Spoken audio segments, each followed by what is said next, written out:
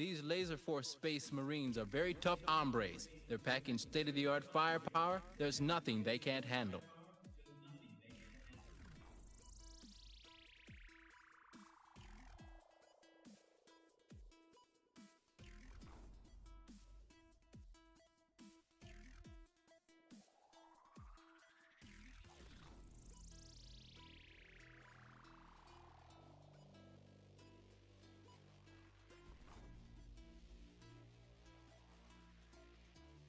These Laserforce Space Marines are very tough hombres. They're packing state-of-the-art firepower. There's nothing they can't handle.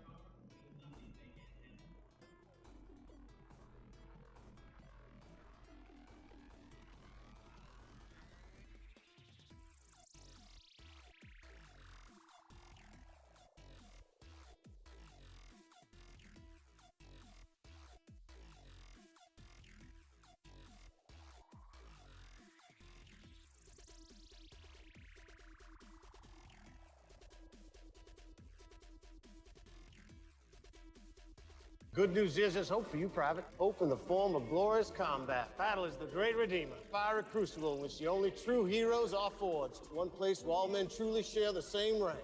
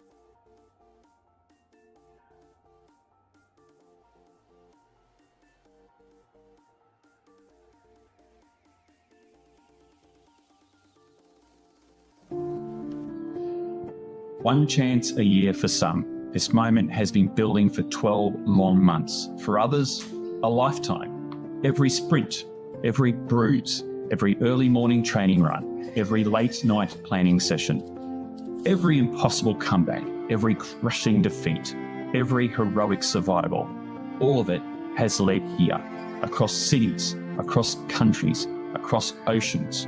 One chance a year, they have come. Veterans, carrying the weight of legacy on their shoulders. Rookies stepping into the arena for the first time, hearts pounding beneath unfamiliar colours and bright lights. Champions defending names etched into history. Underdogs arriving with nothing but belief. Some players stand at the beginning of their story. Others may be standing at the end of theirs. For one player, this tournament becomes the moment they are finally seen. For another, it may be the last time they ever walk into the arena beside teammates they call family. Careers rise here, careers fade here.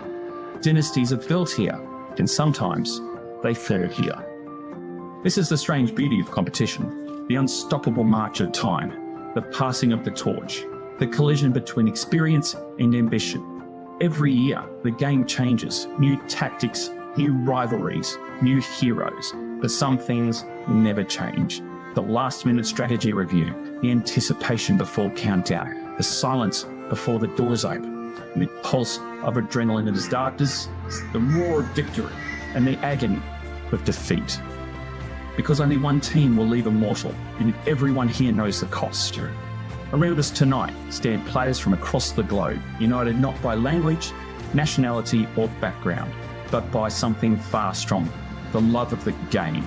A game that demands speed, precision, trust, sacrifice, and absolute commitment to the people standing beside you. For the next few days, friendships will be tested, legends will be written, and moments will happen that players will remember for the rest of their lives. This is more than a tournament. This is the culmination of a year's preparation, a year's hope, a year's obsession, one chance a year. So to every rookie, make your first moment count. To every veteran, fight like it's your last. To every team, leave nothing behind. The arena is ready. The world is watching. This is Laserforce Internationals.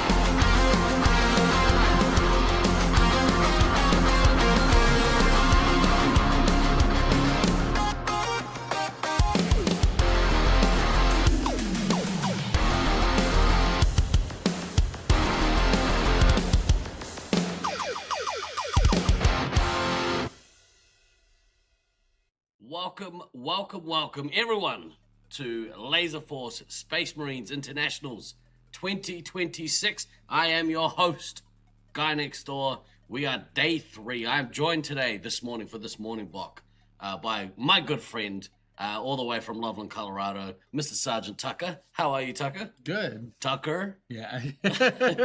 I'll take it either way. Tucker, Sergeant Tucker. I need more R's. There you go, yeah. Hope everyone has had an excellent day or night, wherever it is in the world that you're watching from. I do like what in the Monday Night Football. That's the exact vibe we were going for. So, welcome to day 3. What a awesome tournament we've had so far. Day 2 had some interesting twists and turns. Mm-hmm. Day 3 we are rounding out the first block? The first round. Yeah, first round. Yep. And I think we've got to finish up a little early today because we're off to dinner. So once we finish that, are we cracking on to the next stuff? Nope. It'll be the three blocks today, and then we'll be done. Right on. So I mean, we got a good day of laser tag ahead, but we're not going to be here for all the ruddy evening. Yeah. Right. We'll be done. I think Beans was saying sometime around 5. So 5 o'clock? 5 o'clock our time. All right, we got it's like a regular work day for us. Yeah. Right, we have an awesome matchup first up this morning with Altitude Issues versus No Lies from Jackal. We're seeing a little bit of Colorado love. What are your thoughts on how this first one's going to go? I think it's going to be very close one way or the other, honestly. We didn't get to play against them, unfortunately. I really wanted to. And especially with them needing, unfortunately, morning subs for Zerg each day. Yeah. It's kind of a wild card how strong they'll come out. Yeah. They're a very solid team. Jackal's really strong. All of them are really, really good across the board.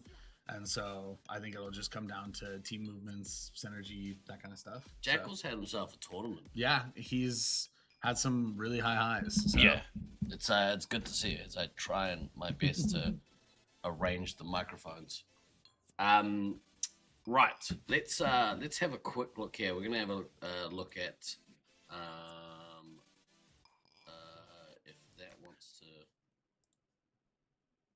My graphics want to work. Apparently not. Apparently they don't want to work. It's too early for them. Mm-hmm. Let's have we'll quickly cross over here and we'll see if it updates.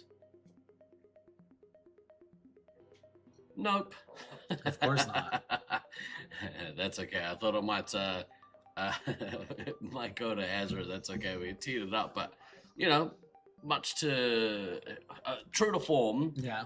The Resupply podcast, full of tech issues. Yeah. Stands to reason that some of those tech issues would follow me across to Nats, but that's okay. Of course. Why would they stay on the other side of the ocean? Yeah, exactly right. That's a very good point. Reload, damn it.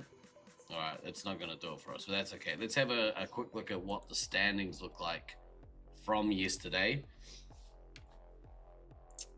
All right, top of the table, Syracuse Ninja Turtles sitting on their 40 match points. Probably the shock of the tournament so far, I would say, is that they had points taken from them yesterday. Yeah, for the first time. Dropped one game. Wild. Yeah. Absolute wild. Altitude issues, able to take those points. Pretty stoked. We had Ghost on the mic yesterday, and that young man was very excited about what happened. So, yeah. How I mean, you know him pretty well. How what are your thoughts on where they are at the moment? I think we're starting to get it. We definitely had some day one struggles with like synergy and stuff. I was hoping to get a little bit more team practice. It's not the fault of anyone. It's just a lot of people who were new to the arena figuring out where our lineup was going to end up, who was going to be where, that kind of stuff. I kind of honestly came in being like, the only thing that I've got solidified is Gabe is probably going to be heavy because he loves it when he's out here. And from watching him, I have seen he does very, very well. Yeah. And I had a feeling Sparks was going to be our commander, but what was going to be the rest of it? How are we going to function? You know, were we going to flourish in the arena, or were we going to have struggles? What we're going to do? Yeah. And so I think they're starting to pick it up. So I think we're going to be able to put up a bit more of a fight than it looked like on day one. Yeah. Did you go back and watch a replay? I have not watched any of it, honestly, aside from the QA game. Yeah. To rewatch how that one went, because that felt incredibly close. Yeah. The second one, not so much. Yeah. But the first one, I went back and I rewatched just to kind of see how it had all played out, because I was very curious about it as well. Yeah. Because I was telling the babe, I was surprised that we had flushed them out of E-doors right off of that double nuke.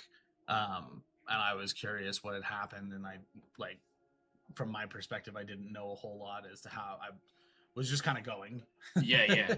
Well, so what's your kind of main role been so far in this tournament? You kind of maining flexing into what needs be. It sounds from what we've kind of learned, Azra and I are just going to be moving around from spot to spot. And pretty much everything is going to stay the same otherwise. Is that because you guys are probably the most I would say, I was gonna say like qualified, but like, probably in the spot that's gonna benefit like playing whatever you kind of need to at the time, right? Yeah, and I mean, I trust a lot of them to also,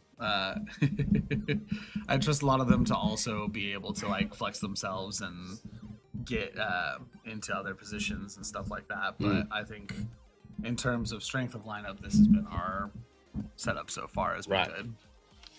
As I couple hiccups, but make a couple of adjustments on the fly. All right, that's better. I think the microphone level should be a little better. Give us a shout out if we need to adjust any of the levels. Pretty please. I think we're good though. Not as many people in chat this morning. I feel that maybe the earlier start has maybe caught some people off guard. Yeah, instead of the 11 start, because we're doing laser ball now. It's what time is it now over on the West Coast? It's 7 a.m. over in Colorado. Yeah, and so it's what, another hour? 6 in California. Yeah, so people are like, no, thank you. Yeah, we're good. Right. We'll see you in a couple hours. The early riser's going to work. Yeah, exactly right. We have had some people tune in whilst driving around, and periodically a video will play and scare the crap out of people. So yeah, or just leave it on while they're sleeping or something. It's 6:15 in the morning in Vegas. Right on.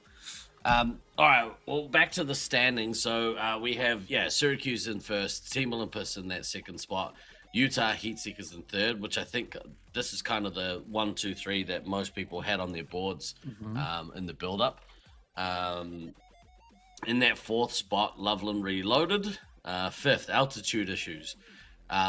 Bit of contention there. They obviously took points from you guys yesterday. Yep.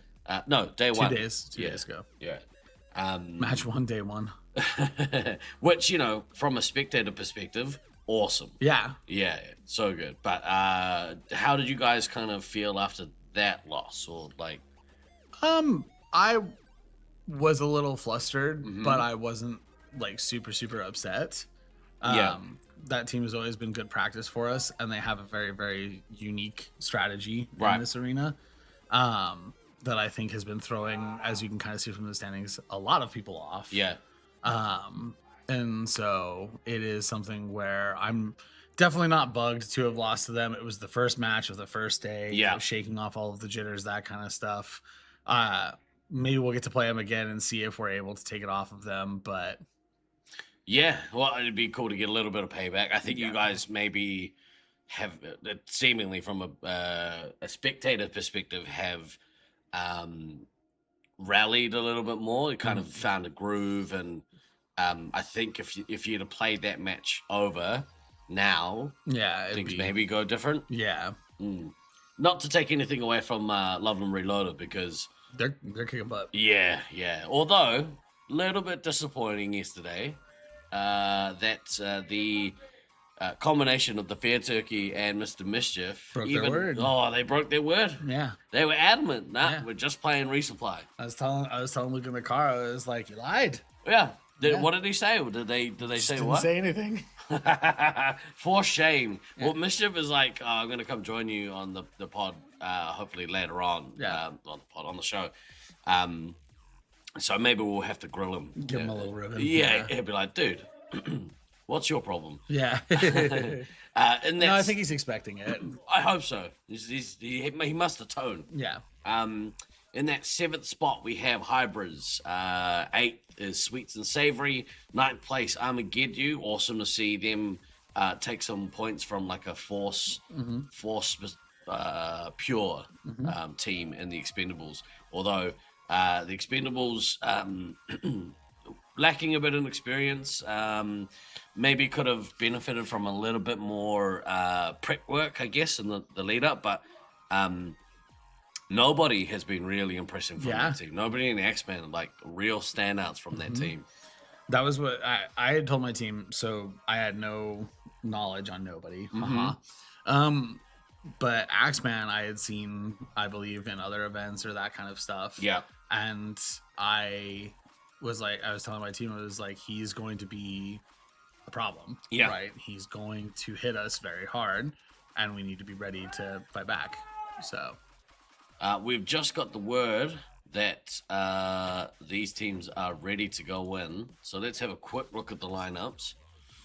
No loss from Jackal versus Altitude Issues. Obviously, Sergeant Tucker is with me in the booth, which I quite enjoy having the 7th player from the team that's playing come and sit with me. We had Cody. Hopefully, it's not another jinx. Yeah. He commentated your guys' game. So 40 points. I mean, to his credit, he wasn't. I mean, he looked a little not flustered, but I'm sure. Yeah. What the? Yeah. But that's okay. He did very good from what I watched back. Yeah. He nailed it. He was good. Very unbiased about it.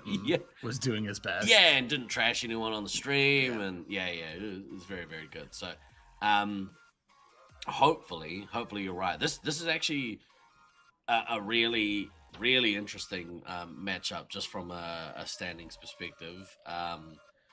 You guys at the moment are tied on the table. So the winner of this one potentially determines who stays in that top 5th. pod. Yep. And who drops down. Have you got a preference, or you're not really that fussed? I've told my team that I'm not worried about which one we'll end up in. if it turns out that we're needing more practice with our lineup and that kind of stuff, obviously it'll be better to be in the bottom pod. Maybe. But I would like to be pushing ourselves against some of the stronger teams. And I would prefer to be in the top pod for that kind of stuff. I think you're seemingly from an outside perspective, yesterday you guys found some rhythm, you found a groove. And I think potentially dropping down to that secondary pod might be not detrimental, but I think you guys you might. I think you deserve to be in that top spot. And something I was also telling the babe is, something that we did do is we've pulled a game off of both of the top 3 teams so far. Wow! So we pulled one off of Utah, we pulled one off of Syracuse, and so I was joking. I was like, if we pull one off of Calais, it's the trifecta. Yeah. And, I feel like that's proof that we should be in that top pod, at least competing against it. 100%. I've also been joking that it feels like this tournament has been a lot of rock, paper, scissors. So we had a couple of moments yesterday, like double, nuke on nuke cancels, and you're right, like that. Those outcomes really change games. We saw Lizzie defuse Leech's nuke, and that completely swung the game. Bradley getting the first cancel on Beans' nuke yesterday was huge. Probably the biggest part of that when I was watching it back, because we had just set up an E-doors. If that goes off, we might have to flush and just die. Exactly right. And so like these kind of things, seemingly have had massive repercussions. So you're right. There is a little bit of luck, a little bit of rock, paper, scissors. But that's competitive sports. Yep. And it also comes with a lot of skill. Like, it's not just the luck. Yeah. Right? But that does play a factor in it. Yeah. But sometimes you're in the right place at the right time. Yeah. Right. There's that old adage of, luck is what? Preparation meeting opportunity. So, you guys have prepared well. You're taking advantage of the opportunities. And, we're seeing good outcomes. Yeah. All right, we are ready to go. This game is just about to start. Heavy. All right, that was what I was curious about. One. Mark. Where they go? We're off. Day 3. Everybody getting a double. I've started to notice, so when I initially was watching a bunch, not everyone was getting doubles because a lot of commanders were rushing across, but now both, pretty much every team has seemed to start. They still rush, but almost everyone gets a double. Yeah, I like it. Like, it seems there have been moments where people are, dropping down lower. Yeah. Bradley off to a really strong start, already getting a missile into Fenrir and getting his base right off the bat. Seems like strategy might be to kind of get to that first nuke as soon as possible. Yeah. He's already also gotten a hit into boxes. But they are... Wow, he is fighting very hard. He's doing work. Yeah, he is fighting Jackal and Fenrir with everything he's got. And this is what I was really excited for when we brought him, honestly. Just to kind of toot his horn for a second. Yeah. Was he's been working very, very hard to get better, between Laser Ball and Space Marines, about getting into that midfield, kind of focusing on where targets are, listening to his team, going after those resets and those duels, trying to figure out where all of his points sit and where he can most influence the midfield. And so Gabe seemingly not having to do too much, getting a good opportunity to maybe take one more resupply. Fenrir and Jackal seem to be poking in, but the trio of Azra, Ghost, and Babe doing pretty good about holding them out. Ghost not having lost a life yet is nice. We have noticed Gabe kind of he likes to play a little dangerously with his lives, so he does get down to low and not putting enough emphasis on taking that 1 or 2 extra lives where he can. So far hasn't really hurt too much, but Jackal's got back up very well. Yeah, he's up to 16. They're about on even. Yeah, he's up on 21 with his base, so now he's definitely ahead there. They have a tendency to want to hold for 3, so hold for 2. So I imagine that he's not gonna nuke here. Yeah, because I've noticed this is something that I was talking about with my team. A lot of teams like doing 2 nuke base runs. Yeah. And there's nothing wrong with that, I think, in the moment. But something that we kind of talked avidly with Sparks about was it's kind of personal. Do you think it's a good time to drop it now, or do you think you should be holding on to it because you're having a better time in the field? Here we go. Here's the first nuke. So Bradley's just going to get it and rip it. Fire team has taken Good the defuse. lead. Sorry, good detonate, not defuse. Yeah. Alex Box is down to 15. Prawn was coming by to try and cancel it, and Azra triple tapped him. Ghost still sitting on 19 lives, so sitting pretty here. So it looks like both commanders back getting doubles. After that initial kind of flurry, it's always interesting to see who kind of blinks first and goes back for that reset. And something I've been telling a lot of them is that the big thing is momentum. We need to make sure that these doubles are going constantly. Yeah. If we're coming out of the field, there's no downtime. Like you either need to be doing doubles or doing something. Prawn Boy down to 9 lives here. Maybe he wants to. I guess Jackal is, pretty full, so he needs to kind of. Not Jackal, sorry, Fenrir is full. So. Yeah, I think he's got both scouts and the commander forward now, Yeah. so they're kind of having hard windows to find. Yeah, he needs to timing. kind of control them and send them out again. So Yeah. there we go. Managed to take a resupply. Alex Box is down to 14 lives. Yeah, a couple of hits in from the scouts and the commander plus that nuke, and so it'll be interesting. I'm curious to see if he does try to double stack under this kind of a pressure. Yeah. Jackal gets missiled as we're talking about it. It seems like he's, slowing down again, but he's got those moments where he slows down and then he picks right back up. Yeah, and yeah. He starts going again, and so And I'm sure he'll hit that stride again. I would say that Syracuse here, they're not overrun as of yet. Like I would say that. This is close. Yeah, Loveland maybe has a little bit of ascendancy, but they don't have to panic yet. Like, Jackal doesn't have to panic drop that first nuke. No, not at all. He can probably get to that second. Yeah. To drop it. Yeah, he's definitely a little bit. He's doing all right. His medic is only on 14 lives lost, or not 14 lives lost, 14 lives. So he's doing plenty fine. So I would not be too concerned too much in that situation. Yeah. Sparks is kind of on his way to his second. I think they'll probably get there right around the same time. They're dead even on specials. I think the big difference here is the missiles. Yeah.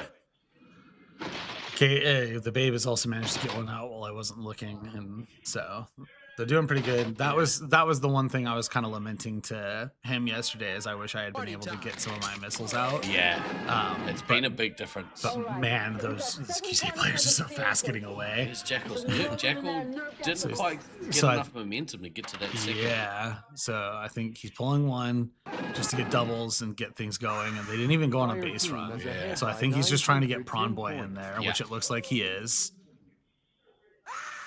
Yeah, Prawn Boy on full. Scary prospect. I'm going to go and see about what he can do to kick these young Lovelanders out of Edor. Nice little wall of red there, kind of fending them off and getting in. Box is taking a bunch of hits. Down to 11. Ghost also taking a couple, but he's definitely in better shape than Alex Boxes. Yeah, he only took, it looks like, one off of that nuke because he was at 19, and so very, very good scramble from them. Let's see who drops there. Here we go. Jack was just dropped That's his. important. So we roll them in there, nerve gas the whole nest. Manages to get it off. Ghost gets hit in the process as well, so. Azra down to 7 lives. Gonna need to get tagged a little bit. Pet peeve seeing ammo go down to single digits. Yeah. The babe down to 9. I think Syracuse here has wrestled a little bit of ascendancy back. Behind on score, but that was a really good attack run, and altitude issues are in a little bit of trouble. Oh, Prawn getting what looks like might be a chase. Ghost down to 9 lives. He lost a lot in that kind of that span with that nuke. I think Bradley is definitely needing to back up, but here comes a almost full Jackal. Yeah, and so he needs to kind of throw the get away from me nuke. Yeah. I say we take There it all goes. the entire site from orbit. There we go. Detonates. Good detonate. Good nuke. I think maybe he left it a little long, like he's halfway to his next one, and yeah. I think he was coming back and he just kept bumping into people in the midfield. Yeah. He got a nice boost off of Azra there, so the double plus the boost is putting him in an okay spot to defend while getting doubles. Really like to see Babe get some lives here. Yeah, He needs to take boxes maybe on a couple 4 is more. nice, but Ghost down 9, Babe at 8, with Ice Prawn Team Boy is sitting pretty at behind by 13. 1,000 He's got a points. second penalty he got from somewhere. Yeah. It'd be interesting to see what happens here from a resupply perspective. You know, Alex down to 3 lives, really needs to resupply his team. Yeah. Jackal isn't really in a position to kind of relieve any pressure with a third nuke. He's not really close to one. Yeah, the big thing is Babe really needs some resupplies. It's been on 9 for a while, and I mean, we're in a little bit of a quiet period. That's kind of the opportune moment to take that. Yeah, his commander back forward. Rook's getting a penalty.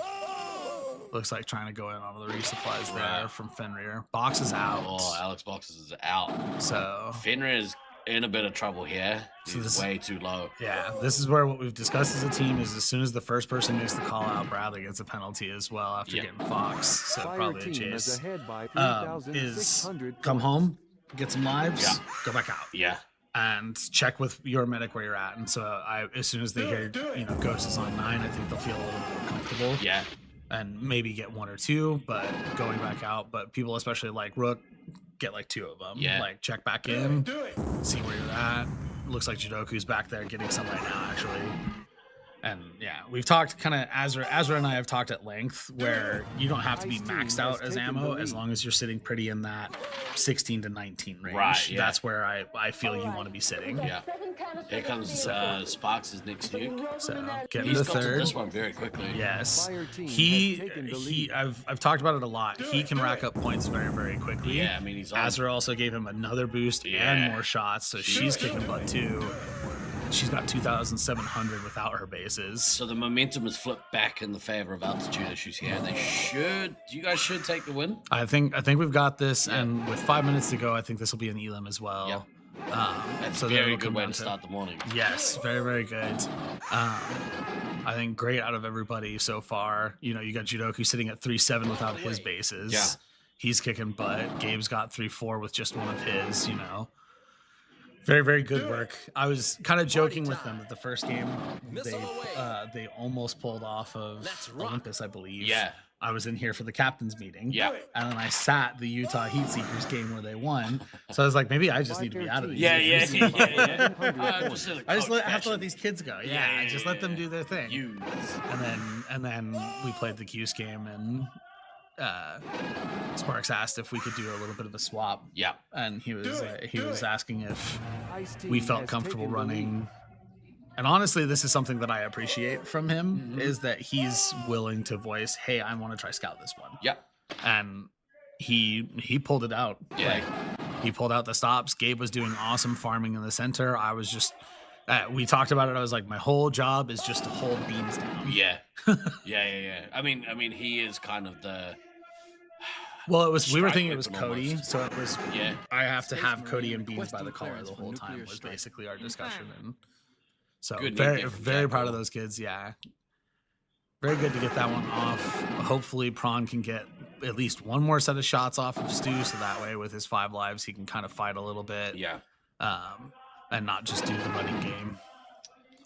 See if Sparks can get to Fire his team is 4th trailing by nuke 800 for points. the. I think he will with game both the ends. 3 hits Yeah. having 7 Yeah. if he's the one to find them.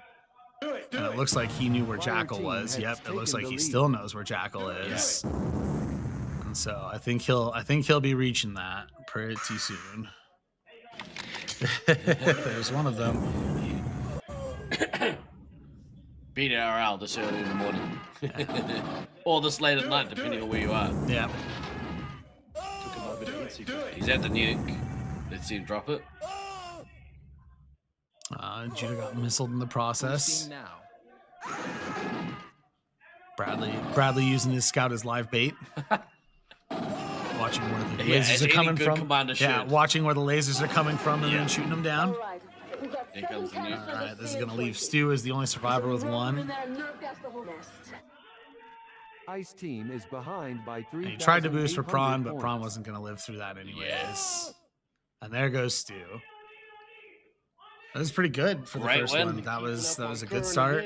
Honestly, from both teams, that was a very good fight from them as well. I was very nervous when Ghost started to bleed a little bit off of that nuke, and Jackal came forward with a bunch of lives and shots, and Bradley was sitting a little bit lower than I wanted. And it got very dicey very quick. It looks like refs having a little bit of a discussion in E-doors before coming out. Yeah, right. Probably about one of Prawn's penalties, because I think that's where he got shot down. But yeah, I guess if he's it matters if he comes out and kind of is like, well, what am I getting penalized for? Just making sure they have all their ducks in a row. Yeah, we had a discussion. Obviously, I'm rooming with the boys for the week, and rooming with the boys for the week, and we were talking about some of the penalties yesterday, and with the benefit of having some of the cameras in the maze, you can kind of see at least a limited amount of stuff. This one happened to happen in E-door. And he said, look, I got done for a dangerous play. I don't agree. As I went around the corner, I put my hand on the wall and got penalized for a dangerous play. We went back and watched it, and I was like, look, I can tell that you didn't slingshot around the wall. But from a referee's perspective, you are turning around the wall, holding the wall, and so it can be misconstrued that way. So it's kind of what I've been telling my players is like, just stop touching the walls. Don't need to be touching the walls. Just don't touch them at all. Don't give a ref a reason to say that you're using it. You could be up against the wall and touching it like as you're kind of standing there. Sure. But as soon as you kind of in motion touch it. Then you're running into problems. Been just telling them, hey, don't worry about that. Oh, it looks like the Ezra one came up.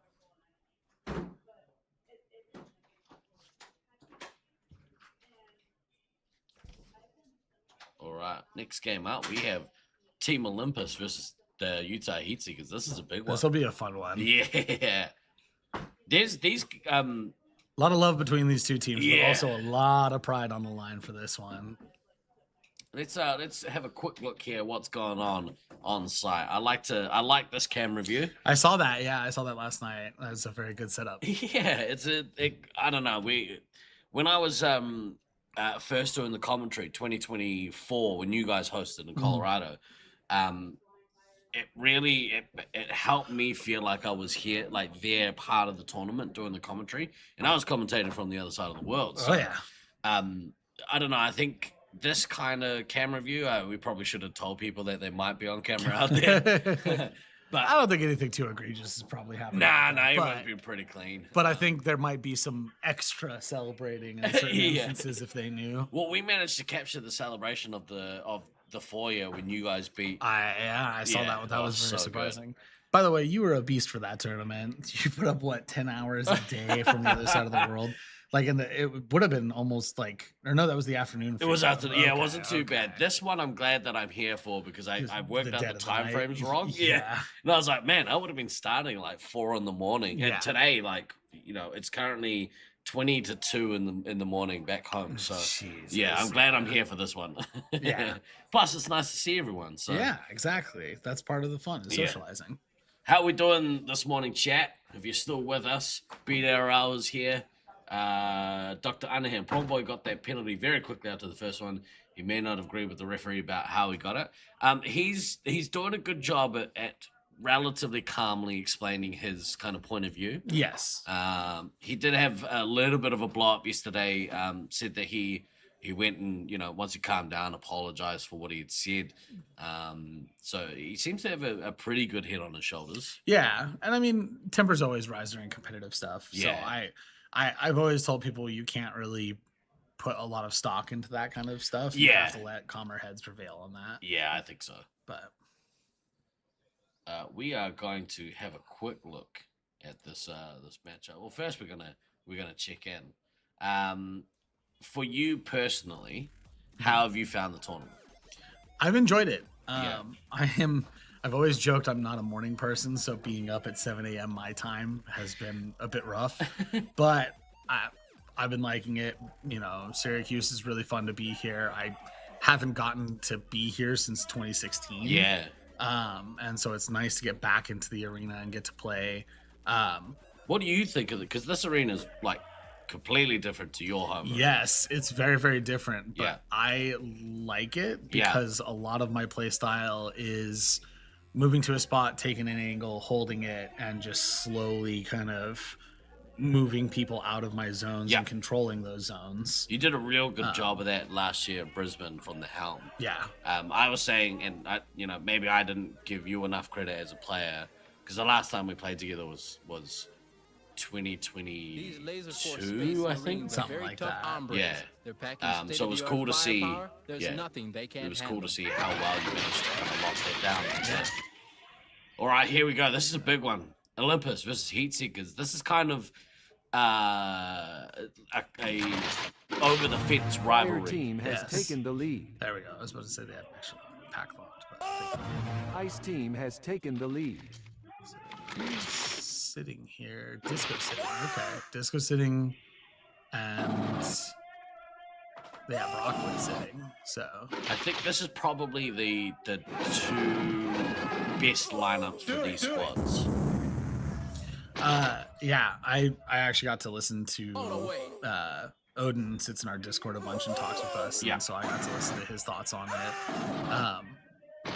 I can see these the Slaughtermelon Snuffles combo being either direction, honestly. Yeah, because they've both performed very, very well. Yeah, and they've both done very, very well in heavy, and they work really well together. And they work really well together as well, especially in an attacking and swapping combination.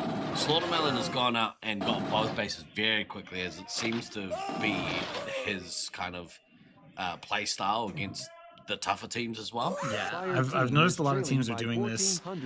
Sweets has been doing this a lot with some of the teams. Sabo has been pretty much doing this universally. Every time he goes on an attack run, he gets at least one or both bases. And so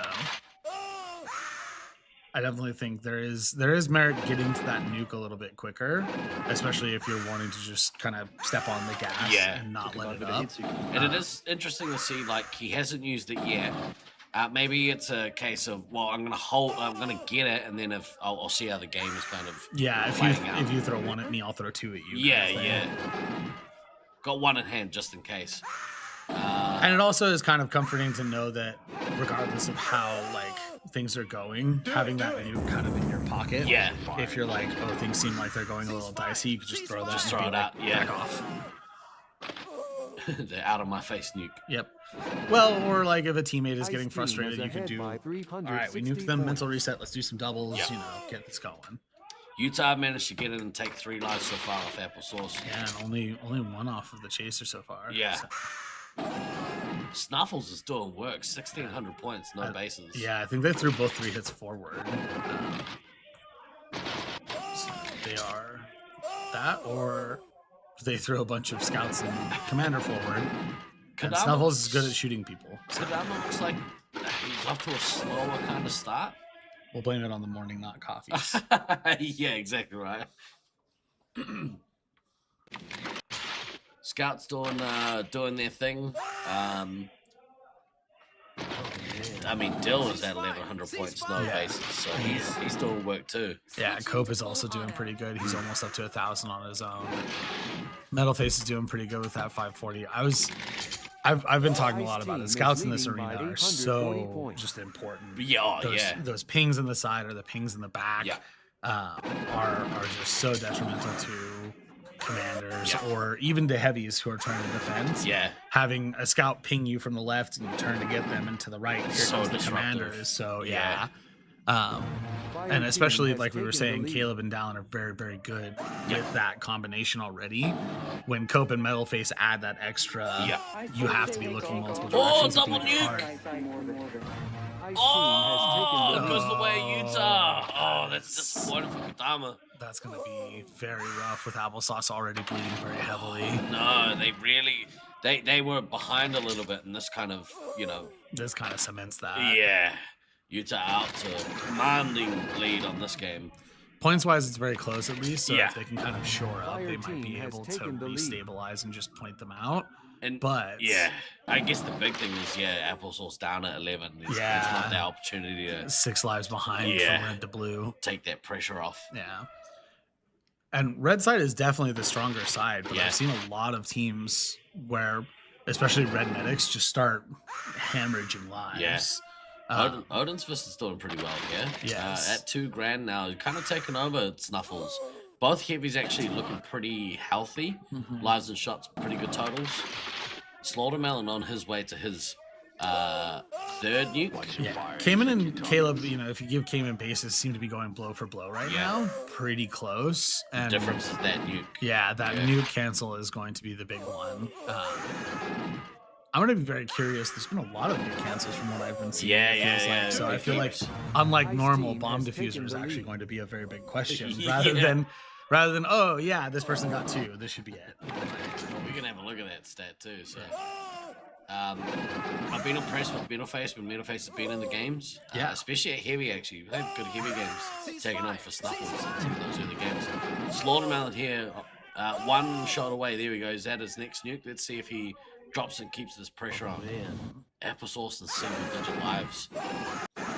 They just haven't got to Chaser. Chaser's still at 17.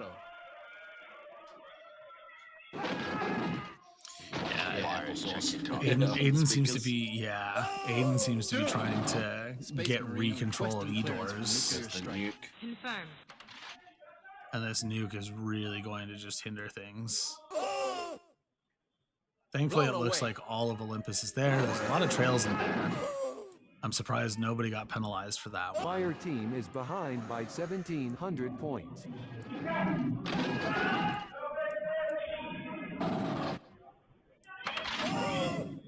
But Snuffles forward, it seems like Caleb is getting some doubles. So now Aiden, who is sitting pretty at 12 lives, but 8 shots, is going to be having to deal with an almost full Snuffles. And it seems like Kobe and Metalface are also there with him. Applesauce on 5, but Chaser's lost 3 in the meantime, just naturally, not even from nukes. So bit of a scramble in the back line as the swaps happened. And yeah, to your point, Metalface, he was doing, I was talking to my team, and it's like that was still nothing to kind of scoff at. Yeah, that team was still very strong.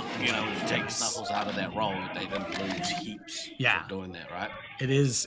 I was kind of talking with him about it. I was like, it's like the conversation with Josiah. Like, yes, we'd be stronger, but it wouldn't be so like substantial that it's night and day. It would be noticeable, but it is. Metalface still did very, very well. Cayman getting a penalty there. He's at his next nuke. Let's see if he can kind of drop this one successfully. Yeah, and Caleb is powering his way to his 3rd already. 30 lives, 16 shots. He's sitting very pretty on that.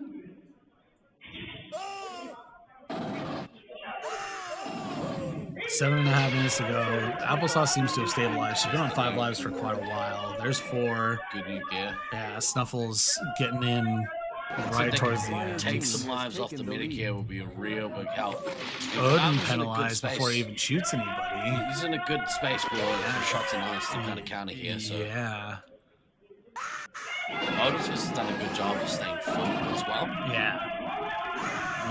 He is making it so it's not a risky spot for him at pretty much any time, it seems like. Yeah. And base-wise, it's pretty close. Both teams have the same amount of targets, so it's not like there's a huge swing one way or the other with that. I think the big thing is going to be Applesauce is unlikely to get both of her bases. Yeah. So they're going to be missing that out. Well, Chaser's still got the 10 lives to kind of play with. Can I go get my bases? And at this state of the game, it's probably more important that Applesauce gives out those lives and stays off the elim. Yep, especially with Caleb getting into his 3rd nuke, they have no way of knowing that. Yeah. But they'll feel the priority would definitely be, I need you to be giving me lives. Yeah. But so far, I mean, outside of, I'd have got him. There you go. Applesauce dropped a boost. It was a nice little boost. And there goes Applesauce. Got a bunch of lives out on her way out. Boost But great. Yeah, that boost got, I think, Scout, the heavy, and Cayman. Yeah. Cayman's going to throw an immediate return nuke, which I think is the correct answer. I've been talking about this. A lot of commanders, after their medic dies, seem to really hold their nukes when they get it. Yeah, yeah. And it's like, well, your medic's dead. You now have to get their medic out. Yeah. Like, if the longer you take to kill their medic, they have more potential lives to work with. And so you just have to start hammering that live problem as much as you can. Applesauce getting those lives out with, instead of going to get the base. Yeah, I think that was the right play. Yes, for sure. And I mean, for what we were saying, Red's been on the attack since that nuke. Chaser's only lost one life, but yeah, Cayman has overtaken Caleb in terms of specials after being behind for most of the game. I mean, the scores are pretty even. Yeah. Like Dill versus Middleface, Dill's ahead. Odin's Fist is about on par with Snuffles. Kurama and Slaughtermelon are neck and neck. It's pretty much the Meds is about 300 behind. On Autumn. But otherwise, they're pretty much all the same. Yeah, wow, this is close. Dill is powering compared to the other two scouts for sure. DK is putting up really, really good work as well. And so it's going to come down to definitely the little moments now and how much Utah gets time to give lives out. So, Missling ammo is always a nice feeling because that's potentially less shield resets sooner. Caleb seems to be back trying to get stuff. No, he just got down by Cayman. Okay. I figured he was trying to maybe get some doubles in. This late stage, people are now starting to go out and get their bases. Yeah, so we're seeing the scoreboard not actually flip anymore, but metaphorically flip. Yeah, metaphorically, the top scorer is flipping consistently. Yeah. Interesting here, the scores. Kodama's starting to put away just a little bit. Yeah, he manages to dodge a missile from Caleb, takes a hit for his efforts though. But I definitely rather take a shot than a missile. What's up? Odin's Fist showing his Juggernaut on the photo. Oh, because Juggernaut had an extra log and they had to kill it out. Oh, so right. Okay. That's why. I think the Stargate turned itself on again this morning. Oh, yeah. So Ref came in and didn't even notice. Yeah. Cayman almost to his fourth. Yeah. Caleb right behind him, though. Who gets there first is going to be very important. Because if Cayman can get it and they can get Chaser out, Utah has done a very good job about staying pretty full. Yeah. Cope would probably be the person in the most trouble right now, but if they could kill out the ammo, I mean, it probably won't matter this late into the game, but definitely no elims. But it's going to be very close point wise. So Cali's missing 2 targets, and Utah's missing 3. So it's very close. It's about 100 different from each other. Team Olympus ahead on points total as well. Kodama's at his next nuke. Let's see if he drops it, more or less straight away. Man, what a recovery after having that nuke on nuke. Yeah. Cayman has really stepped on the gas. And he's getting Chaser naturally. He's got Chaser to his death if he nukes now. Because he got 2 hits into him as he ran. And so now Snuffles hits Cayman. I think they were calling out that he's got the nuke, so they might just be trying to sit on top of him. Yeah. DK getting Chaser is going to help a lot there. If they can just sit, Snuffles is just on Cayman now. He used all of his new missiles. Sitting at 8 grand. Snuffles is, this last quarter of the game, really pulling finger. Yeah. Cayman is just getting smacked by all of them too, unfortunately. That's such good pressure. There goes, they got both 3 hits down. Nicely done. That was very good. So this will definitely stave off an elimination. Yeah. Because if that hadn't happened, the elimination was almost a question. Yeah. Even with Cayman at 14. Snuffles and Cope both still need their bases. DK's also put up a valiant fight with almost no lives. He's going out now, but he managed to get another 2,000 on his way out, which is helpful. I think one of the big differences here is Snuffle's been able to pull away from Odin's fist. Yes. That's really made a huge difference in this game. Aiden is very good at if you let them keep boxing you in, you're not going to have a good time. Yeah.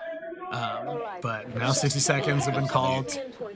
Here's the nuke, and so bases are going to be very important. Cope with it, getting the base, and Snuffles getting the base are going to be very, very important. 30 seconds to go, 10 lives. I mean, I thought they might have been pretty comfortable, but...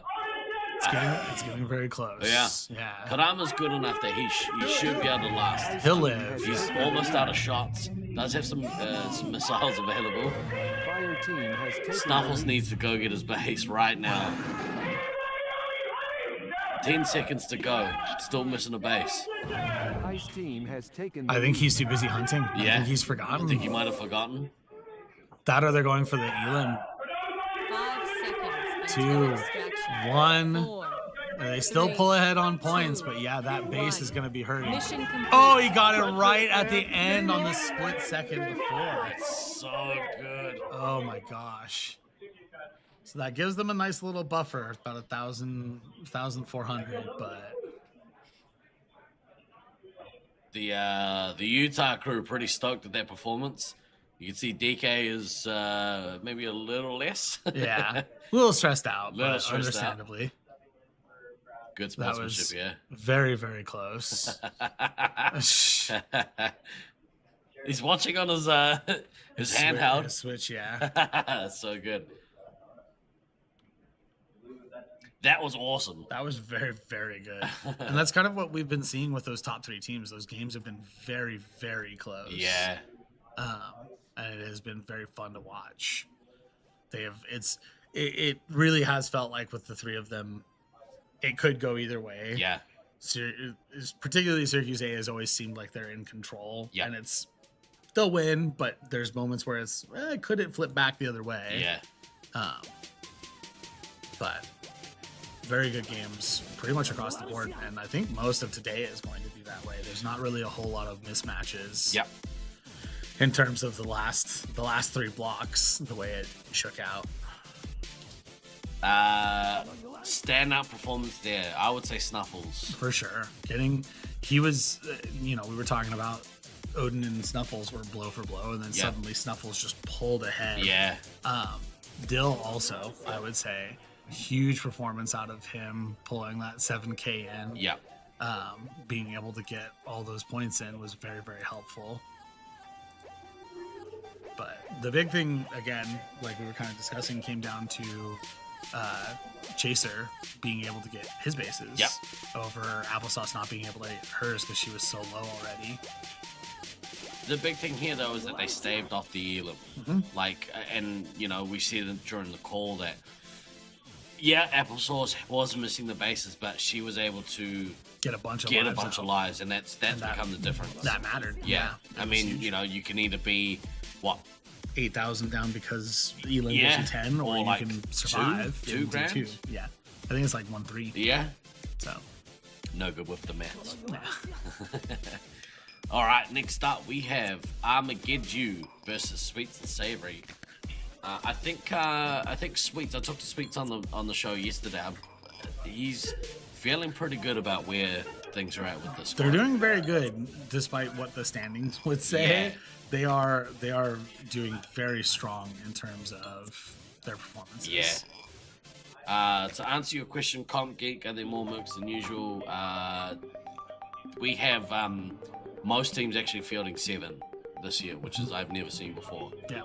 We had enough 7-man rosters to make an 11th team if we decided to, which crazy would not have been a good idea, but it's possible. We are going to have a very quick word from one of our partners. If you could, one of our supporters, sorry, if you could find it, dig deep. We are raising funds for the Alzheimer's Association. There'll be a QR code on the screen if you'd like to donate and potentially get yourself one of the Tag for a Cause medals. Please do so. If you have somebody traveling in that from your neck of the woods, they'll be able to bring it home for you. So let's have a quick word from our supporters. Tag for a Cause is back, and we're excited to be part of the 2026 Laserforce Internationals tournament in Syracuse, New York, to help raise funds and awareness in support of the Alzheimer's Association Central New York chapter. Join us on the official Nat stream and donate to the cause during the tournament week of July 13th through the 18th. Here's how it works. We invite you to donate directly to the cause, any amount you like. As thanks, we'll have resin laser tag medals available for local pickup only during the Nats week at the Fun Warehouse in... There's nothing they can't handle.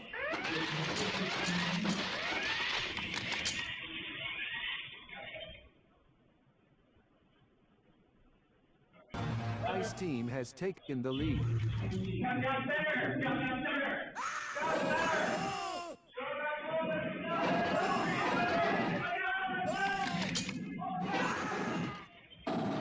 Huge attack run here, getting a bunch of damage. Another nice one has definitely been, so we didn't really know a whole lot about, obviously, the rest of the team besides Sweets and Ender. Yeah. I met Anchovy quite a while ago. Yeah. And Mike comes out every time from time to time. I love it. But Hallinge, the last time I had heard anything about them was the random joint here. Yeah. And then we had never met Spooky. And so I was curious how they were going to do, and Spooky's been doing awesome. She's killing on it, Heavy. man. It has been One of my doing standout, phenomenal. like, because she's a rookie, Yeah, I believe so, for yeah. me, one of the standout rookies of the tournament. For sure. Like, she has been doing awesome on that team. Yep. And, you know, sometimes it's, oh, well, rookie's doing well because they're getting carried by the rest of their squad, and that's not the case with this one. Yeah, she's all of them, honestly. Josiah and I had a long talk about. I'm very impressed with how they're doing. Sweets is, sorry to interrupt, but No. Sweets is killing. He's at 2.5. Got to his first nuke without getting any bases. Yeah, he is on a run. Got 6 lives off that medic between him and his attackers. Unfortunately, Redneck Tech is down to single-digit lives. Really needs to take a reset, but I imagine the pressure is pretty brutal at the moment. It seems like they may have swapped because the red medic was just getting the blue target. So they may have gotten flushed out of B doors.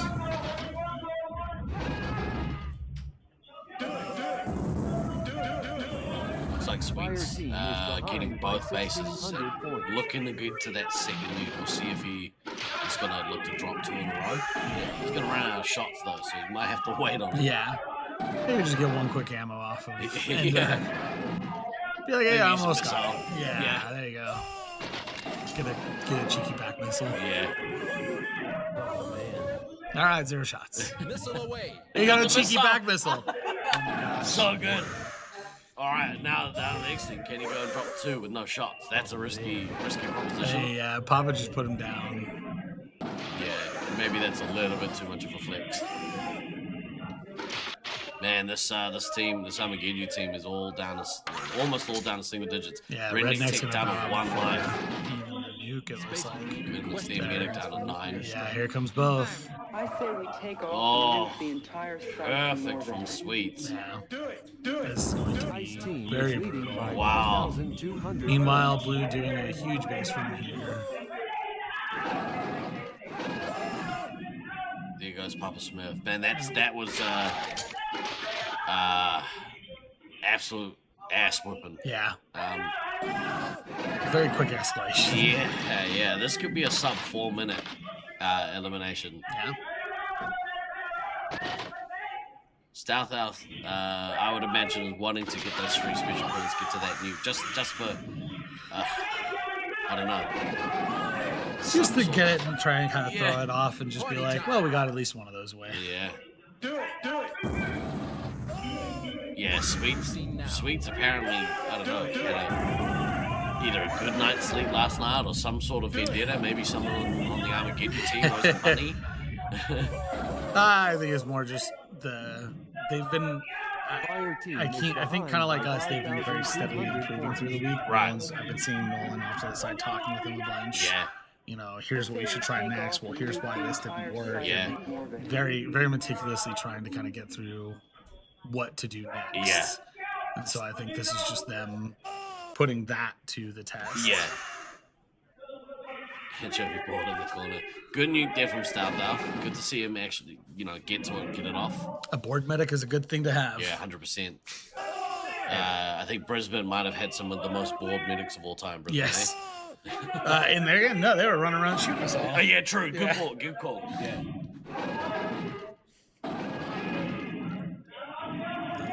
They should have, because we should have all been just downstairs dying, but they were all scrambling, just blasting us.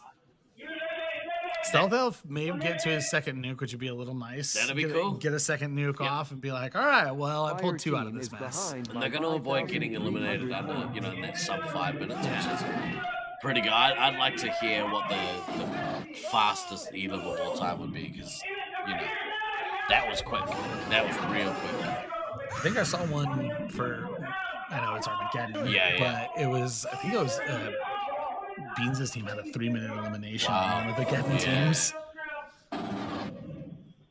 Yeah, maybe we'll hit up Maniac and ask him later. Yeah, what's the fastest ever? Yeah. Sure, there's one somewhere. Oh, Nolan denying the second nuke. Do it. That was about as perfect start from a commander as you could possibly ever see. Got in, bunch of resets off of all of them. Yeah. Got a missile off. Very quickly got the medic down. Goodness me. It's a good thing we didn't finish that video from Tibia, because we would have missed the game. Speaking of which, we're going to go back and watch that video here. Word from our supporters. Tag for a Cause is back, and we're excited to be part of the 2026 Laserforce Internationals tournament in Syracuse, New York, to help raise funds and awareness in support of the Alzheimer's Association Central New York chapter. Join us on the official Nat stream and donate to the cause during the tournament week of July 13th through the 18th. Here's how it works. We invite you to donate directly to the cause any amount you like. As thanks, we'll have resin laser tag medals available for local pickup only during the Nats week at the Fun Warehouse in Syracuse. Sorry, we won't be mailing the medals this time, but if you want one and make a donation, you can have your buddy at Nats pick it up for you, or just donate because you know your contribution really helps make a difference. If you are at the event on Thursday night of Nats Week and wearing the Tag for a Cause medal, your scores will count for our Highlander mini side event taking place during the Nats. Whether you laser tag for fun, for fitness, or for fundraising, I hope you'll join us to Tag for a Cause and donate to the Alzheimer's Association while watching or participating in the Laserforce Internationals live stream. Find more info at TiviaChickLovesLaserTag.com.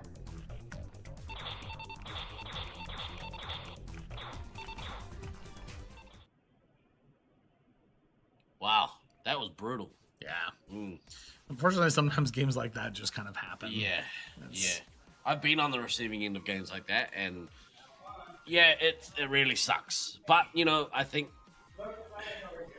it's to be expected sometimes. Like sometimes you're just gonna get your ass whipped, and I think the mark of a good, healthy team or good, healthy site is how well you take those beatings, and by that I mean, what's your mental state after? Are you fully deflated? Are you okay? Like, are you right? We'll just move on from it. Doesn't matter. These things happen. Some of the conversation I was having with my players after day one. Yeah. Or not at the end of day one, but after the first 2 matches, I kind of pulled them aside and I was like, okay, guys, are we still checking? Yeah. Are we still wanting to do this? Because if we do, we need to start fixing things quickly. Yeah. And that's the mark of good leadership. I think that's what you bring to this team now specifically is I assume that they look to you for that, right? You're kind of in that dad role now for these kids. It feels like that. I should just change my name back to Papa Tucker again. But no, it's definitely been a thing where it's nice that I can trust, especially the Babe and Azra, to be kind of big voices of here's what we'd like to do. And the Babe has stepped up in a big way in terms of getting all of that kind of stuff sorted, not just with you guys, but stepping up and becoming our site rep and doing all of that stuff. And so you guys have done a really good job with that, making sure that, you know, you are bringing newer, younger players up and giving them a voice. It's really important. Like, I think, you know, we for a while forgot to do that when we kind of had this influx of newer players through.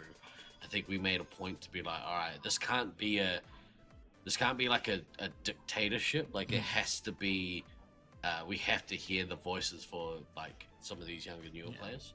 I've definitely coined the phrase to the babe that it's like Dan said, it's a benevolent dictatorship. I'm going to listen to you and I'm going to try and accommodate what I can. But at the end of the day, there are some things I just need you to understand that we're doing because I know this best. is correct. Yes. yeah.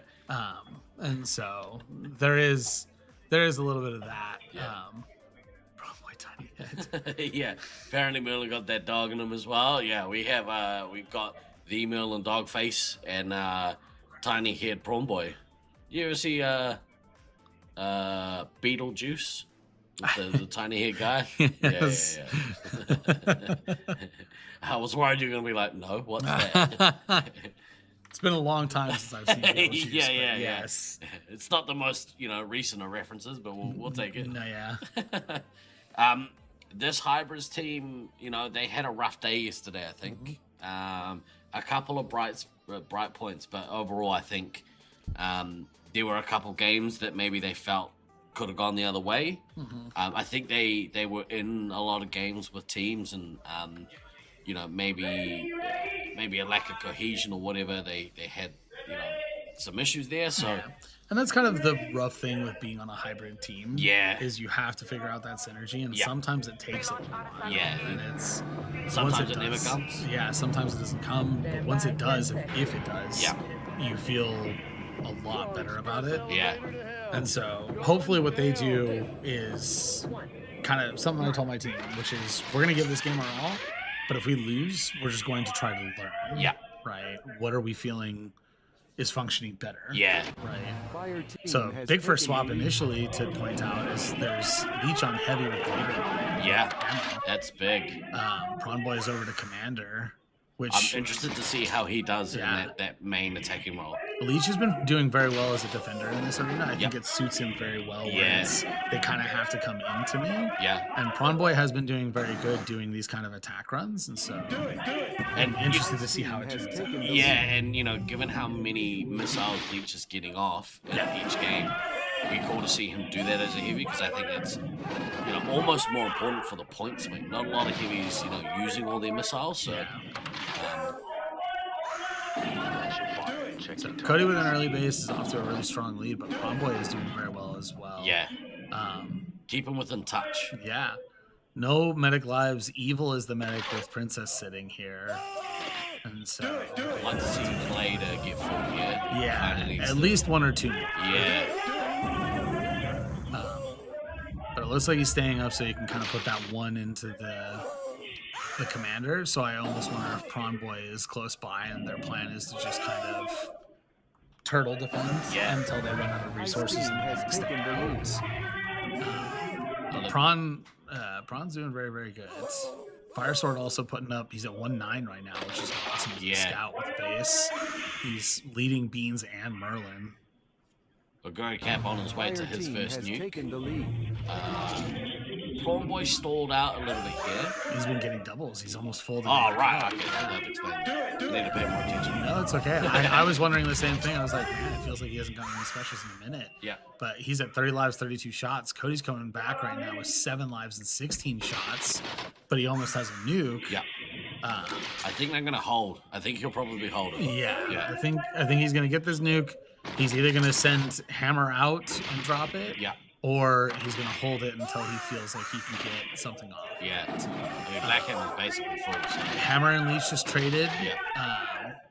No, Hammer got Leech and then Glader had to triple tap him. Glader's still on pretty low lives. He really needs to take it.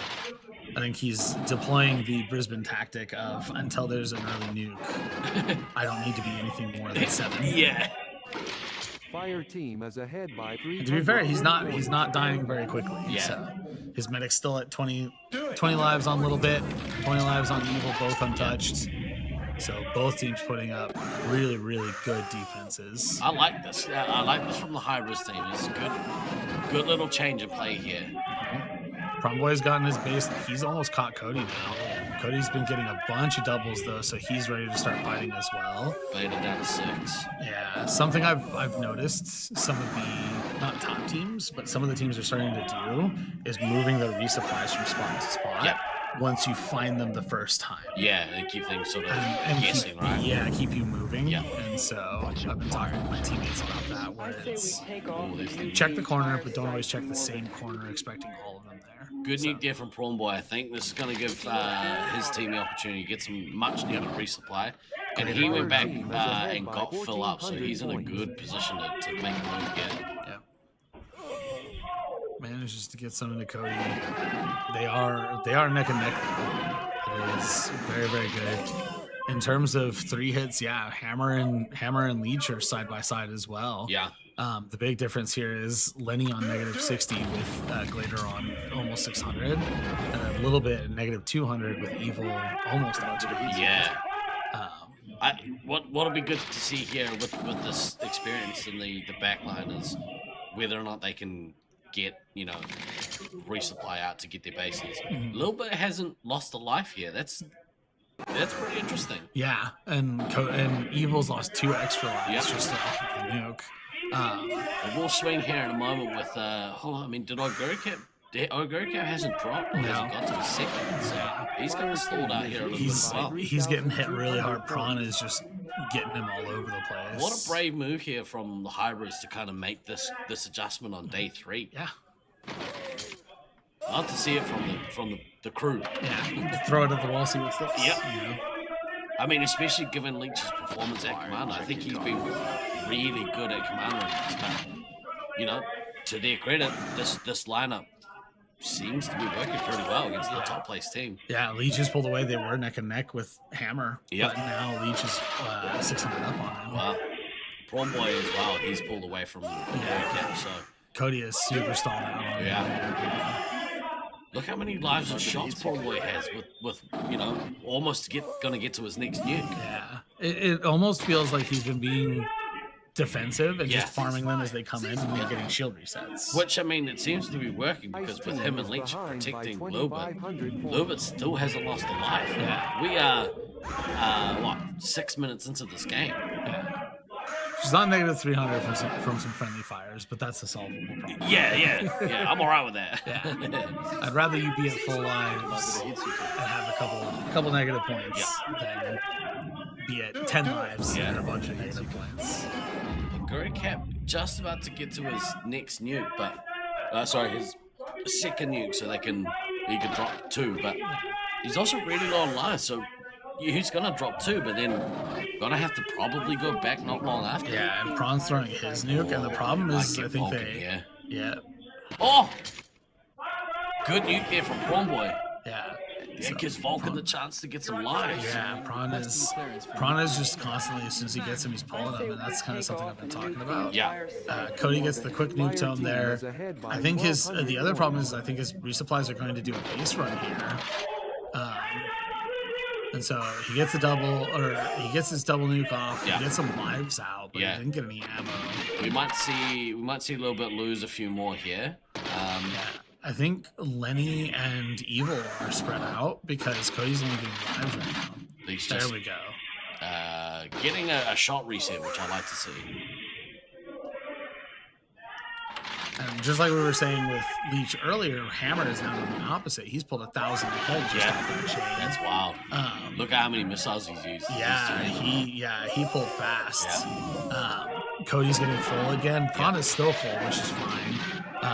Leech is sitting kind of at that 7 mark, which is a little nerve-wracking. Yeah. But to be fair, getting double nuked and then having a heavy in their face will do that to people. Oguricap has managed to get himself a lot of shots on lives here, so he's going to look to push out here in a moment. And they've been getting some decent lives off a little bit. They're much closer now. Medics are both even. As I say that, a little bit goes down again. Brutal. Getting double tapped by the scouts there. They just need to pull it back a little bit here. Leech can... I think if they set back up, they'll be okay. If Leech can get them into a safe, contained space, they'll be fine. But he's getting reset, and so Prawn's really got to get to that nuke so you can just get them off of Leech a little bit. Because Little Bit's just getting bled out as well. Yeah. And so there we go. Some lives into Leech there is nice.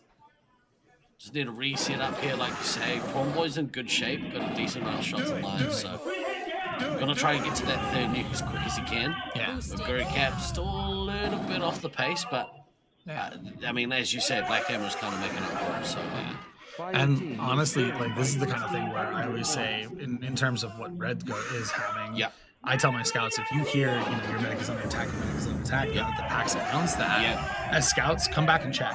And if you need to, help us defend for a little bit so we can set back up, because maybe the ammo needs lives, maybe the heavy needs lives, and maybe that's even a good window for you to get lives as they leave. And so hopefully Hybers kind of do it. Seems like they've settled now. Leech really needs to take this, especially because of Cody almost to his third right there. Oh no. And he downs Leech for it, so if he just yanks this is going to be a problem.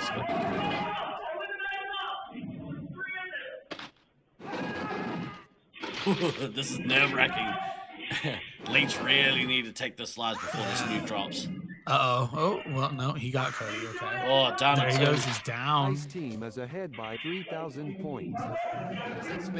Here comes the nuke. Is he kind of come up in time? Oh, just barely. Oh, the Guru Cap gets diffused. Oh, it got resupplied from Do Not Pass Go, so now there's no nuke, so they will. This might be a huge moment, because they were looking down the barrel of elimination potentially. Wow, Prawn Boy is at his. Let's see if he can drop his and flip that pressure back on Evo.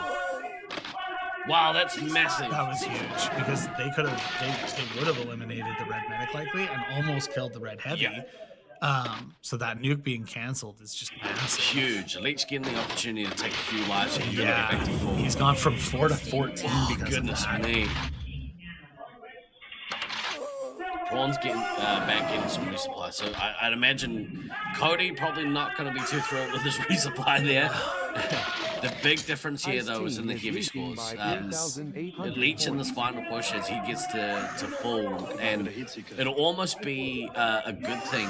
He managed to use a missile there. There we go. He's on the go. And bases-wise, there's not enough to swing it back the other direction for Hybers, but they'll make it very close if they can get all of theirs. I think at this point as well. I think this is another Little Bit should just be giving them lives. Yeah. Keep this close. But if she dies here, it's almost a blessing, because that will free up Leech to go and do what he does. And Glader just starts coming around with Prawn Boy for shield resets. Yeah. Evil, being on 4 lives, needs to really think about filling up his team, because they could get caught out here. Prawn Boy gets to his 3rd and 4th nuke and drops them in succession. Oh yeah. Especially because he's double stacking right now. Yeah. If he actually does this, he might catch them really unawares. Yeah. I don't think either team is going to eliminate the other anymore, but this will definitely put a lot of pressure on QC. There goes a little bit. Let's see what happens here from Leech. But yeah, this was something we discussed in Loveland when we were doing our practices.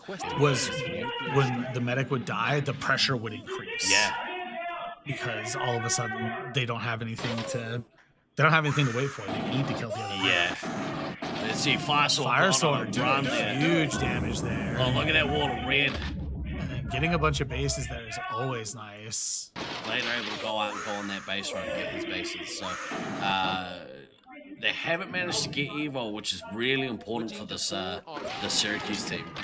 Merlin's going to get the opportunity to get back to full. So. Yeah, you'll want to see Cody get at least 1 or 2 more sets of lives. Guru Cap at his next nuke.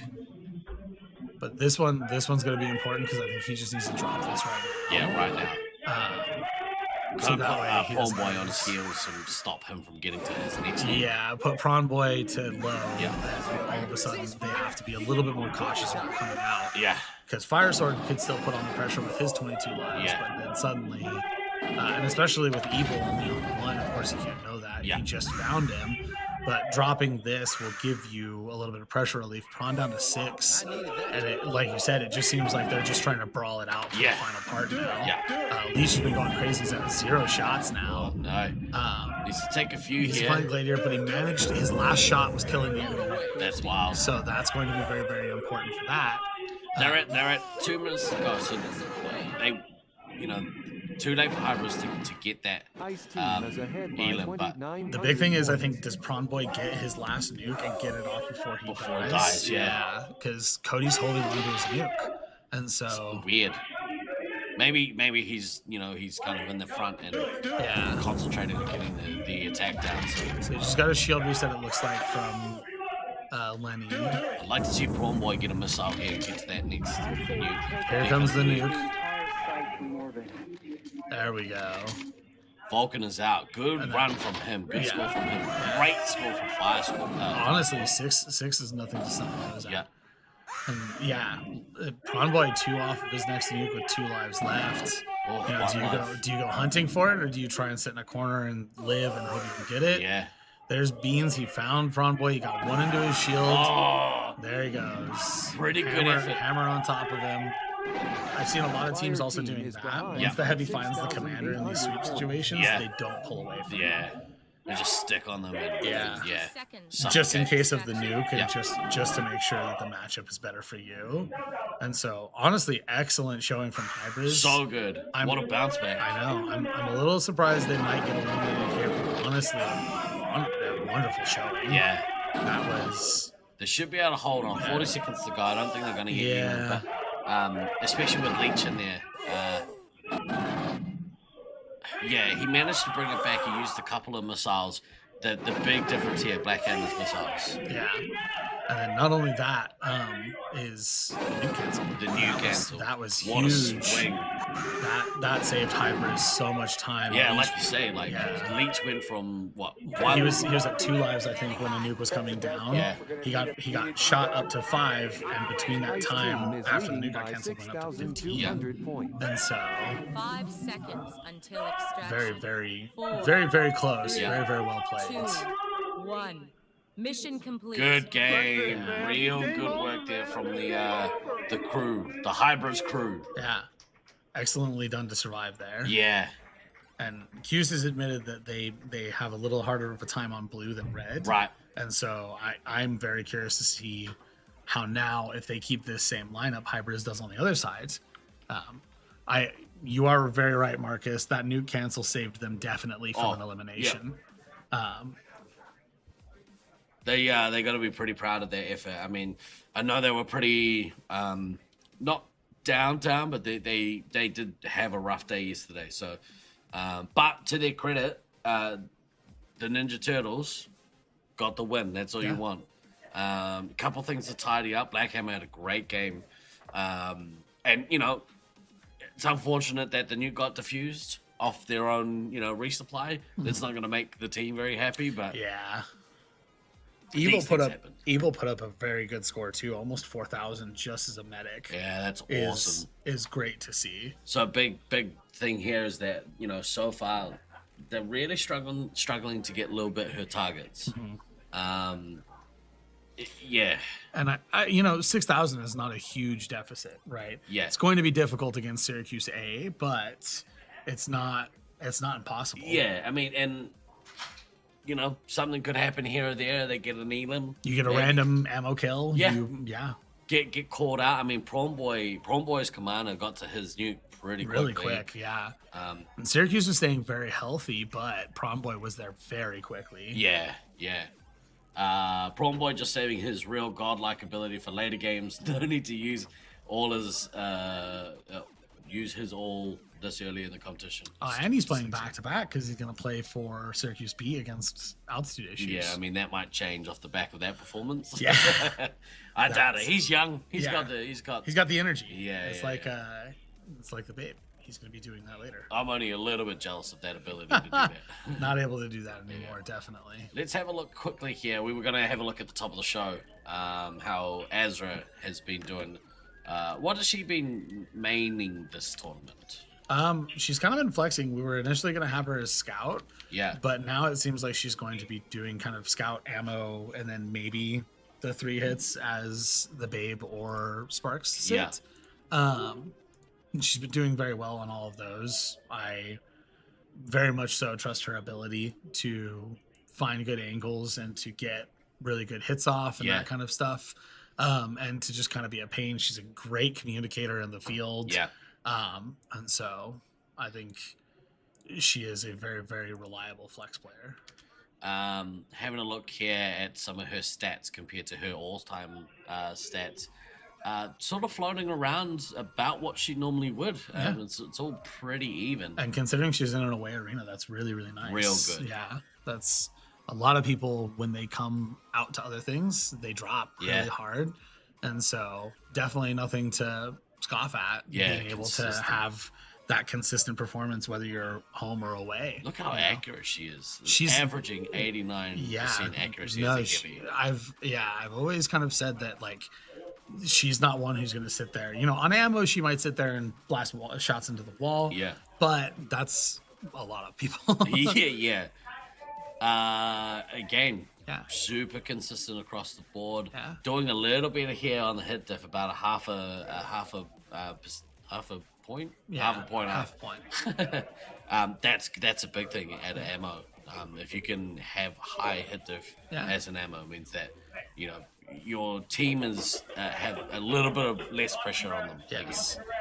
I don't think she would have pulled a medic game yet. Haven't played a medic game. That's right. Cool stats though, eh? No, she's doing very, very good. Yeah. And it's interesting to see because I told my team we're not looking at stats till the end of the week. Right. So this will be your first time. This is the first time I'm seeing anything. Yeah.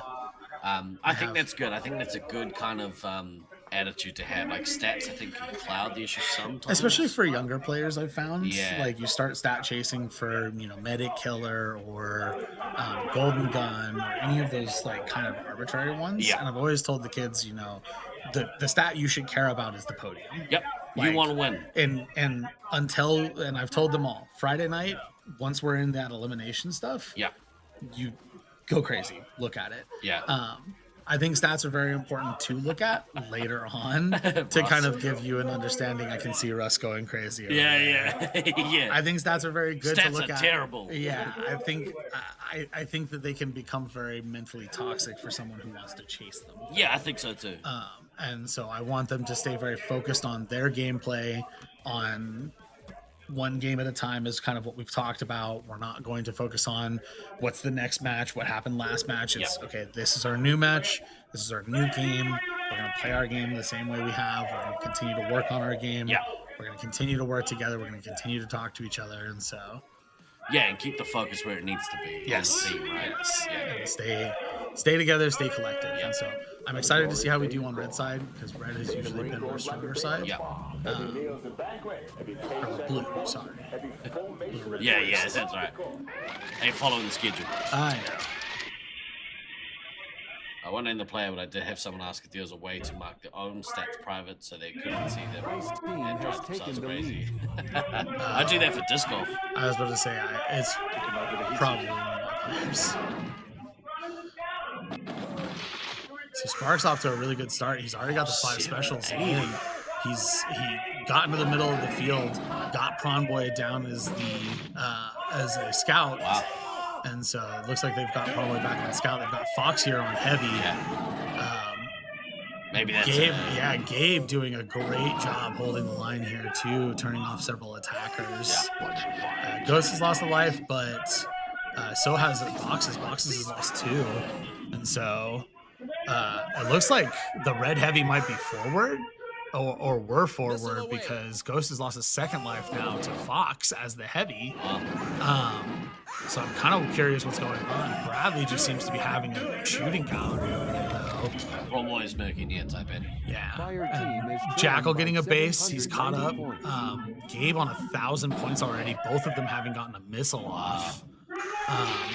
I think we're just kind of putting the pedal on. Nope, there we are. Blue resub. So I think they put the pedal on to see if they can flush us out of green resub, and we flushed them out, or we forced them back. Yeah. And so hopefully Sparks can get to this nuke quickly and just press the issue. And I think maybe we'll be golden, but we'll see. As we're sitting on 17 is always nice. Disco Stu also sitting on 15, kind of like we discussed. That's the nice little safety net of the early game. Yeah. And I've always kind of talked with them about the reason that's the safety net is because that nuke comes down, you might eat a missile on a reset, or you might get reset a couple of times before you can get back to your medic. And here comes Jackal's early nuke, and so they should discuss, hey, this shouldn't have come down without both bases. We're okay. Yeah. But that's a great, because he usually holds for 2. That's a great pressure nuke, and it kind of says that like they are looking to try and kill us out.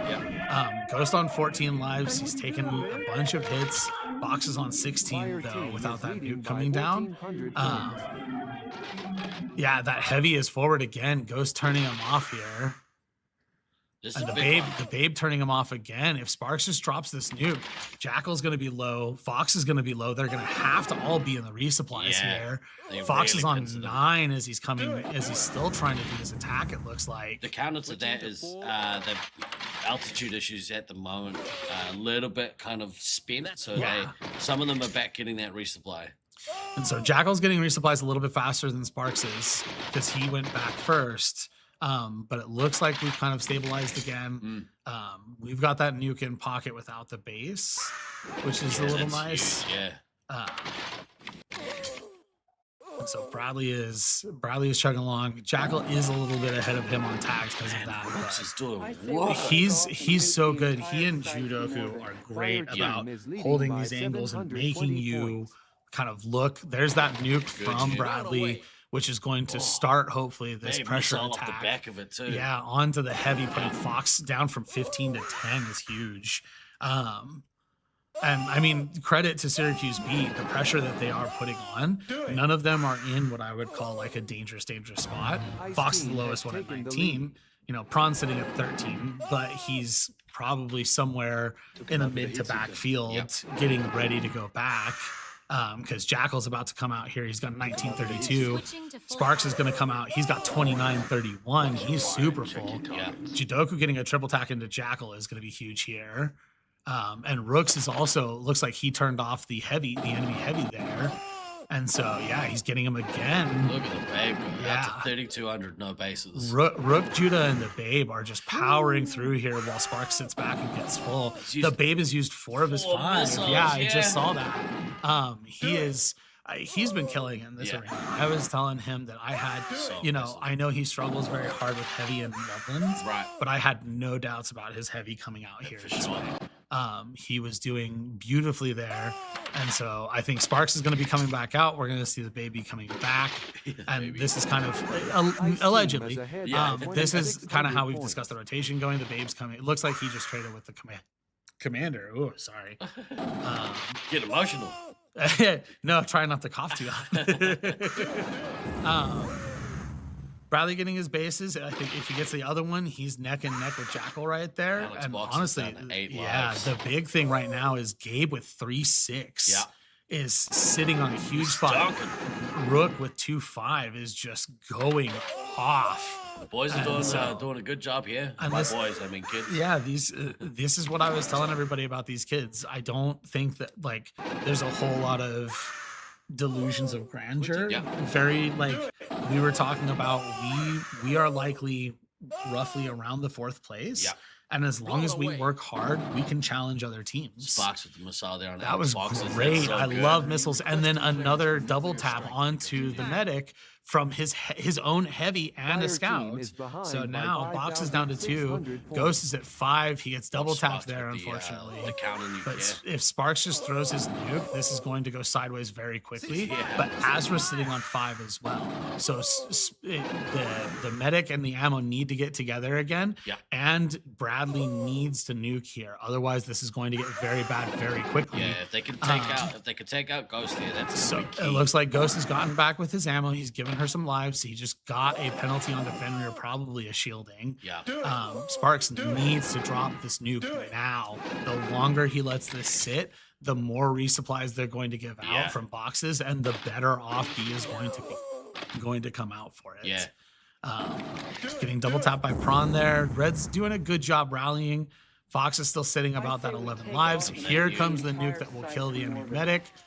There we go. So Fox on 8 is going to be big. Yeah. Stu's on 16 though. So what we need to do is just rally, kind of center back up. Bradley's already almost to his 3rd, I believe that is, and so we're doing very good there. Just gotta get some doubles in. There's a very good Altitude issue has done a really good job of re-establishing the resupply and getting some lives in. Missile into Fox there as Bradley is very good. Puts him to 5.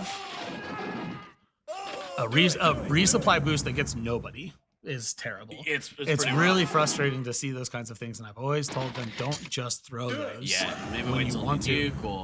I always tell people if you do a boost, you want it to either be because you're looking someone in the eyes that needs it, or a nuke is just detonated and you count to 8. Yep. Because you want to wait just before that. When you count to 7, you hold it, you boost. Everyone who went down at the same time, they get it. And so, honestly, though, they're doing good. They've set back up on lives. The closest one low was Judah got to 2, which is a little nerve-wracking. He has a tendency to just do that sometimes. As we're sitting back on 16. They play for Ghost to be able to stay on these 3 lives and resupply the team. Yes. And so, Spark's back up to full. You're telling me holding it is not the right play. Not always. Not always. From the commentator couch, yes. Sometimes you are correct in holding a nuke is wrong. So Stu is doing very good, working with Fox to keep his shields up as much as he can. Here comes this nuke, and that'll be the end of Fox. So this will kind of come down to can Jackal get it going with his 13 lives, 19 shots. Stu's still very healthy with 13 shots, so shield resets are absolutely a possibility. But the biggie is that Ghost is still in the game. Yeah, and look how many lives Blue Team has. 20 lives. I'm definitely hoping for an elimination here, kind of biased, but this could go very well for both teams. Yeah. I think we've got this one in the bag, but we have to make sure.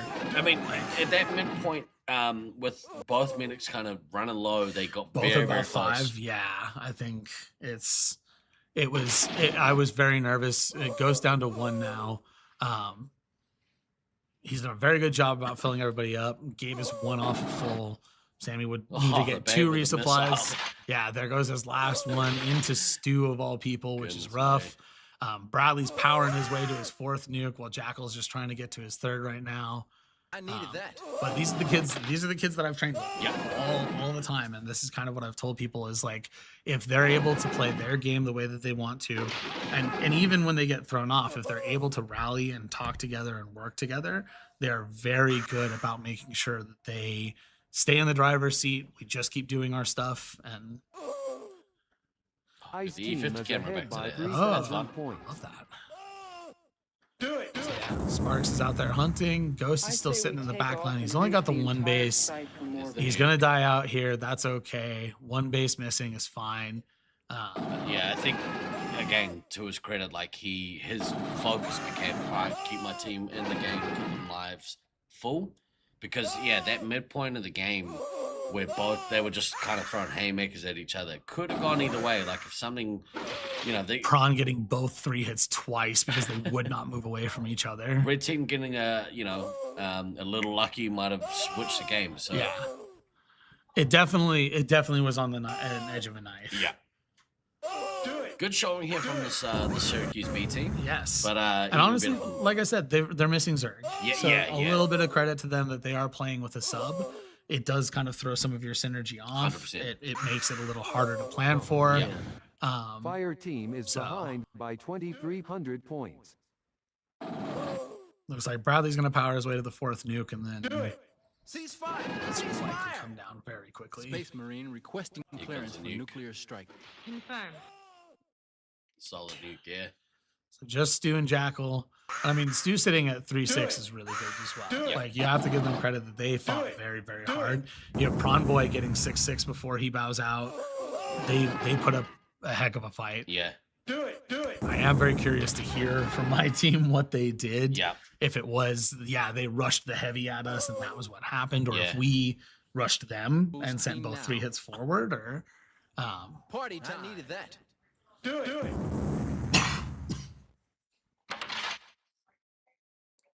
Judoku there getting the red base. Yeah. Doing the rounds. Yep. And you can kind of hear them from in here sweeping. They're calling out. They're looking for each other. Looks like they found both at the same time. Sparks finding Jackal and Judah finding Stu. So Judah should know somewhere in his area he's been hit by Stu. I think we just saw him run through the red base into Dime Bag. Stu getting Judah again. There we go. Sammy's on Stu now.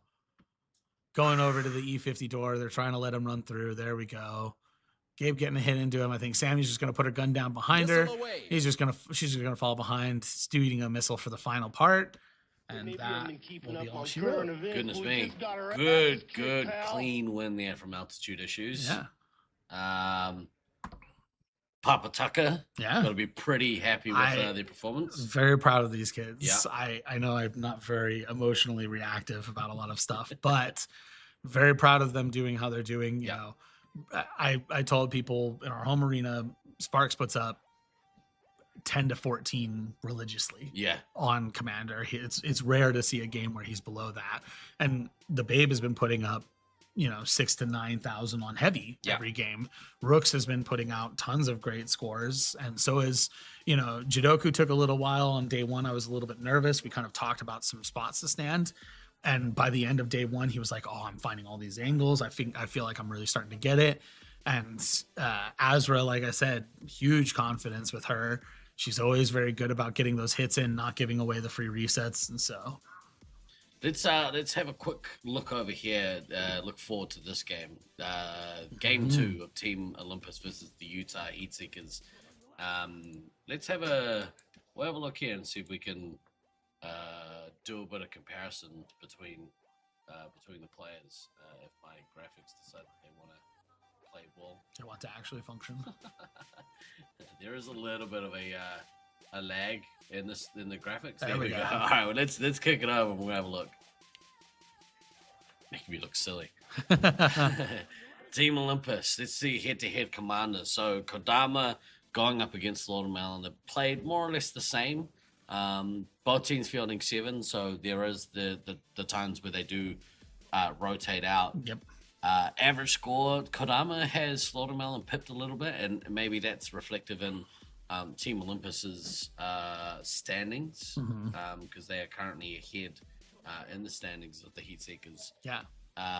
Look at those meta kits by Slaughtermelon. Say very close between the two of them. 0.2 different on the meta kits and 0.02 different on the nukes. Yeah. So very, very neck and neck there. Came in with a slight edge as well. The 0.2 hit diff increase big, makes it so that he's getting a little bit more of the hits out than normal. And so let's now have a look here. We'll compare the heavies. So again, both of these players more or less maining the heavy role. Yeah. Snuffles versus Odin's Fist. The average score there, Snuffles, I mean, that makes sense. Snuffles is doing a little bit better. To me, he's been maybe the standout heavy of the tournament. He's playing very, very well. And not only that, the medic lives, 4.18 to 4.27, they're both getting good hits off. The big difference there being Snuffles is almost 2 average missiles up. Massive. Is a big difference, but their hit diffs are almost, again, neck and neck, 0.02 different from each other. Is huge. And honestly, as heavies, that's kind of where you expect. You want that, yeah. You're getting hit by scouts a bunch, or you're having to hit commanders a bunch, and so I think above that 1, that's the bare minimum. You have to be above 1 to kind of be elite. I tell my players when they're starting out, 0.9 is the minimum I accept. Right. For that kind of stuff. Yeah. Because if you're sitting at about 0.9, that means roughly every life you're trading, you're getting a hit out at least. See them starting to go on the maze. It'll be interesting to see who sits in this game. I think so they had Disco sit for Olympus, yeah, and they had Rockwood sit for Team Utah Heatseekers. So whether or not they've decided, okay, look, we're gonna run the same back again, which, to be fair, like, I don't mind that. I'm getting a consistent match with the same lineup, I think, is important. Ice cream time.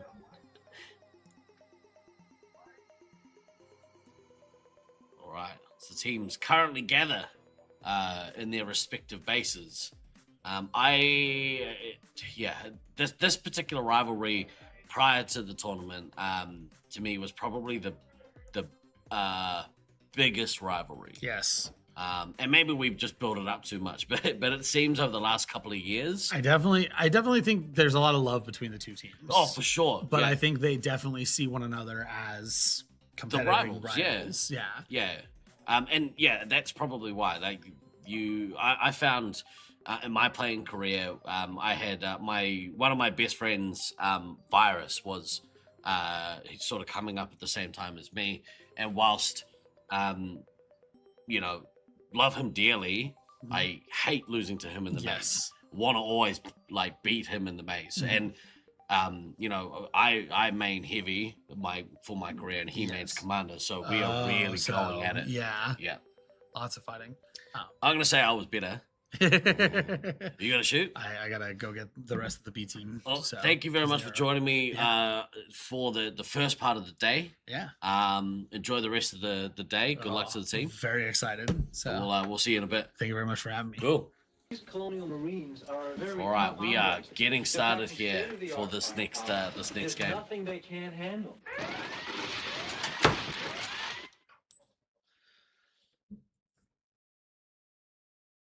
So only about 2,300 points in this one. Pretty even going into the standing. So Utah currently have the advantage over California. So we'll look to see them try and hit back here. Kodama had a defuse in the previous game, so nuke on nuke one. Unfortunately, got the rough end of that deal, but managed to kind of come back. So let's see if he can kind of make amends for that. Well, not really make amends, but bounce back for that one. Do it. Hey, what are you doing, man? Watch your fire. Check your targets. Do it. Rockwood, Slaughtermelon, both going out to get their bases. Otis with DK, both getting theirs. Snuffle's down to 8 lives, kind of to be expected to get a little low at the Fire team is front part of the game, so maybe want to look to take a resupply shortly. They do kind of skirt the line a little bit, so we'll see what happens here. Applesauce is down to 13 lives. We are less than 2 minutes into this game, and the blue medic is already getting punished a little bit. So I think Slaughtermelon maybe thought that the last game went a little bit too close. Space Marine requesting clearance for nuclear. Here comes that first nuke. Good nuke there from Slaughtermelon. Good quick nuke. Went and got both bases to drop that quick nuke to keep the pressure on. And look at this blue team.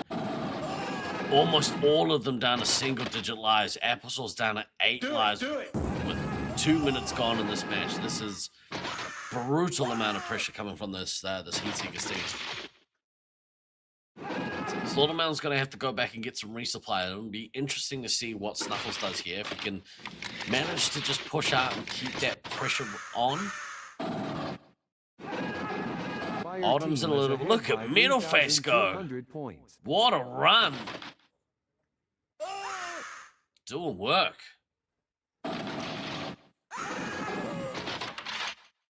Kodama hasn't got his bases yet. Up to 17 special points with no bases. Might need to think about dropping this nuke as soon as he gets it to relieve a little bit of pressure and let his team kind of reestablish themselves back in the resupply.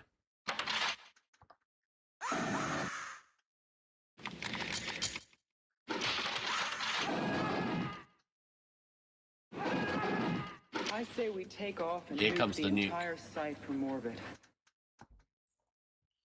Good little stabilizing nuke there, but his team have taken a beating. Snuffles is going to be forced to go back to the resupply shortly to get some more lives, but Slaughtermelon looks to be in good stead. Fire team is leading by 2,300 points. Boosting now.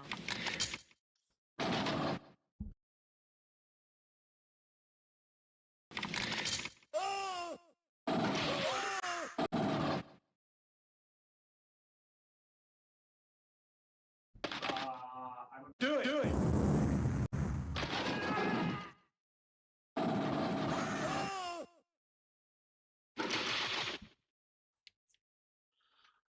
right, Slaughtermelon on his way to his next one. Little bit of a resupply period here. Applesauce took an absolute beating this game. We're 4 minutes in. She's down to 5 lives already. So Slaughtermelon on his way to his next nuke. When it comes, look to see. Oh, Applesauce is in that danger zone. So when this nuke drops, Team Olympus are in massive trouble here. 4,600 points. Missile away. Oh. Missile snuffles on the medic. That is gnarly. Slaughtermelon may not actually have to drop his nuke here. Yeah, and there goes Applesauce. So this team is in trouble. This nuke is going to be devastating when it drops. I say we take off and here we the go. Entire site from orbit. Massive nuke there. Unfortunately, the pressure way too strong for Team Olympus, and looks like Heatseekers will be getting the Elam in this game. Do it, do it.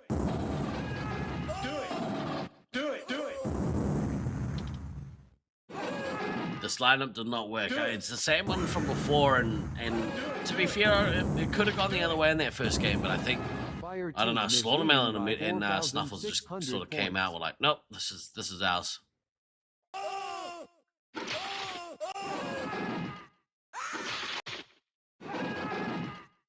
Oh, right, of course, no Dill. Yeah, wow, there you go. Oh, yeah, Disco Monkey instead of Dill. So, I mean, that is a massive difference. Dill has been killing it. So, and this is the problem with rostering 7. You know, you're in a position where maybe you have somebody outperforming, but has to sit out a game. Here comes the nuke. Good nuke there by Kodama. Really impressive middle face this game. Went on some really good attacking runs.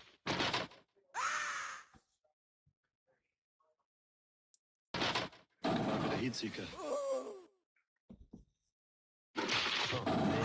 Do it. Fire team has taken the lead. Slaughtermelon, I'm gonna have to go back and get some resupply. Let's rock.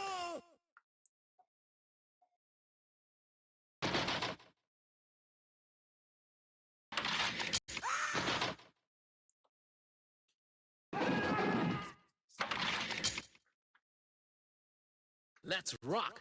Let's rock.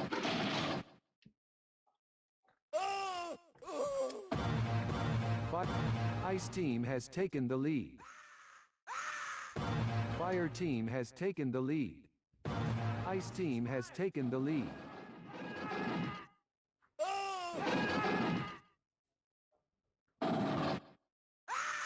Utah Heatseekers here, just cruising along to the victory. About halfway through the game, so they should get the Elam pretty comfortably.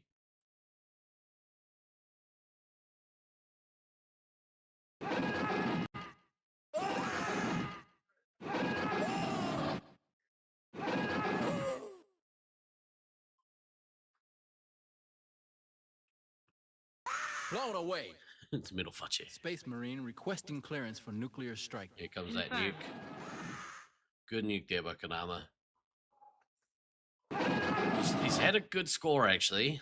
He's managed to kind of outscore his opponent pretty handily in this kind of middle third of the game. But he's almost out of shots. They are stable. 2,500 points. They are fighting back, but unfortunately, you know, with Chase is still in the game with 6 lives, they just not quite going to be enough to get over that threshold. Good run there by Disco Monkey. I feel maybe Utah have taken their foot off the gas a little bit here. Maybe they've overextended themselves on the hunt. I mean, I mean, it's not the case, but if Chaser had been killed out earlier, this game, well, you know, this game could have gone the other way. Boosting now. Blown away. Yeah, they just, as you say, Maniac, they just came out of the gate and blown away. It was like a tsunami of pressure. It was brutal.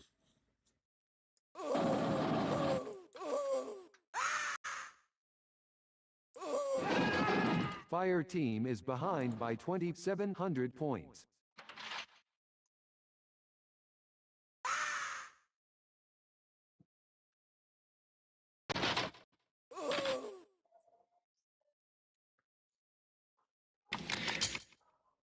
Yeah, 100% Comp Geek. Yeah, they came out to a massive start and they just kind of eased off a little bit. Maybe they thought, look, we've got this game in hand. It should be good. But blue team have lasted a long time. Unfortunately, Kadama out of shots. He's just, at this point, going to be running.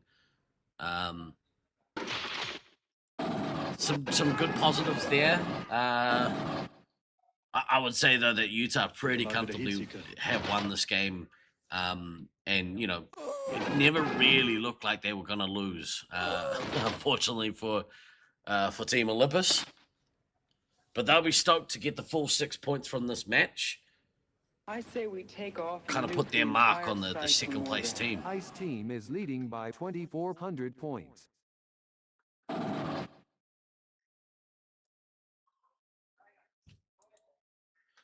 This does have some repercussions, so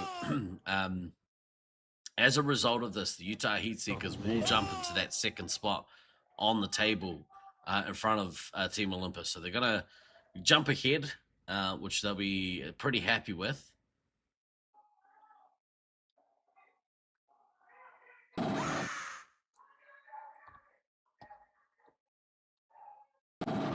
Took him out with a Heatseeker. Oh, man. Oh, Snuffles with the missile. Do it, do it.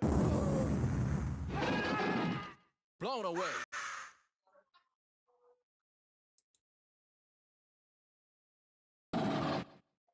Kurama with the no shots missile. I guess Slaughtermelon sort of chasing with the call-outs and Just got our asses kicked, pal. got caught out there a little bit. Good, solid win there from the Utah Heatseekers. That's going to move them into second place on the table, leapfrogging of the top of Team Olympus. Let's have a quick word from one of our supporters. Hi, Logie Bear here with Force Pro Sports. Ordinary podcasts take 45 minutes to get over their disc golf. Force Pro Sports gets down into the nitty-gritty, so that way you can enjoy all the laser tag experience that you love.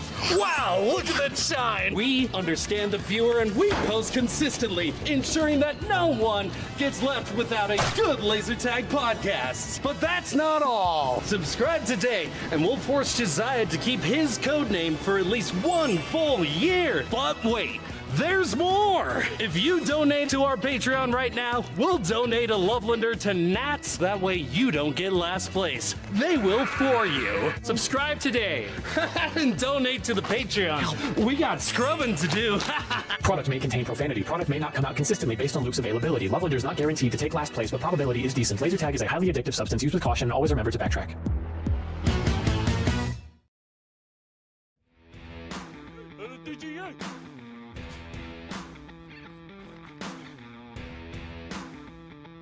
Good up.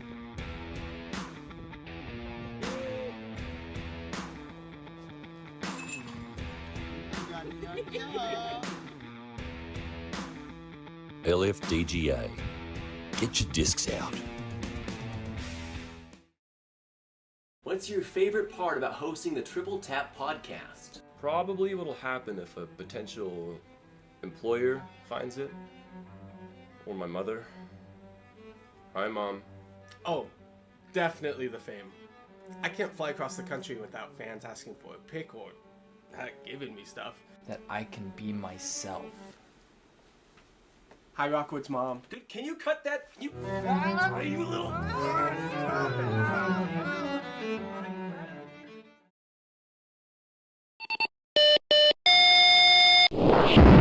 Took him out with a Heatseeker.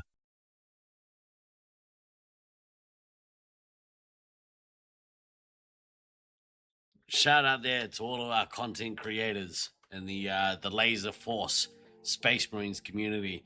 There is plenty of content out there if you want to get amongst.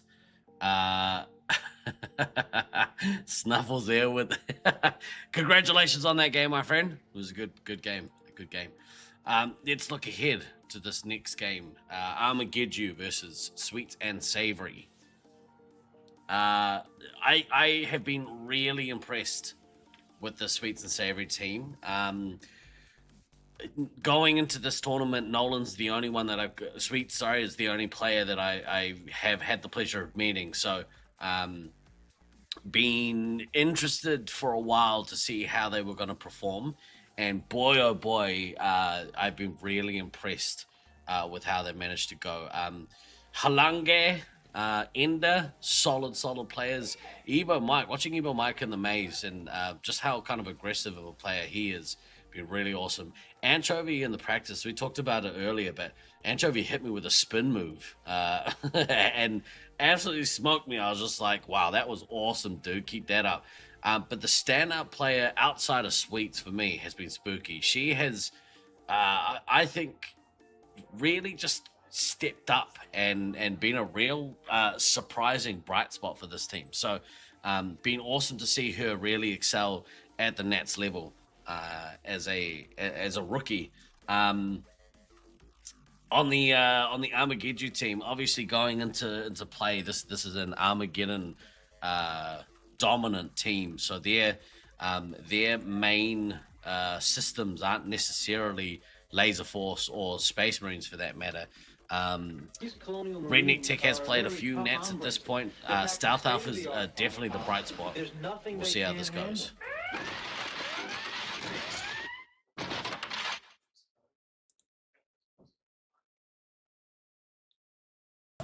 Fire team has taken the lead.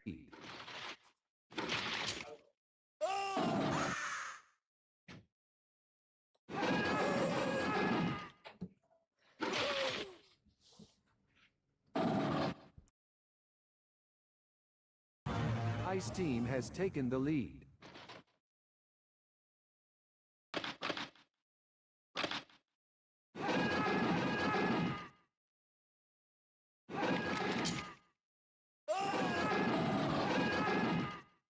Do it.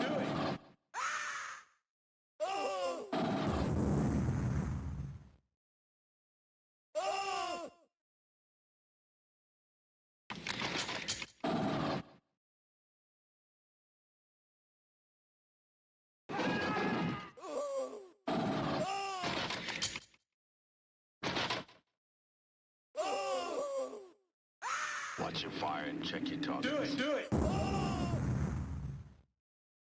Do it.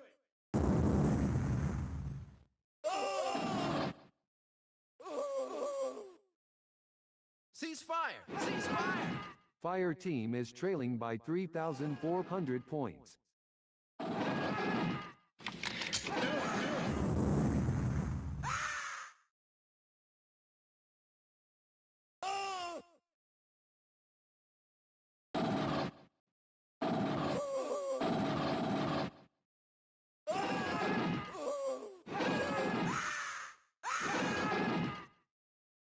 Hey, what are you doing, man? Watch your fire and check your targets. Blown away.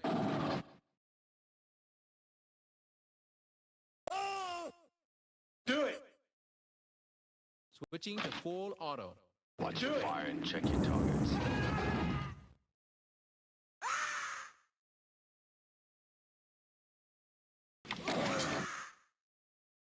Ice team is ahead by 3,300 points.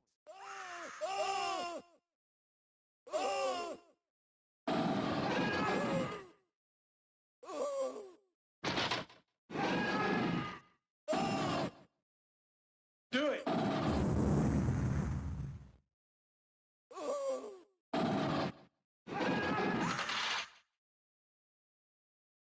All right, we got 7 canisters of CN20. I said we roll them in there and nerve gas the whole nest. Do it. Do it.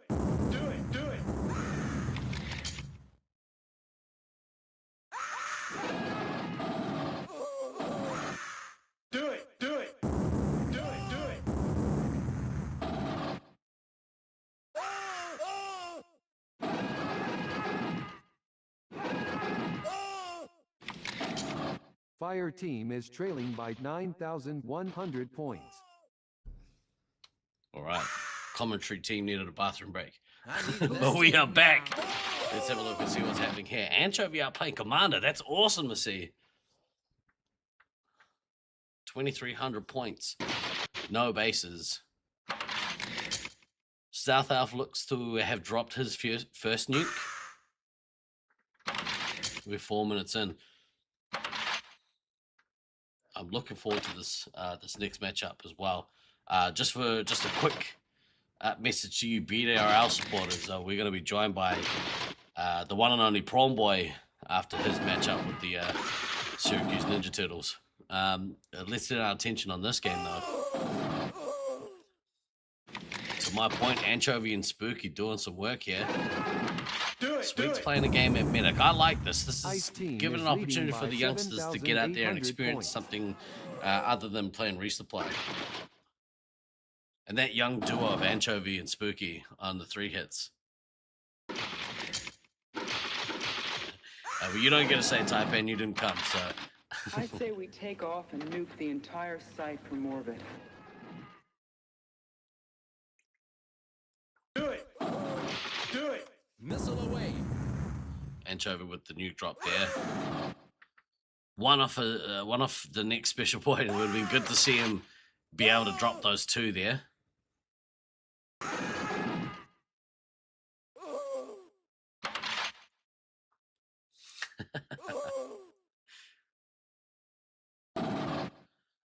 Redneck Tech, you know, doing some work, managing to stay in that safe zone for lives and shots. South Alpha is going to need to come back and get some resupply in a second. I'd love to see Redneck Tech go out and run here.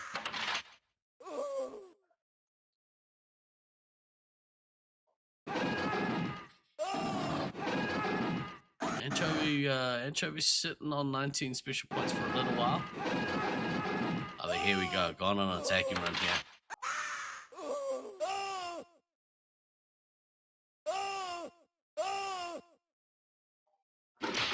Good back and forth play here between the 2 teams. Red team sort of gone on a bit of an attacking run here.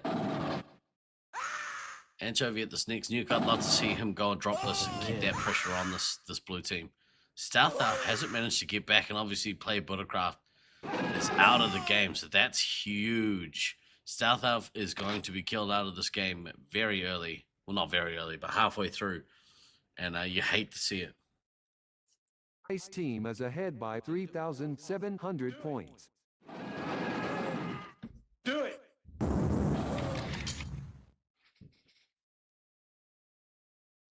You might get to this next, be able to drop this next nuke though. Let's see what he can do. Here we go. Here's the drop. Canisters of CN20. I said we roll them in there and nerve gas the whole nest. Good drop there by Stealth Elf. Last mark on the game. Good tracking there out of E-door for red team.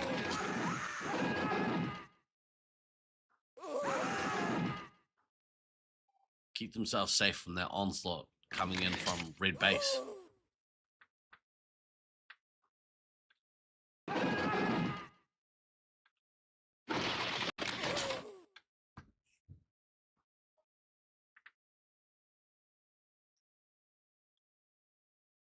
Stealth? I say we take off and oh, nuke here the comes. I was entire just about to say, site from Stealth orbit. has managed to stay in this game for longer than I thought, but Anchovy with the nuke here is going to see to that.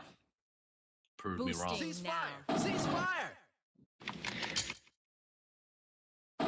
Team kill going on there. Grumpy zapping skills.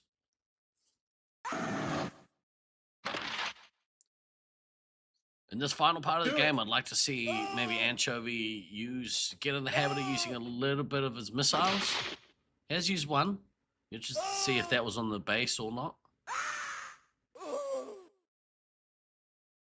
Do it! Do it! People like going on that base runs a neutral base. Boosting now. Dropping the boost.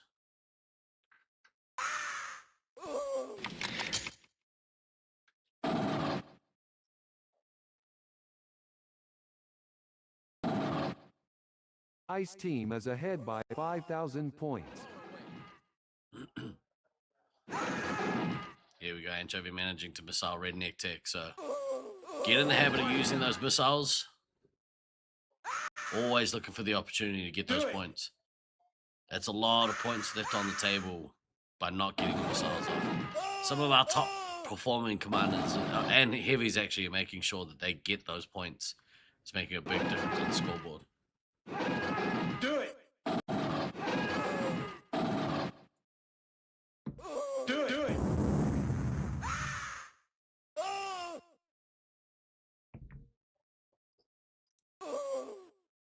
Do it.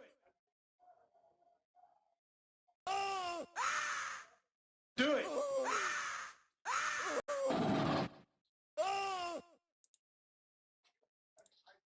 Fire team is Final trailing by stages of this game. 3,400 We'll see points.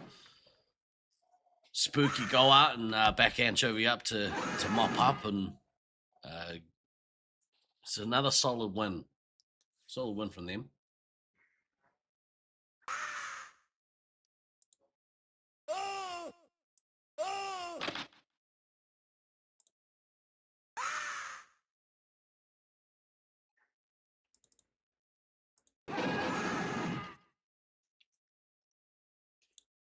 Redneck Tech on his last life. Papa Smith here on his last life. Both of them getting killed out exactly at the same time. And now Grumpy will be running for his life.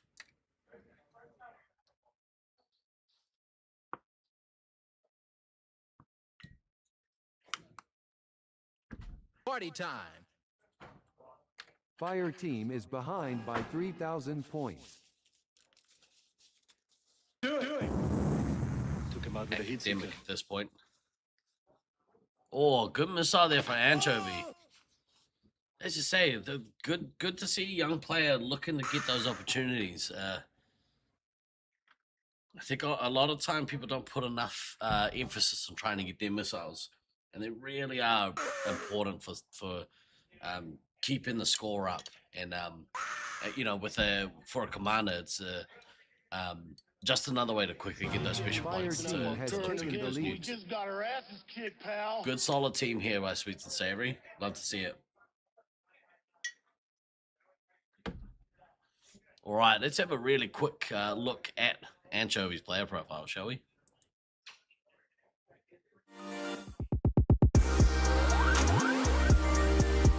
Hi, I'm Anthony, codename Anchovy, and this year I'll be playing for Sweet and Savory. I first got into Laser Tag because of my dad, who's been playing since the early 2000s, and I really like the game because it has similar aspects to some game I play, like Marvel Rivals or Rainbow Six Siege, and I'm definitely excited to play this year because it's my first Nats, along with some players on my team, but don't get it twisted, we're still kicking ass. What a confident young dude. Look to see Anchovy's name in the coming years as a staple of the competitive scene. Real quick shout out as well to the San Marcos site. Very subtly been, re-establishing themselves as a competitive contributor to the Laserforce scene, and so it's cool to see a competitive team coming out of that site, and really doing their bit to kind of grow the sport. So I hope that going forwards, we can expect to see a lot more of them, a lot more of the San Marcos players kind of moving into the competitive force scene, and look to make their mark as a site. They've been around for a long time, and not necessarily well known in our competitive scene. Obviously we have known about their site for a long time, and they have had players come out and compete, but it's cool to see basically a full team come out from that site, and have the cohesion and stuff that they have. So how many US sites generate players now? I believe San Marcos, Loveland, Syracuse, unfortunately Detroit site is no longer with us. Sacramento site no longer with us. There is the Lost World site, I believe, out in I want to say LA. So they, I think, have a player base. Be cool to see them kind of grow their competitive scene a bit. Obviously, I can't believe I haven't mentioned their name, but obviously Utah, the one of the legacy sites here in the US have a pretty healthy player base. Would have been cool to see if the Cedar City site could kind of look to produce a competitive scene, but I'm not entirely sure that is on the cards anymore. So, you know, I'd say probably 5. At this point, everyone in Sacramento are kind of... actually, there's a good point. So Sacramento may be on the cusp of reopening their site, and who knows? I mean, they have a large legacy player base.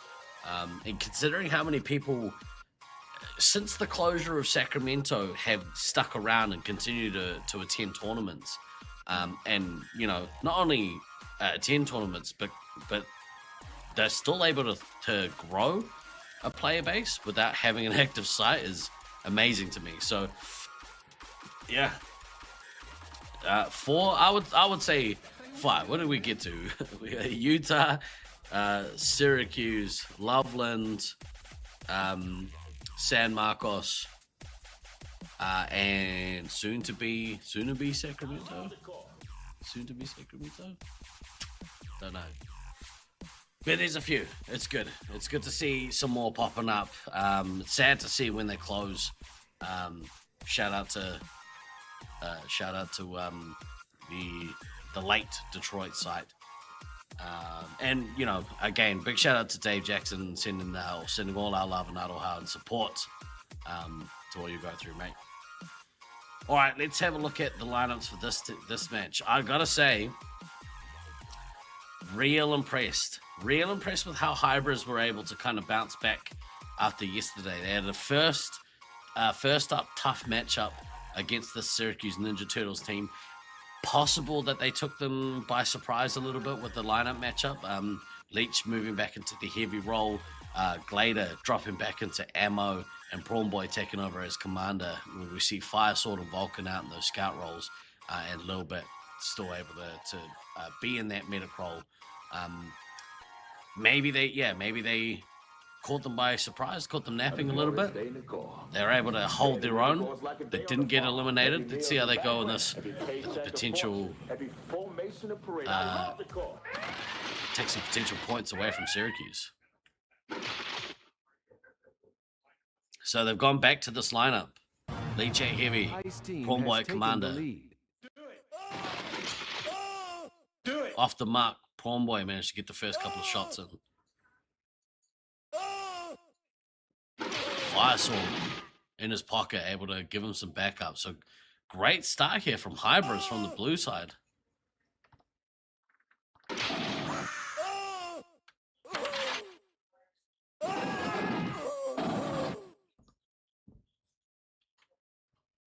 Gurkat managing to get a little bit of his own in here. Get some hit into Leech, Glader, and Prawn Boy. So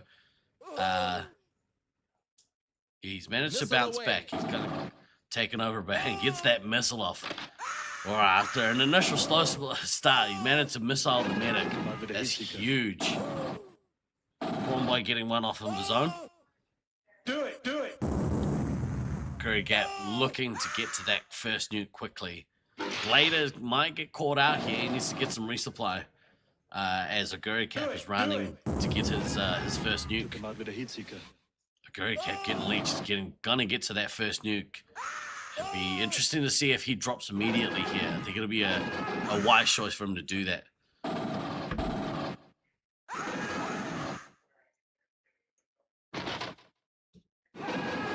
Prawn Boy on his way to his first nuke.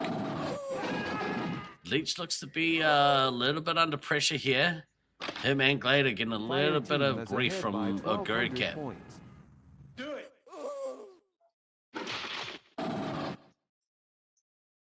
They haven't managed to get in and put any pressure on this red resupply here. So this is a little bit brutal from Aguri Cap. Glader and Leech both down in single digits. Gonna need to take some resupply shortly. Just pretty intense pressure here. A little bit all the way down to 13 lives. So taking a bit of a beating.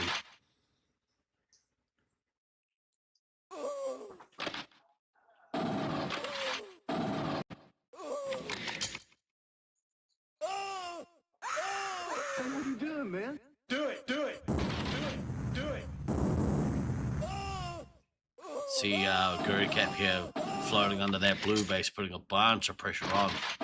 Gonna need to go back and take some resupply, but Ice Team is getting behind missiles by off. 3,600 points. Glader's still down on 7 lives. There we go. He managed to take a resupply. The Guru Cap sitting on 34. Prawn Boy's going to be the first to nuke. And he gets that nuke off. Good pressure relieving nuke there. I like that. When he got his bases, make sure that he could drop that nuke. And you see a little bit here resupplying the whole team. Everyone taking lives. You'd like to see some cohesion with the resupply. This is the time they need to be getting those double resupplies out.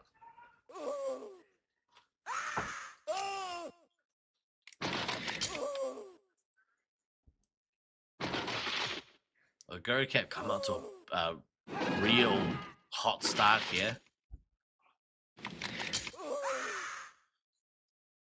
Evo only lost lives to the nuke so far, so there's no pressure coming from this Hybris team.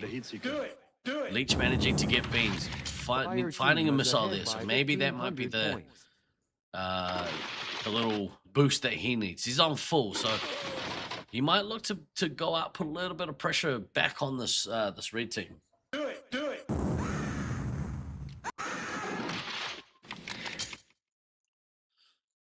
Evo and Do Not Pass Go are doing some good resupplying here. And you need to be really efficient with your resupply. I think that's what hybrids are kind of missing at the moment, is they're kind of playing off each other. Here comes that nuke. Confirmed. All right.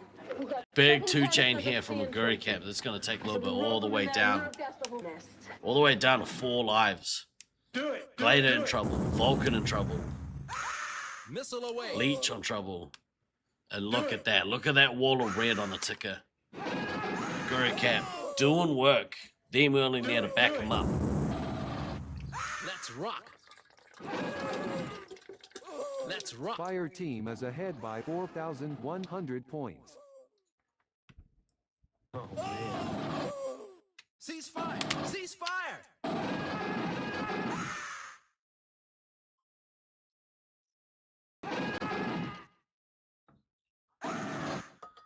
One boy halfway to his next nuke, but yeah, a little bit unfortunate getting killed out of this game. And the rest of her team on single-digit lives, this is probably going to be an Elim here.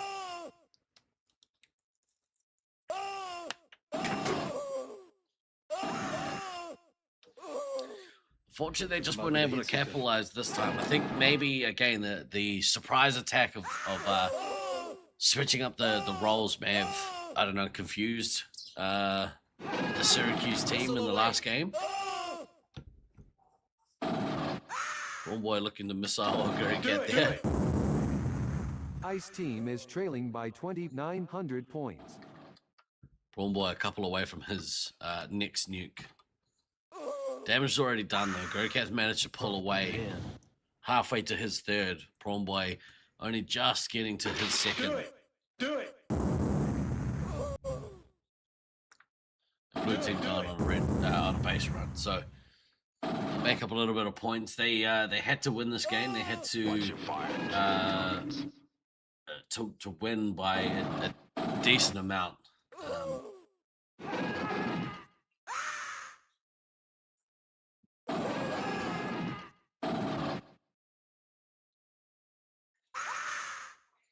Pretty valiant effort from them in the first game. They're only 6,500 points behind Syracuse, so with a comprehensive win. But Syracuse just slamming the door shut. So, no, not in our house. No, thank you. 3,300 points. Prawn Boy's at his second nuke here. Cease fire! We'll look to go and find somewhere to drop that. I say we take off and nuke the entire site from orbit. Manages to detonate. Good nuke drop there from Prawn Boy. I think this lineup still has merit. I think Leech maybe just got a little bit outclassed there from a Guru Cap, but this is a lineup that does have some merit.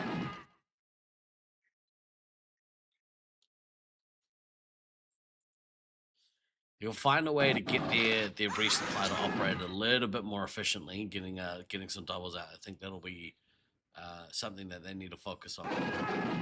Syracuse in cleanup mode here.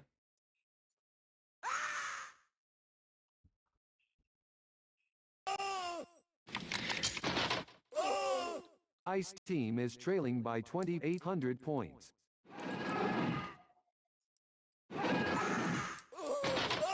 Fortunately, Prawn Boy is going to run out of shots here before he runs out of lives, which is going to make him go on the run for a little while in this game.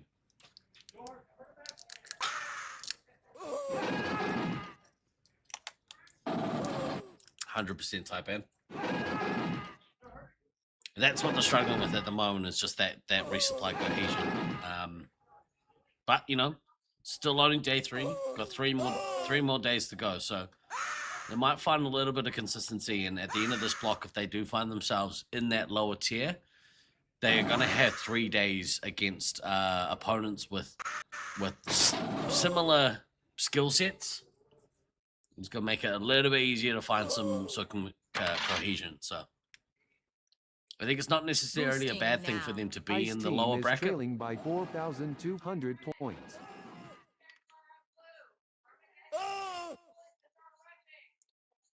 Especially off the back of that last game. The last game, they did very, very well. Graders 1-2 nets says the right person in there as resupply. Yeah, I think so as well. I mean, he played so far. Has played a very good tournament at heavy, but I think having him in ammo gives a little bit more direction with the resupply. Entire site from orbit. A little bit more direction allows Prawn Boy to still. I mean, Prawn Boy's having a great attacking run in this maze, whether it's as commander or scout. Leech was killing it as commander so far, but I think his aggressive playstyle as a heavy is gonna once they get their rhythm, I think that's gonna be really beneficial for them. And Fire Sword backing up Prawn Boy, I think, is probably the way to go. Fire team is ahead by 8,100 points.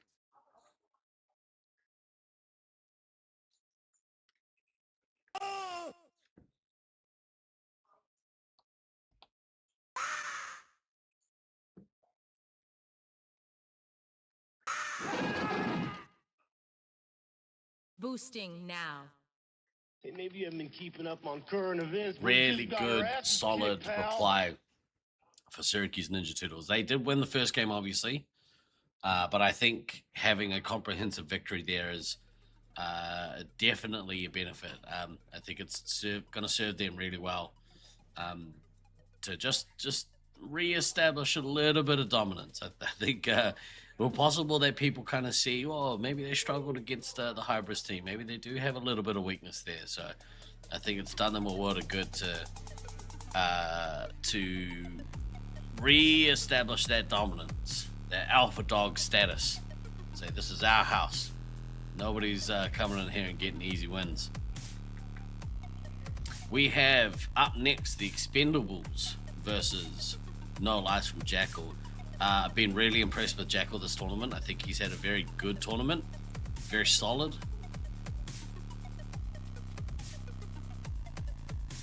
Expendables has some talent.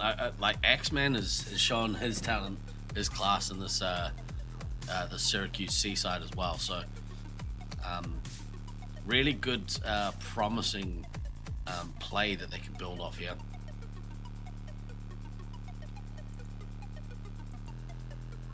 Let's have a look out in the foyer, see what's going on. Not a whole lot going on out there. Well, if I find that people will sort of move up to the other end of the building and have team discussions and kind of figure some things out. So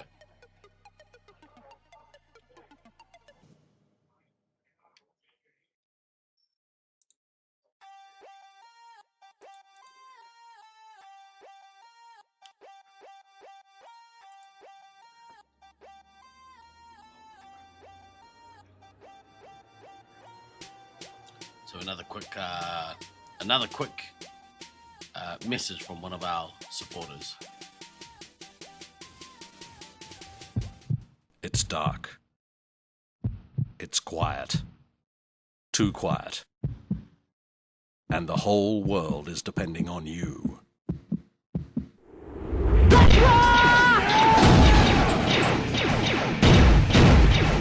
Target destroyed. You're hit! Are you up to the challenge?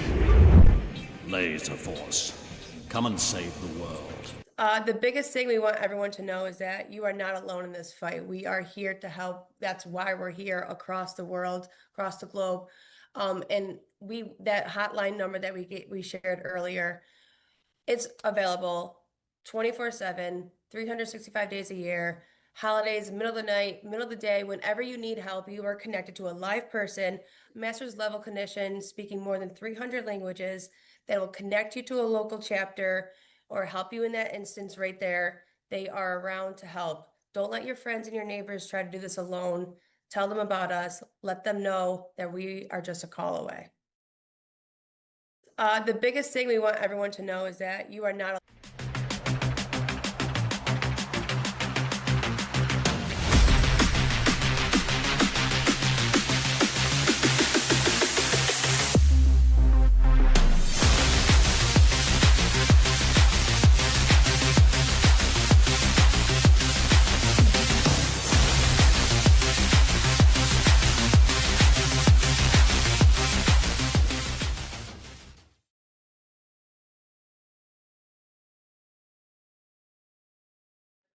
Gotta say, not really the smoother transitions there and that little ad break, but we're trying. We're out here trying to do our best to put together some some good content for you guys.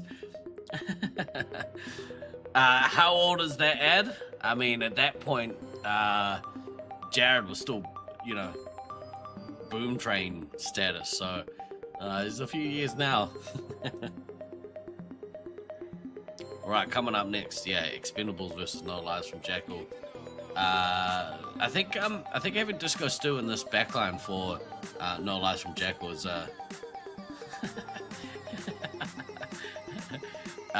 is real solid for this B team. Obviously, Fox, lot of experience here. I don't know if Zerg's still in the building or if they've managed to find another replacement for Zerg. So. Interesting to see here. Go San Marcos, Hightower in the chat. Shout out San Marcos. So I was just giving you guys some props actually. Good to have a team here doing some work, kicking some butt from San Marcos. The team's been really good. They look really good. Really impressed with them, especially their younger players. Obviously Sweets is killing it, but yeah, Spooky, Anchovy, doing work.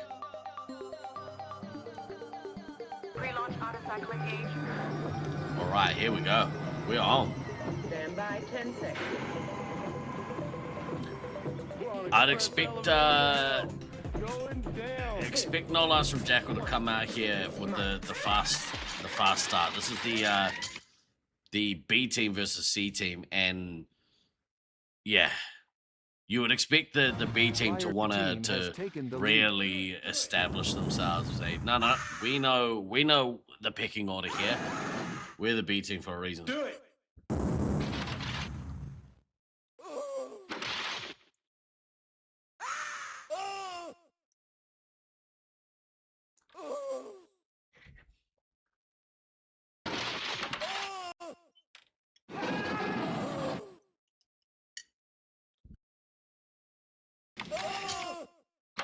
Do it. Do it.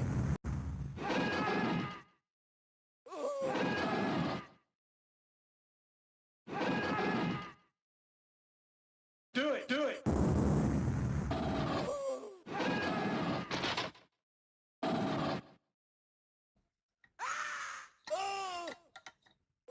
Nobody here. We're gonna get the base real quick. I assume that the game plan is maybe to try and put a little bit of pressure on. It seems the meta here for a lot of the Syracuse players is to try and get to get those bases, get to that first nuke in hand, and then make the decision. All right, we're gonna hold it, or are we gonna try and go for the two in a row and really throw a haymaker?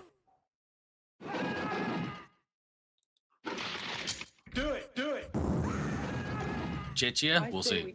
Probably not. The entire site from Here comes that first nuke from Jackal. Great quick nuke there from Jackal to put the pressure way on the C team. Ice team has taken the lead. Dogebuster, Woes, and Lil Bit all down to those single digits. Good to see Lil Bit here stepping in and filling a ammo roll for a change as the Merc. Fire team has taken the lead. Who dropped out actually of that team? Do it.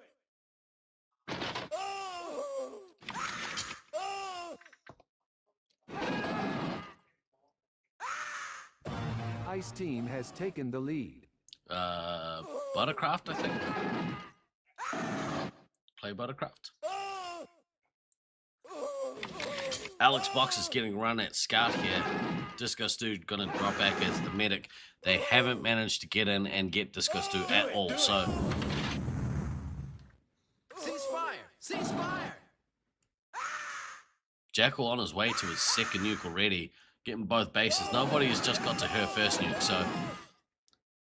Oh, Dogebuster's getting caught out here. Getting killed out of the game. Way too much pressure coming from Jackal. And Fox going on a run. There's the ammo. Do it. Little bit also out of the game.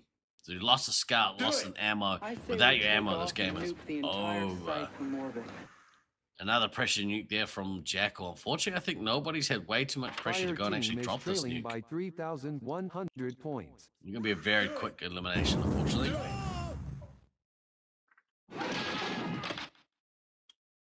Do it.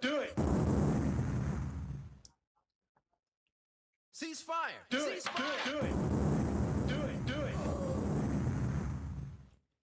Oh, man.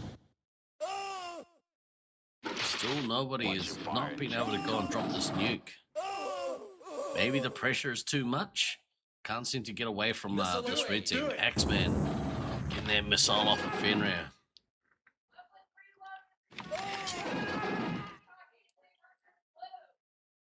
Switching to full auto.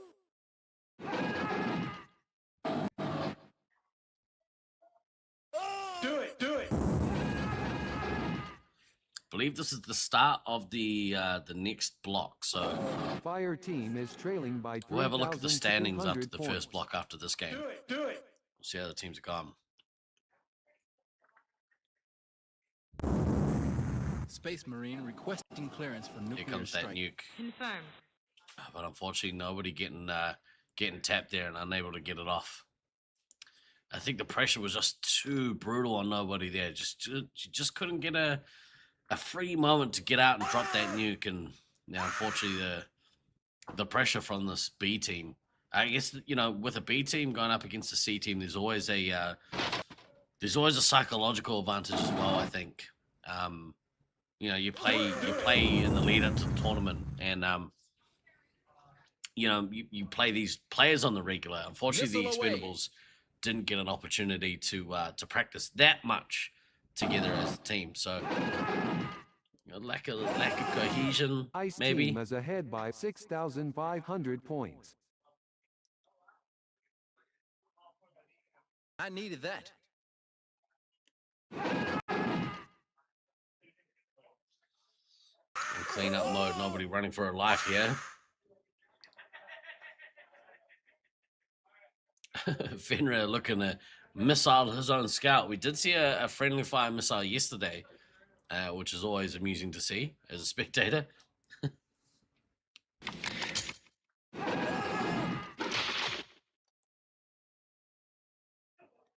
Maybe you haven't been keeping up on current events. Natawiyoshi wrote, B team showing their dominance, showing their class.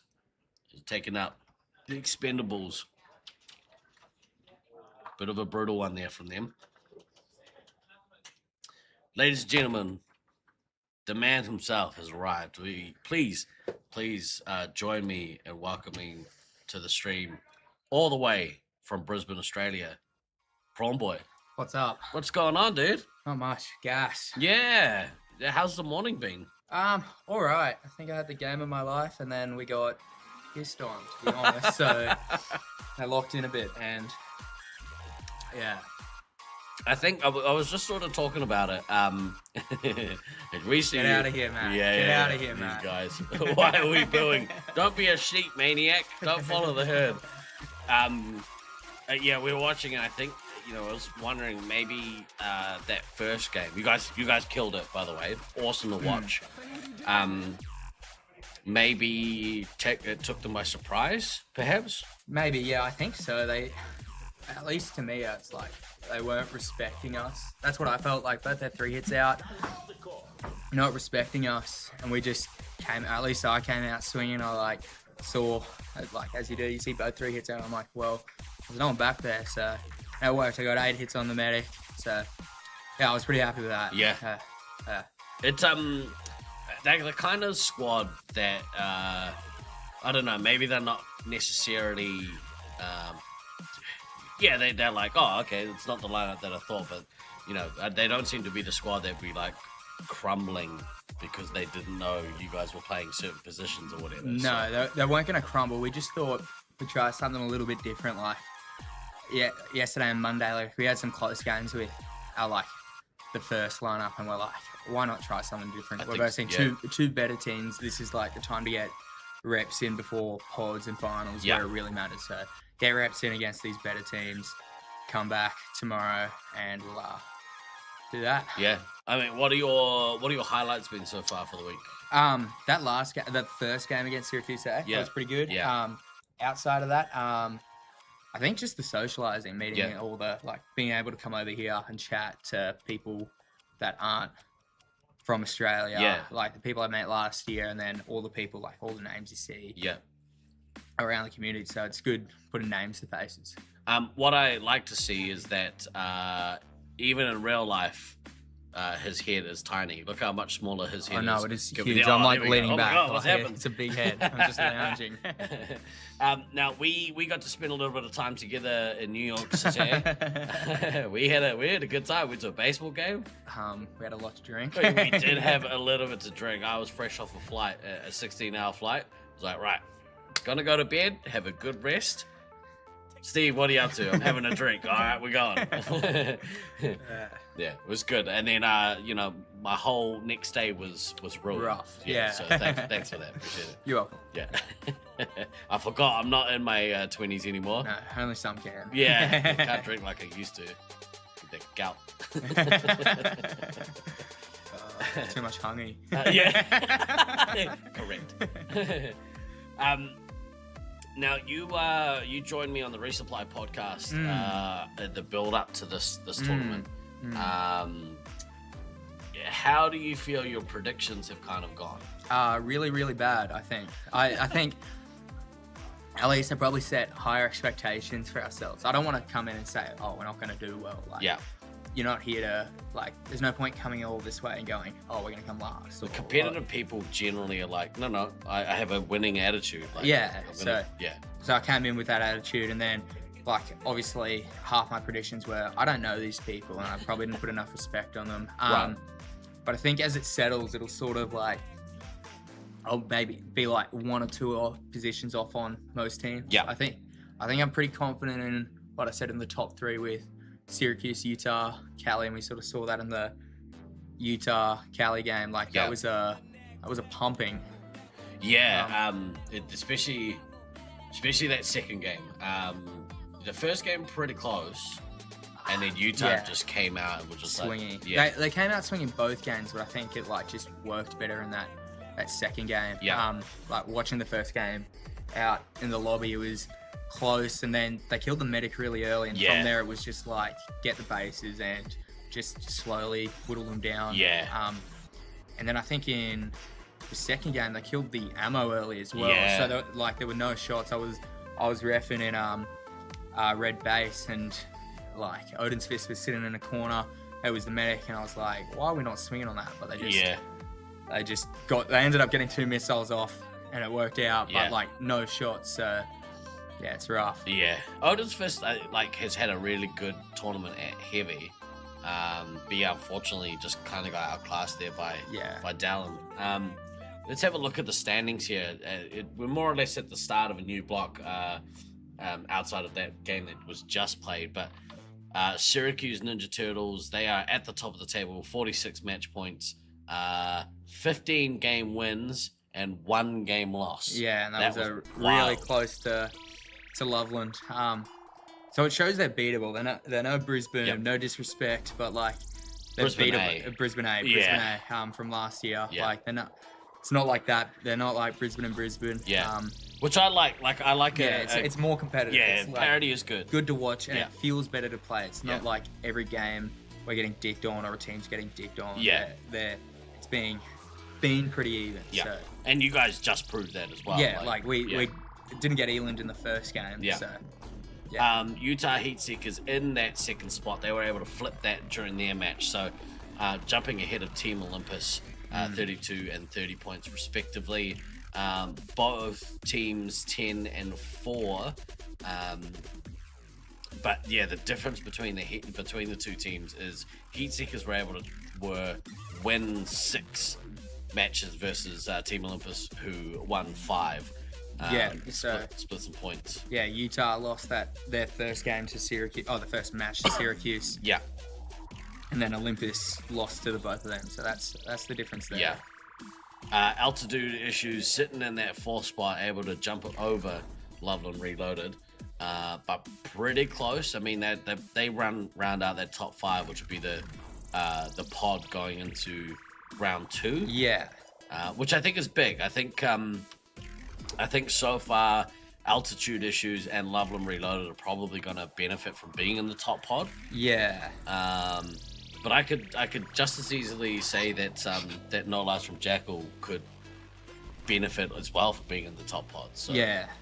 At least I know for us we're probably, I don't think we can really make the top pod, depending if Loveland Reloaded get another point in their next 2 games, which is probably likely. Yeah. So us being in that bottom pod, we're not sad about. We were sort of talking like finishing that 6th, 7th isn't too bad. Yeah. Because then we're not getting pumped in that second half of the tournament ball final, as we can come in with a bit of confidence. Yeah, get some rhythm established. Yeah. It's 6, 7, yeah. Especially if you guys are looking to keep that change implemented or whatever, it means that okay, now we can build some rhythm with those new roles. You guys in that 7th spot behind No Lies from Jackal. I did talk about it before as well. I agree. I think you guys will benefit from being in the second pod.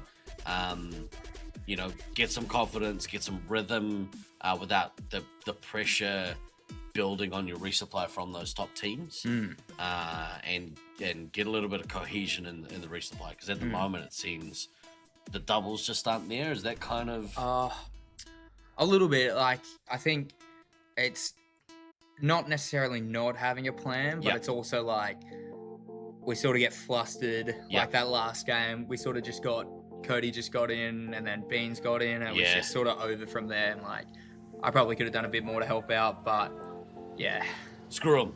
Yeah, there's no Great Wall here, Taipan. There's no build here. It's just a bit different. Yeah. In their 8 spots, you guys are currently ahead on points versus Sweets and Savory. Yeah, but I think they've got a game against one of these. Well, you're on the bye now. Yeah, but so they are playing up against Loveland A this block. Okay, so they who knows? Go either way. Loveland A are a bit of a weird team. Like, politely, like the way they play, like it just works. I guess they get Bradley to carry them, and then just people to support them. Yeah, and it just works. So yeah. It's good. They got a good leader there in Sergeant Tucker, and it's good young talent squad too. Can't believe the average age of that team. It's crazy. In that 9th and 10th spot, Armageddon and Expendables. I can't wait until they match up again in the next round. Yeah, in the next pod, that'll be. Well, they're probably going to verse each other 2 more times, like 2 matches, just with the way the finals go with the double elim. Is that right? No, maybe. I think they end up having to play a higher seed. So, okay, yeah. They will get at least one more match. I don't think they'll get another one, but yesterday's matchup between the two of them. I think it was yesterday or the day before. Yesterday. That was one of my favorite matches of the day. that was both games came down to 1,000 points between the two. so yeah. So we are looking now towards the Loveland Reloaded squad versus the Utah Heatseekers. Let's have a quick look here. It looks like they are in the maze preparing to start this game. What do you want to see here from this Loveland team? Who have they got? Who's I guess sitting it this depends game? on who yeah, sits, right? I'm trying to figure out who's sitting here. It looks like Yeah, they've got all sevens on. So we'll see. We'll wait till it goes in. I can't really tell from there. Yeah, it is a pretty tiny looking angle. Who's got the ponytail on that team? Is That's it Carson? Carson. Yeah, so Carson's in there. Looks like Sally's in there. Lizzie. Sabo. Maybe it's Blackout that's sitting. Yeah. Nah, I think Josiah's too scared to play 3-hit again. He's only done it once. Obviously, BDRL last year. Yeah. Retired his 3-hit career, so... Yeah. It is a shame, actually, to your point. Well, actually, two things. One, I feel mistrusted because the Loveland guys were adamant that they weren't going to play 3 hits, Turkey and Mischief, and yet they went back on their word. Yeah. And I don't like that. No, they're liars. Yeah, liars. Just as bad as cheating. Yeah, it may actually be the most scumbag move of the tournament. Definitely. You should bust them to 8. Yeah. Now, going into this tournament, obviously, this Hybrids team initially had... actually, we'll get into that after this. We'll talk about this after. They're packing state-of-the-art firepower. Looks like they're ready to There's go. nothing they can't handle. So, does look like it's Fear Turkey sitting, so no Josiah. Still nursing his shin from Ice team has taken the lead. Bleach yesterday. Soft. Yeah, definitely. Yeah. It's an interesting call because they are going up against a Utah team that very experienced. They played a bunch. You would have thought that you want as much experience in that line as you can, but this is the drawback of fielding 7. Yeah. Ice team has and like we saw it, Utah dropped a game to Loveland, which they probably shouldn't have. The other the Altitude Issues team. They mucked around and found out. Yeah. Came back in the second game swinging. So let's see if something similar happens here. Now this Love and Reloaded team play a little bit different than others. They don't take that standard approach of we have the resupply in the corners. No, they're very mobile. Like if you can catch them out, it's easy to punish the medic, but they've got Lizzie on medic, not Josiah, so it might be a little bit different to how they run it. Yeah. Slaughterman off to a reasonably quick start. Sabo getting both bases. Yeah, that's something I've noticed from a lot of teams, like getting both bases off the start to drop that first nuke and just try and keep that pressure. Slaughtermelon's got one of his bases already. I wouldn't be surprised if he goes for it. Look at this. Chaser down to lost 4 lives. Yeah. Lizzie's lost 17, 3. Yeah. Sabo looking pretty healthy here with a decent amount of lives and shots. So let's see if Blackout can give him a bit of support here. So they look to drop the nuke and go on a bit of a run. Yeah. Keep that pressure on. Yeah. Hopefully Sabo's not too silly and drops it straight away. We've seen it a bunch. Yeah, and it just changes the game. Like, there's no point holding them. Yeah. Blackout down to 9 lives. You want to see him take a bit of a resupply here, especially if Sabo's back getting resup. So I'd like to see maybe one more. Here comes the nuke from Slaughtermelon. Yeah, and again, like Sabo had that easily a couple shots before, and Slaughtermelon gets it off first. So it'll probably have to be a bit of a defensive nuke from Sabo here to get the Utah meat seekers out of there. And here comes the nuke. Look, Slaughtermelon's going to get caught on 3 lives here. This is huge. This could be bad. See how it goes. Sally B, the resupply is here from the red team, but Slaughtermelon able to like defend himself. It's down to two. Down to lives. two. Oh, This is massive. this could be worse than me yesterday. Miss. Oh, he's down to one. Down to one. This is massive here. If Love and Reloaded can get it and put some pressure on He's out. Oh my goodness me. That is huge. Med's down to 3. They have lost Slaughtermelon, their commander. The boys are on a tear. Well, the boys and girls are on a tear from Love and Reloaded. Yeah, they've come out swinging, and it seems to have worked. Wow, that was awesome. Fire team is leading by 3,100 points. You can hear it inside. They know he's out, so they're looking to come punish. Whoa, man, I can't believe that. That's huge. Oh, he's just walked past. Yeah, we can see him in the camera. Not looking happy. One thing I have noticed with the Utah team, they've had a really good mental attitude towards these sorts of losses. Like they come out. I heard Slaughtermelon talking to someone earlier. Like one of their rules this weekend is no flaming each other. Awesome. Like so no like bagging on each other for mistakes. So I like that. They'll come out. They'll have I've noticed they have like quite a positive chat. Like everyone has input. Like they'll talk about what happened, what they could do next game. So without the pressure from Slaughtermelon here, the red team are just coming in, and here comes that nuke that's going to kill out Meds. So no more ammo. No more ammo. Which is big trouble for Snuffles here on 5 shots. Yeah, and Chaser down to 2 lives. So yeah, hopefully Chaser doesn't make the mistake of using his shots on trying to resupply the team here. We'll see. Don't want to give them more points. Oh, there we go. He resupplied Cope. I think that's a mistake. Yeah, Cope's going to have to run around for that extra 30 seconds.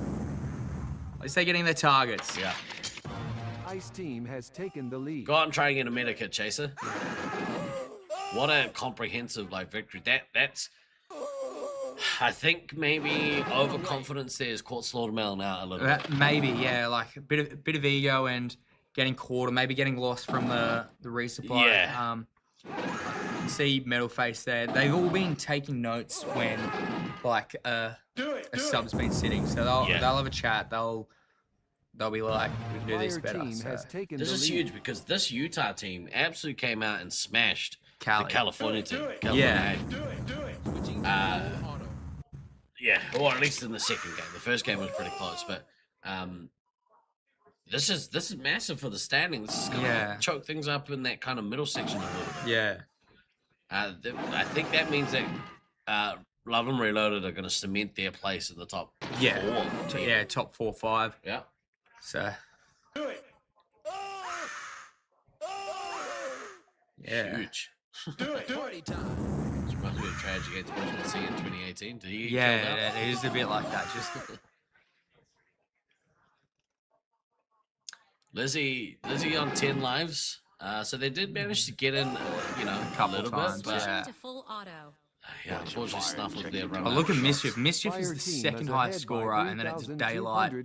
Lizzie, once Blackout, Sally Carson get their targets, but it's still Daylight between Mischief and the rest. Yeah. So, this Loveland team is really dependent on almost like Mischief is the high-scoring scout. Yeah, exactly.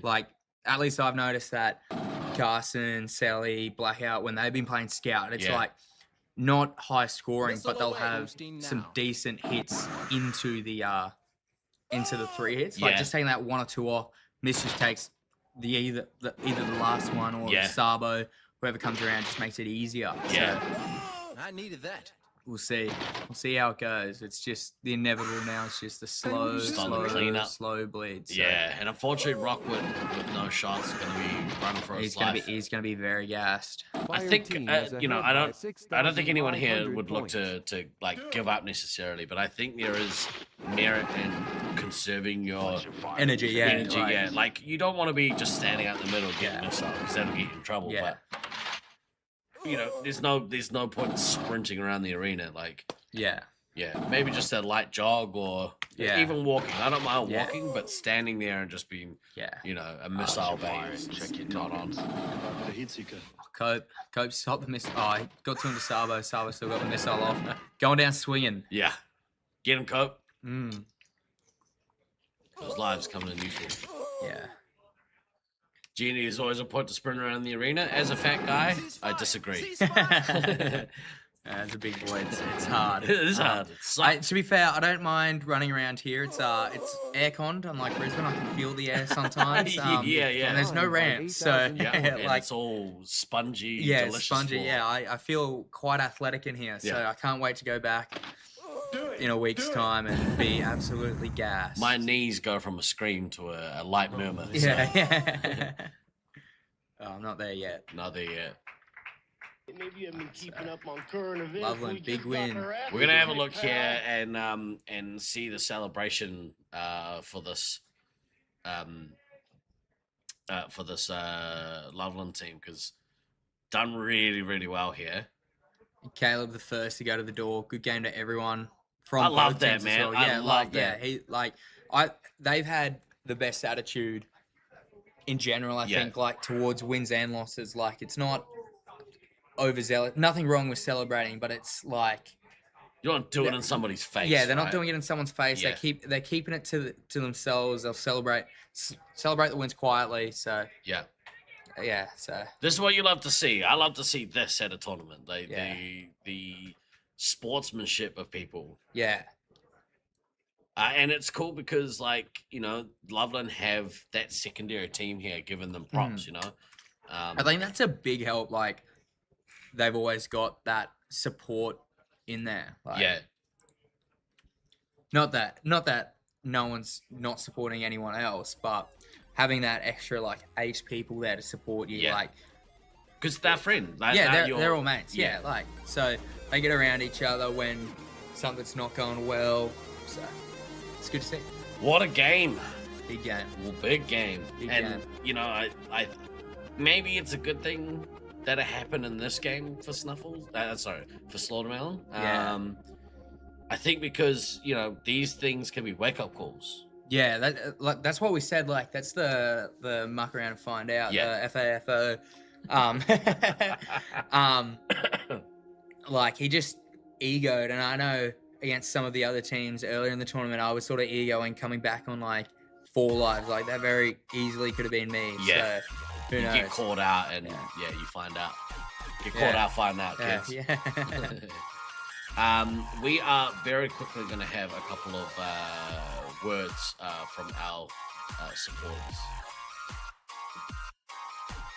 Tag for a Cause is back, and we're excited to be part of the 2026 Laserforce Internationals tournament in Syracuse, New York, to help raise funds and awareness in support of the Alzheimer's Association Central New York chapter. Join us on the official Nat stream and donate to the cause during the tournament week of July 13th through the 18th. Here's how it works. We invite you to donate directly to the cause any amount you like. As thanks, we'll have resin laser tag medals available for local pickup only during the Nats Week at the Fun Warehouse in Syracuse. Sorry, we won't be mailing the medals this time, but if you want one and make a donation, you can have your buddy at Nats pick it up for you, or just donate because you know your contribution really helps make a difference. If you are at the event on Thursday night of Nats Week and wearing the Tag for a Cause medal, your scores will count for our Highlander mini side event taking place during the Nats. Whether you laser tag for fun, for fitness, or for fundraising, I hope you'll join us to Tag for a Cause and donate to the Alzheimer's Association while watching or participating in the Laserforce Internationals live stream. Find more info at TiviaChickLovesLaserTag.com.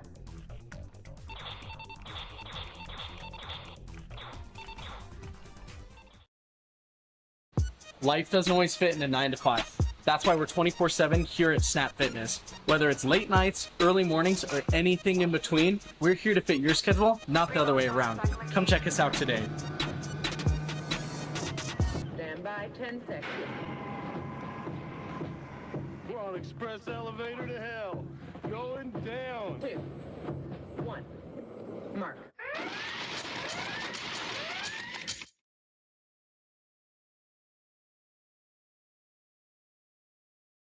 Fire team has taken the lead. Do it.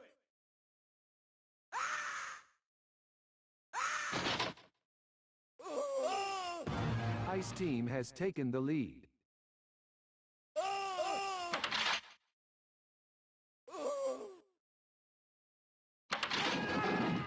Hey, what you doing, man? Fire Team has taken the lead. Hey, what you doing, man?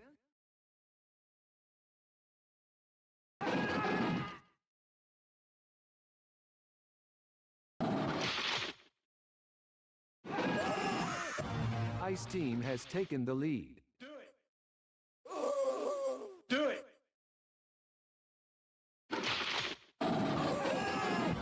Fire Team has taken the lead. Do it.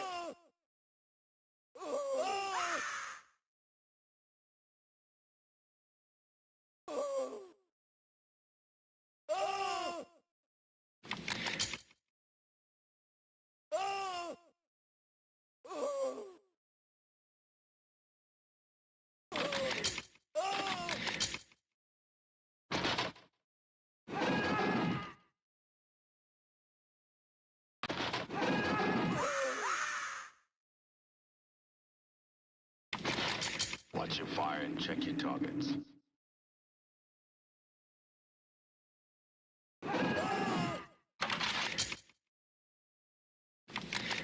Do it. Do it.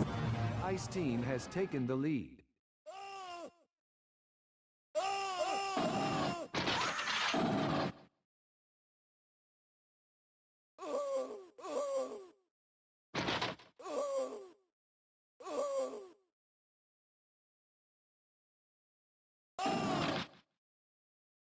Do it. Do it. Fire Team has taken the lead.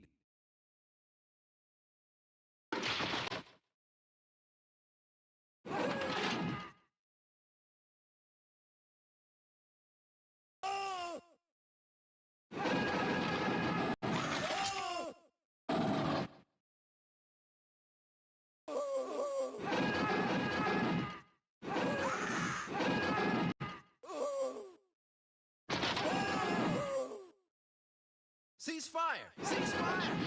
Check your targets.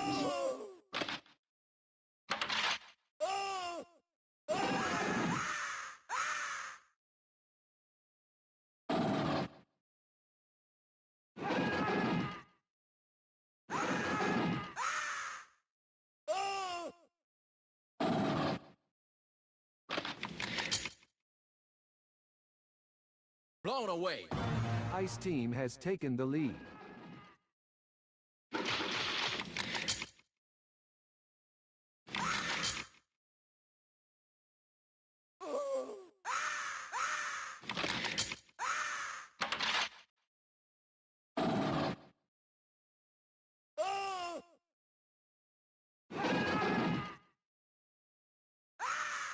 Missile away!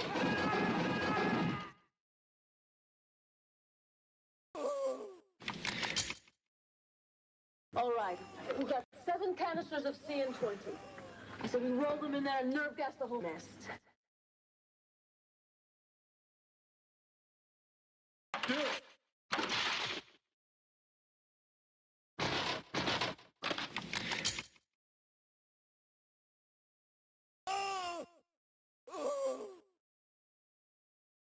Fire Team is trailing by 460 points.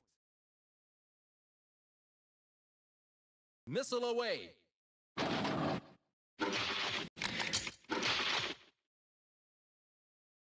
Hey, what you doing, man?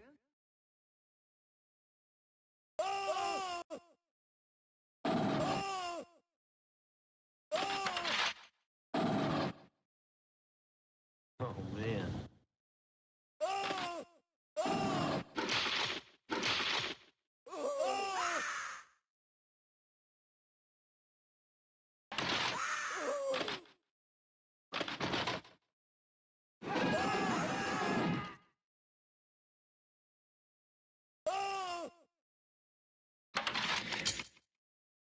Switching to full auto.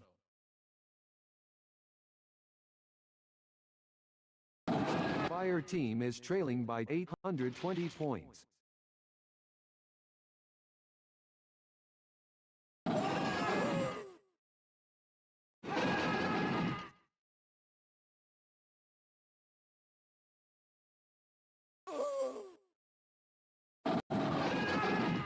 Switching to full auto. Missile away.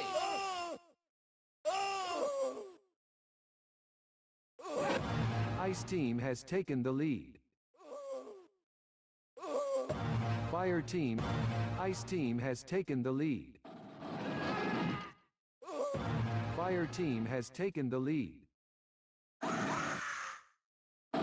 Took him out with a heat seeker.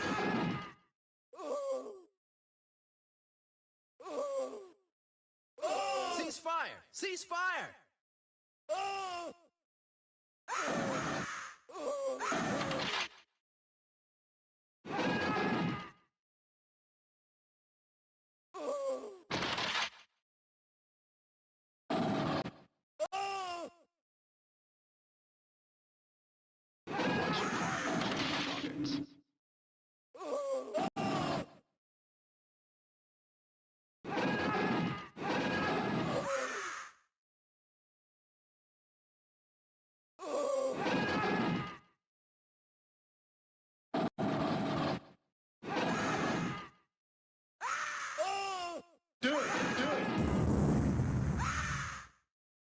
Ice Team is behind by 3,500 points.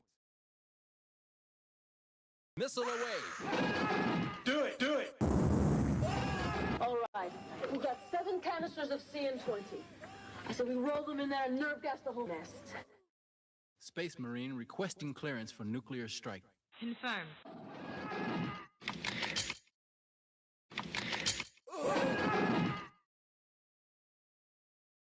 All right, we got 7 canisters of CN20. I said we roll them in there and nerve gas the whole nest.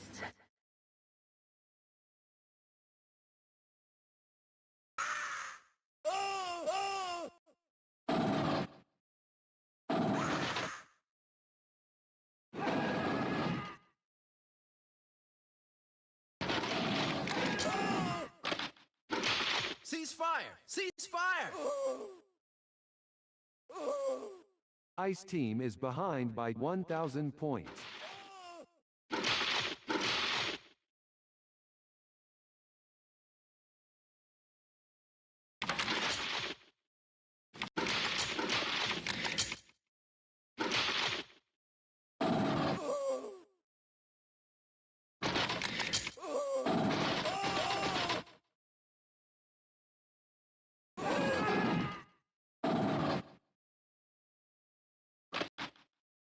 Missile away.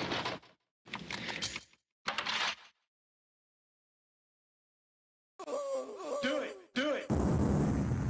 Switching to full auto.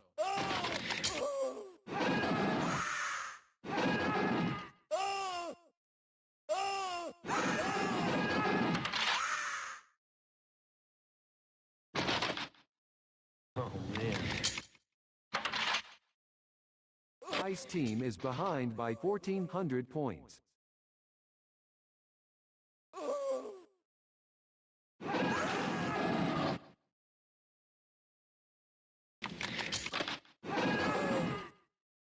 Switching to full auto.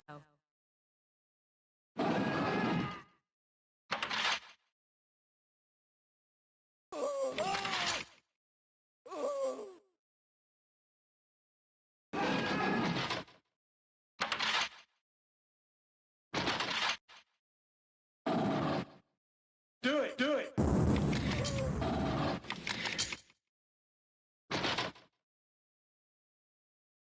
Took him out with a heat seeker.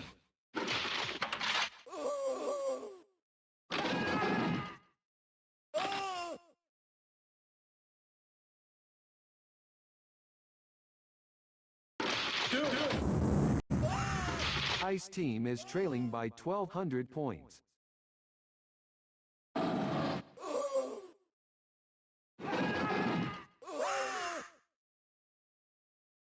Took him out with a heat seeker.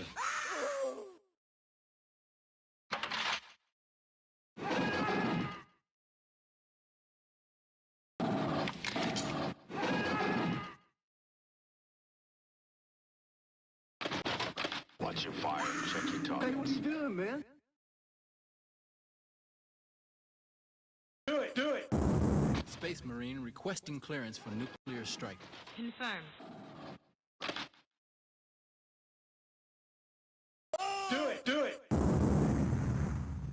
Boosting.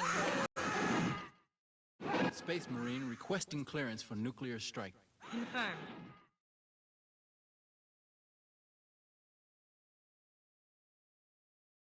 Fire team is ahead by 3,400 points.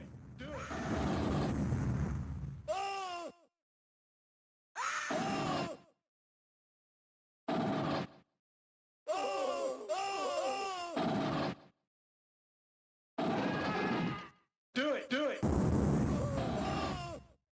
Let's rock.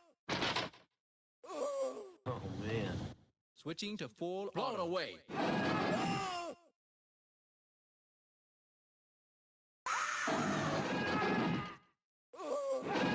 Do it. Do it, do it, do it.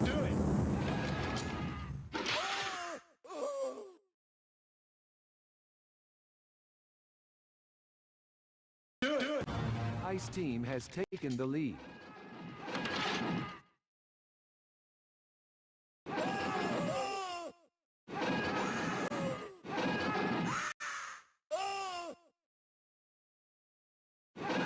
Now.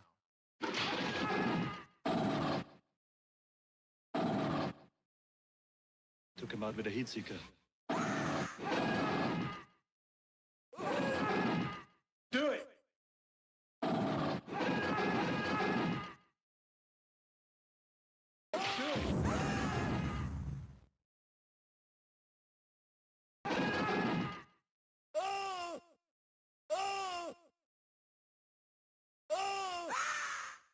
Ice team is leading by 1,600 points. Let's rock.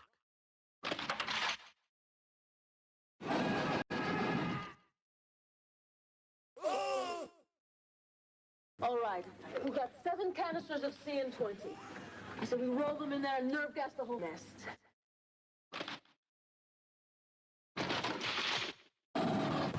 Fire team has taken the lead. Boosting now.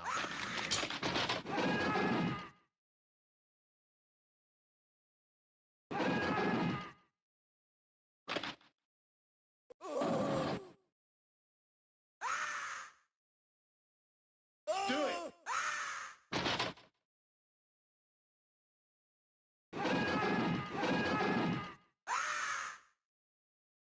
Do it.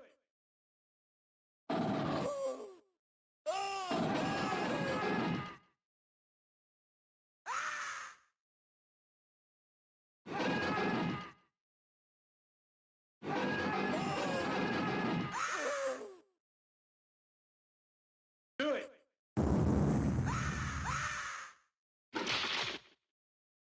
Fire team is leading by 1,600 points.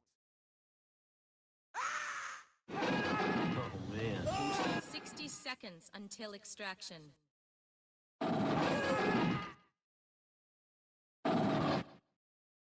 Do it. Do it.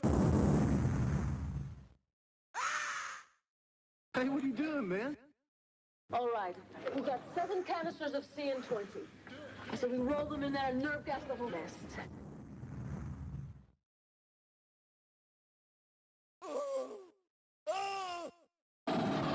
Oh, man. Do it. Do it.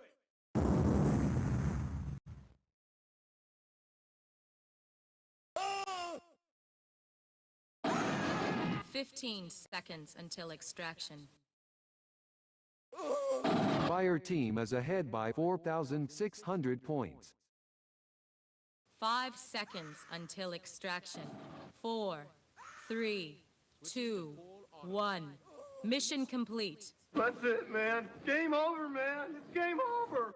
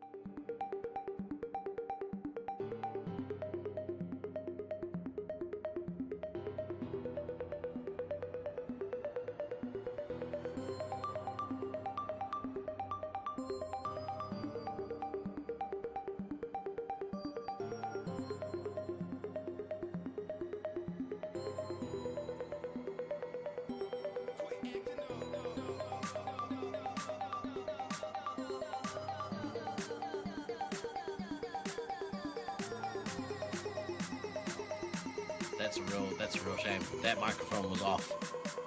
That's professional. Yeah. Well, that's a real shame. We nailed that commentary as well. that was we talked. Yeah. Yeah, we didn't say a single swear or nothing. Yeah, which is really hard for me. So. Especially with type N baiting. All right, well let's recap that game. That's what happens when you try and fit too many commercial breaks. Yeah. Let's recap that game. What were your thoughts on that game? Sweets like kept pace with Sparks there. Like, what's that? 11.6 to 11. Like, pretty close up there. Spooky outscoring the Babe as well. Even though Babe got 5 of his missiles off, Spooky's got another grand on the Babe there. How's Australia? How's 7th champ? It was better last year in 2nd. Yeah. Let's see how we're going. At least you're here. Yeah. At least I'm here. Yeah. So I made it. I made the effort. I think so we were saying like Sweets maybe missed a trick there. Anchovy on those 3 lives for a long time, and I think the communication there should have been Anchovy definitely needing to let his team know, hey, I'm on 3 lives, I don't have any bases, and Sweets had a nuke in hand.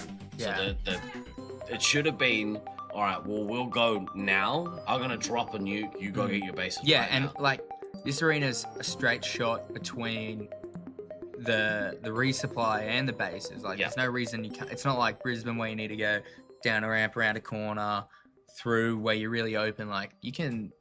15 seconds is more than enough to get across, and like you said with Anchovy, where they did their pirouette on you. Yeah, like they're more, man. like little ankle breaker. They're more than athletic enough to get to it. So yeah, who we got up next? Team Olympus versus Armageddon. This should be, no disrespect to Armageddon, but this should be a cakewalk for this Team Olympus team. Who knows? Maybe there was a mental boom. So it could be. So seen Stranger Things. Good show. It was alright. The ending wasn't too good. I liked it. So yeah, I think, but Olympus will probably come out swinging and will lay it down. We might see. I think we might see like. I think we might see a couple of change ups here in the positions. Maybe, yeah. So Kodama's having a really good tournament and at Commander, and so maybe doesn't necessarily want to give up the MVP points that come along with that, but maybe off the back of Odin's Fist. I don't think Odin's Fist had the best game in their last match against Utah. So no, it was maybe want to look to kind of shore things up again. Yeah, maybe DK might be back to heavy. He played that a couple games, but that was when Odin's Fist was sitting. Sounds like DK. I heard DK behind me, so I think DK is sitting. So here we go. Nope, never mind. That was someone else. I'm a dirty liar. So DK on heavy. Taken the lead. Dylan comms. So it's Kodama sitting. So. Oh, well, there you go. I mean, so interesting. So. Still getting around at that commander role. Nice team has taken the lead. I've really enjoyed watching Stealth Half played. I think he's been unreal. Yeah. Like, missile away. At least in that first game against us, he came out swinging. Most of these games, he's got a missile off on cue. He'll do it. I think every single game, like that's how he plays. Yeah. Yeah, and seemingly in good spirits. Again, it's always a bit rough when you're on kind of one of the lower ranked teams. So definitely.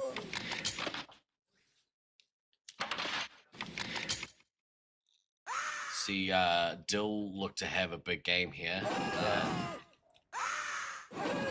Do it. We've seen the Olympus medic dive it, so Stealth Health might be able to punish that. Do it. As well, like get in, cause some havoc. Yeah. Like already at 11 special, Dill at 15. By 2,900 So it might be points. again like a race to that first nuke. Yeah. Missile here from Dill. Yeah. Stealth Health already got 2 of his missiles off, so again it's close. think it might have missiled the base. Oh, okay. Maybe. Maybe. Because you would expect the score to be a little higher, a little more special points. But Dill's already at his first one. Yeah, with no targets as well. So yeah. He seems to be farming a bit. Yeah. Skills down to 7 lives, 6 lives. So run a little bit low. It's the worst thing. The worst thing for me in the Space Marines is losing your ammo. Oh, it's There's. It's worse than losing your medic. Yeah. Yeah.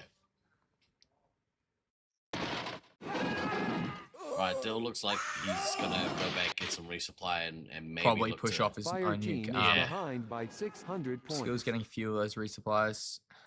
I like that as a tactic. Like you said, it's like the kind of maze where you can attack off the back of your own nukes. Yeah, and especially if you get one real quick, you can.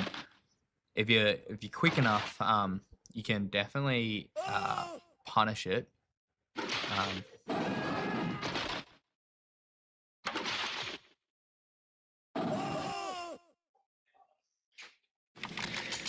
Bit of resupplying happening going Yeah, it's on. a bit of a lull.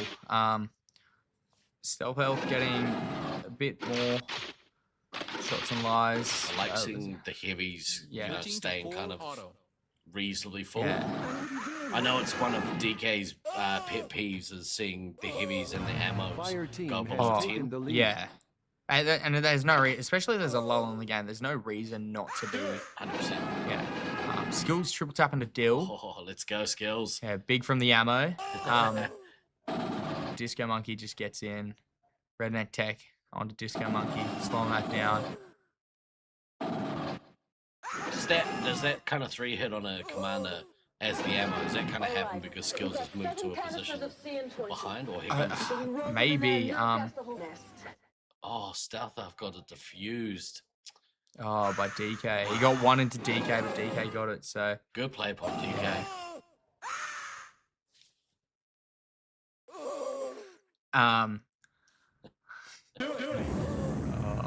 You have to be here. Stealth health getting a penalty onto Dill. Not maybe a blind fire or a chase. Play Buttercraft down to 8 lives with the medic. Ice team is behind by 1600 5. points. Stealth health, another penalty. Hey, what are you doing, man? Do it. Skills getting their base. It's possible he was angry after that. Yeah, that penalty. Yeah. Do it. Just do it. Yeah. Oh my god. Yeah, play Buttercraft. I must say, this Armageddon team, compared to how they started, they do make that effort to get their targets. They definitely, once they're kicked, it's straight to the targets. It's not mucking around waiting. Yeah. Part of that is them being laser tag players. Like, they understand the importance of, hey, your points are good. Yeah, it's 4,003 points. Yeah. Like, and it gets you to that boost. Like, especially if you get 1 or 2 hits in. Like, boost keeps you 3 hits healthy and happy. Ice team Fire team has taken the lead. Dill doing work here. Dill's got a double nuke here, which he'll probably just drop in their face. Probably. And so that's the medic dead.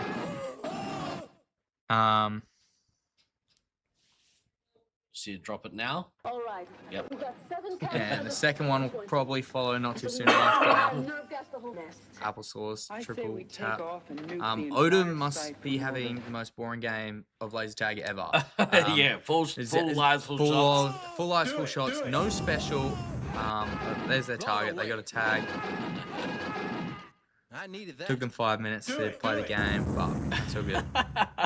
I would have liked to see Odom just kind of sit there and Battle get medic. awarded the Battle medic. You want to see that? Yeah. As a No, lazy or, person. yeah, as a lazy person. Yeah, the least hit diff or Yeah. the least times tagged. Yeah. I think this game definitely helps. We'll see. Ice team is Continuing behind to stay by on 6,100 full lives. Well, like we were talking about, I think this is the kind of game where Olympus were like, yeah, I mean, obviously we have this, we should have this game. Yeah.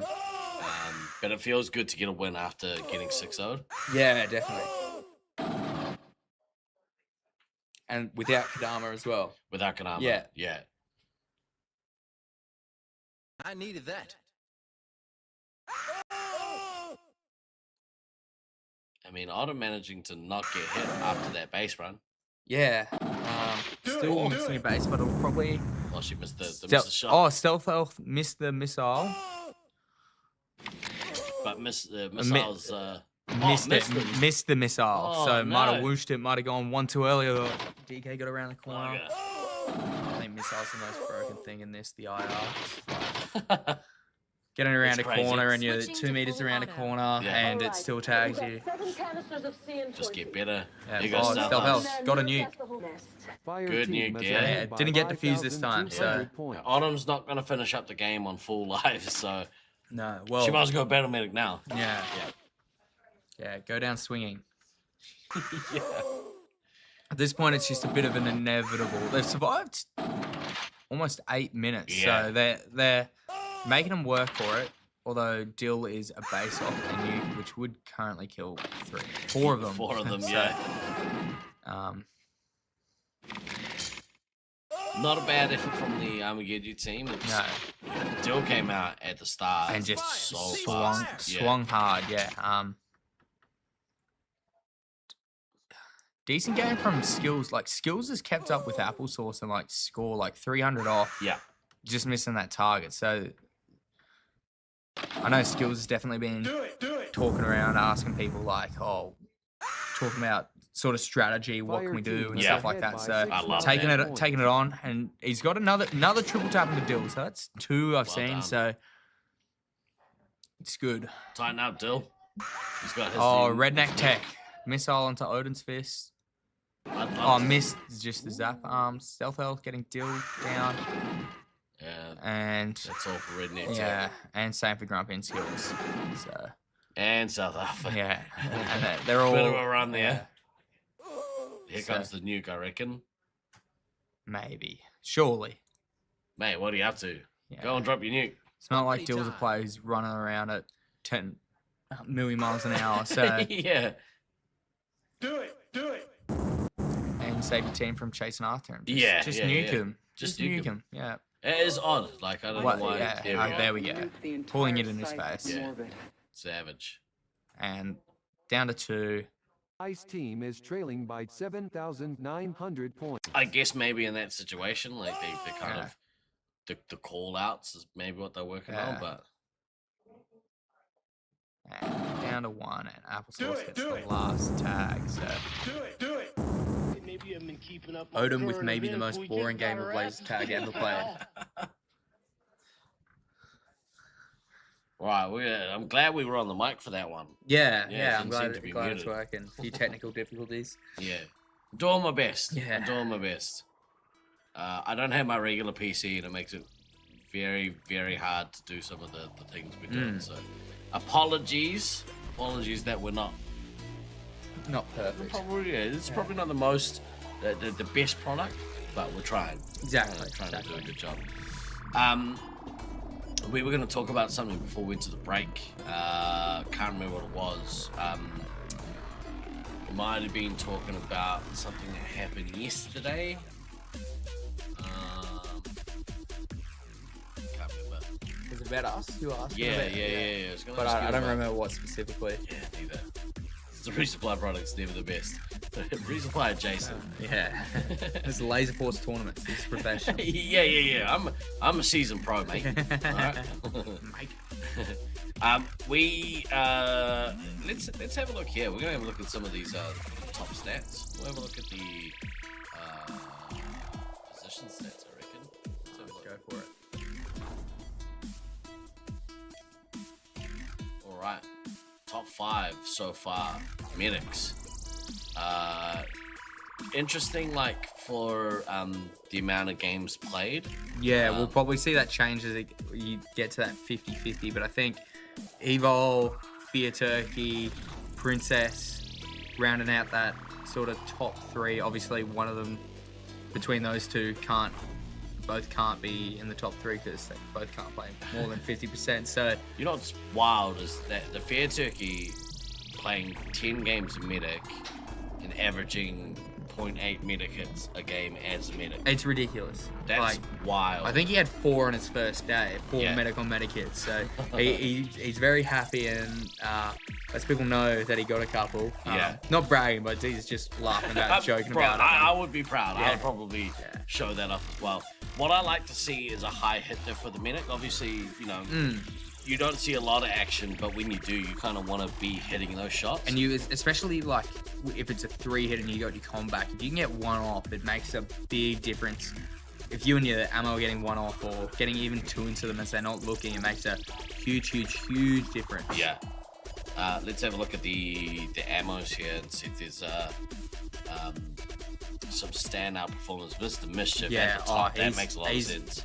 Some crazy point games from him. He's almost outscoring the scouts. I think he probably is outscoring their scouts. His average score is over 5,000. That's awesome. He's 1,000 points ahead of DK. And again, look at his medic diffs. He's getting 2 medic hits a game, pretty much. Like, wow. And that hit diff, almost at 2 for an ammo. That's pretty impressive. Then 1.8 medic hits a game. And then the next closest, I guess, after the 50% is Dinner Pass Go.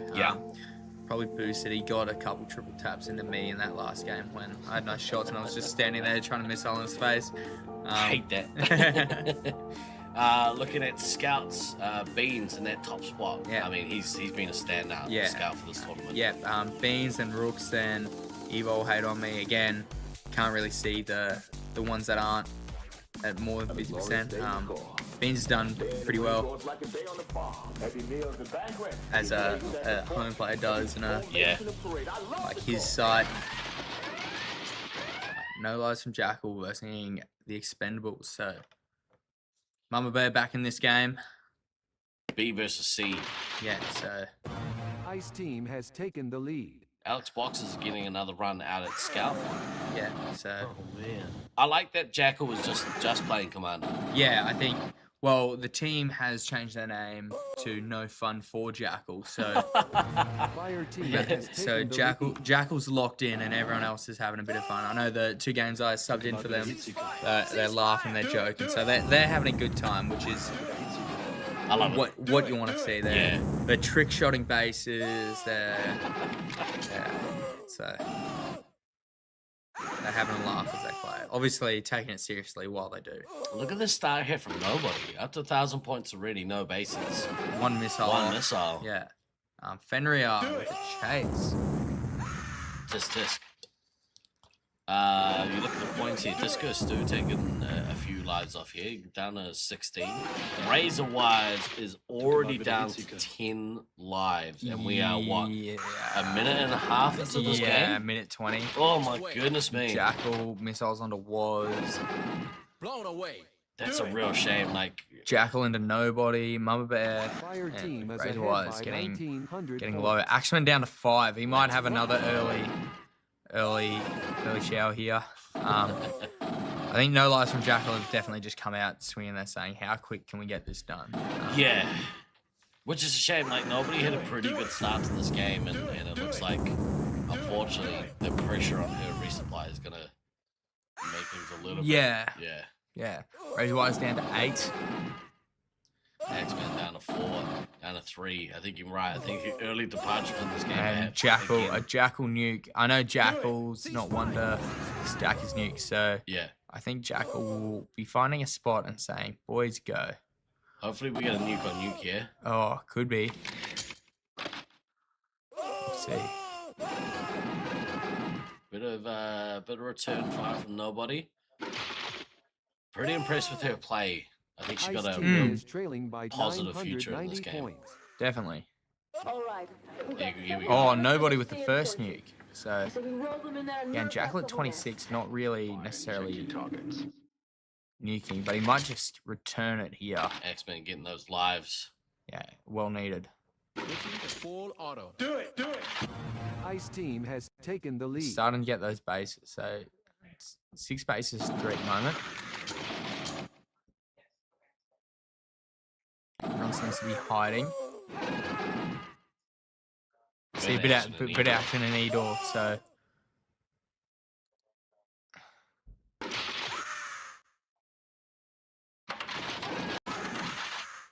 Seems to be most of the action happening indeed right now. Yeah.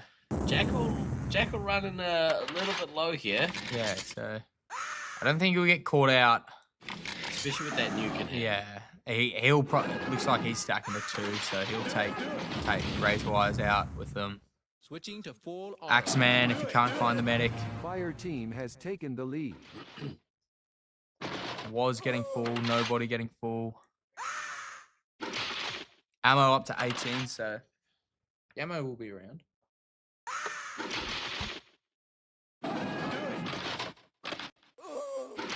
Do it.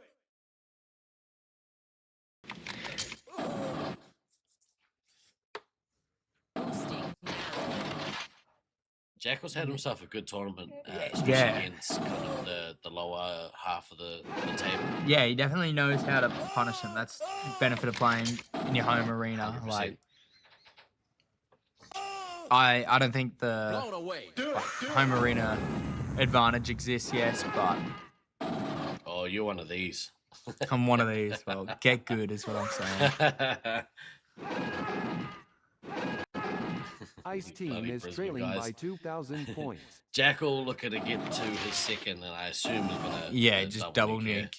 But Razorwire's doing a good job to fill the team up. And nobody got all 5 missiles off. They might have been on a couple might have been on bases, but like still got 5 off. So Axeman's got 2 of his off, and that'll be it for Razor Wires. Take off and nuke the entire site from orbit. Much better showing this game for Expendables than the last one. One thing I have noticed, that the double nukes are all immediate. There's not that little 2 seconds for the enemies to come up to reset that trail. So I think it doesn't necessarily give that chance for your heavy to get in there and really punish. Ice team is behind Jackal by missile onto Axeman. 4,100 points.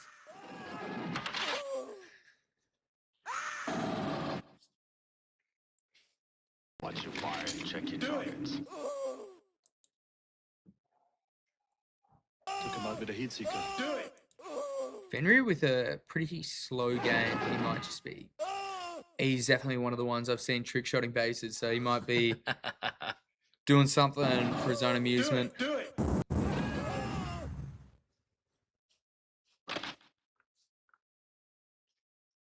Finds Axeman. Double tap down Axeman. So.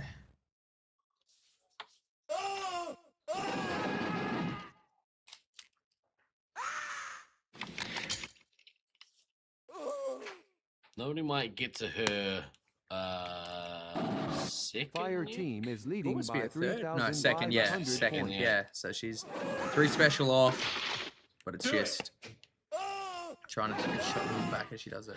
Yeah. I think she gets 2 into Jackal there, so so she good. outshoots Jackal. Jackal got 1 into her, so she's 1 off. She'll be running for a spot to pull it, I reckon. And these are good, like, little training sequences for kind of newer players, right? Like, use these opportunities. Yeah, you're not going to get the win, but use these moments to kind of do individual good things. And 32 shots, those could go a long way. Especially if 2 scouts push her or...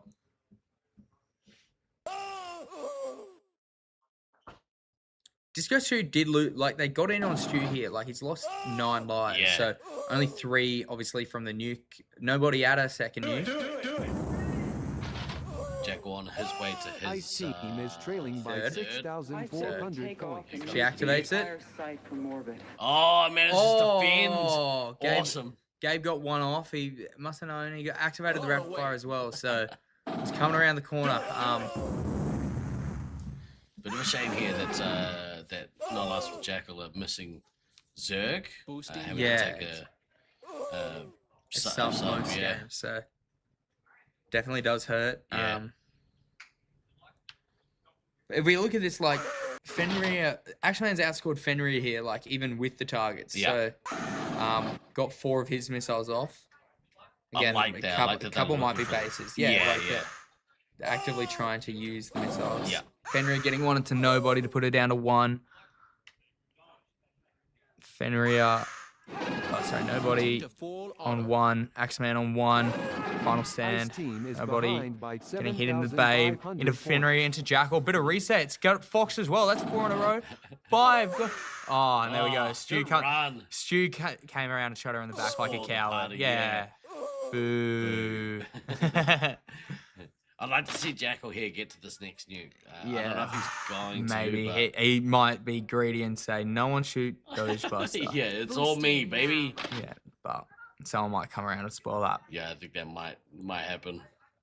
Who knows? Doge Buster might be hiding in a corner. There's a lot of nooks and crannies in here. Like, like if you can hide in one of them, you can hide definitely for like a minute and people just walk past you. It's just like a bit tighter of an angle than people are expecting. It's just in a really weird spot. So in my younger, thinner days, these nooks tend to do me a favor. Yeah, Jackal got one there. Oh, Alex resetting Jackal to get the one off. He's not going to get to this next nuke. No. And again, oh, he activates the nuke. And he went off. Yeah, well done, Jackal. No fun for Jackal with the win there, with the elim in the end. He got his 4th nuke off there, 3rd or 4th nuke. So that's a good game. Some bright spots there for Expendables. I really liked how fast nobody came out and managed to rack up some points. And Axeman as well. Like compare him to Fenrir. He's outscored Fenrir. The Scouts, they got both their targets, both of them. So a bit off the pace, but positives. Positives, yeah. Got to take the positives in these games. So we are on our way to this next game, Loveland Reloaded versus the Utah Heatseekers. We're going to come back and talk about this in a minute, but let's have a quick spotlight player check-in with Mr. Mischief.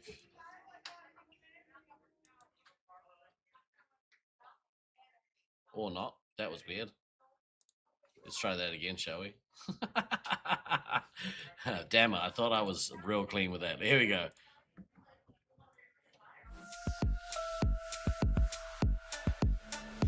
My name is Luke, my codename is Mr. Mischief, and I am playing for Loveland Reloaded. I'm playing in Nats because I absolutely love the kids at my site. I love my fellow teammates. I love my community.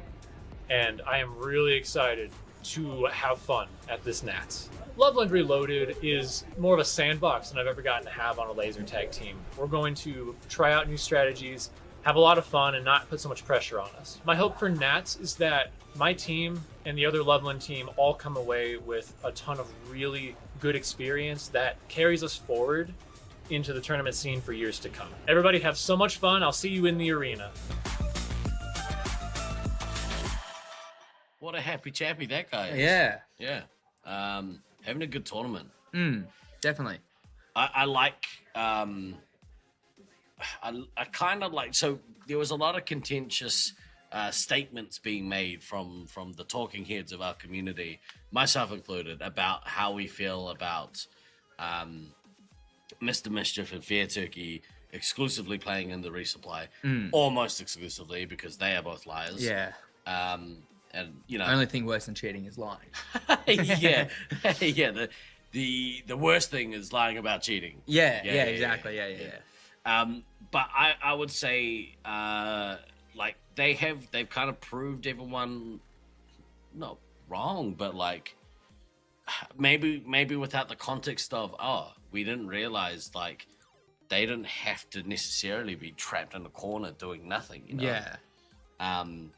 They've utilized their skill and their ability to get points. And I guess the knowledge of like how this arena plays. I know it's like if you can get in the right sight lines, you can just see down corridors. So just getting those hits in. So and they're fast too, so they set good tracks. Yeah, but in the same way, like you can also punish them. Like I know last night, like I got 6 into Josiah, and I was sort of just knowing where he was. And he wasn't at E-door. He was at his target, or he was resupplying at neutral. It's like, well, if I find you and get come around, like taking some lives. Yeah. So I wonder how they'll come out.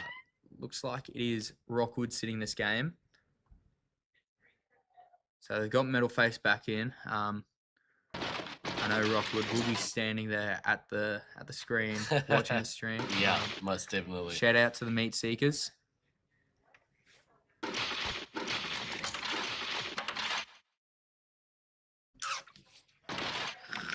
So yeah, slow start from Sabo here. Yeah,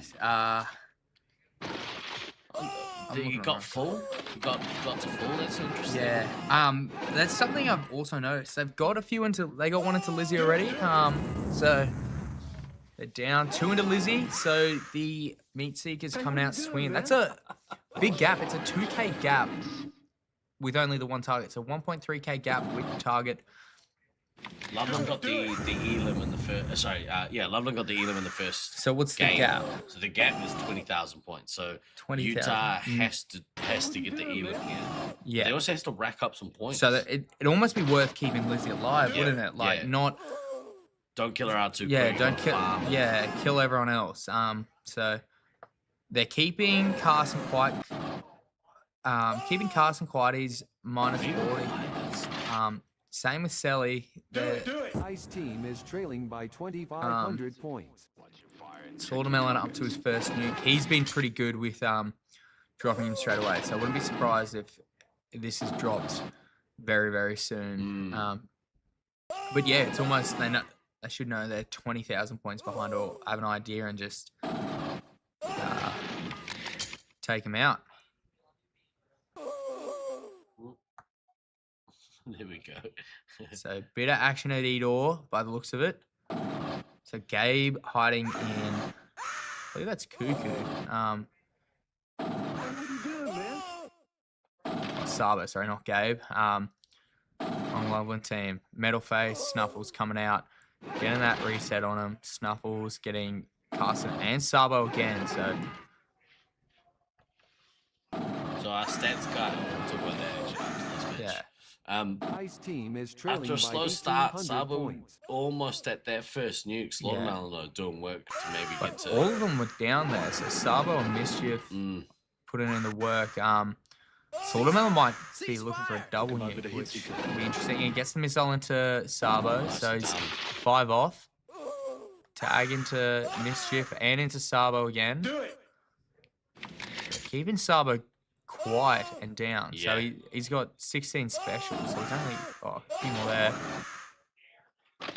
To your point, though, you know, like if they get the Xenom quick, they're pretty even on points. So they will shoot up here because they'll get awarded the bases. Yeah. So actually, maybe that is the benefit. If you kill the other team out quick, then they're not going to get their bases. Yeah, so maybe if they could, 10 grand right there. Lizzie 3 lives off her, same with Chaser. Double nukes. Yeah, Slaughterman with the double nukes. Fire team is leading by 3,500 points. Snuffles with the missile onto Sabo, off it.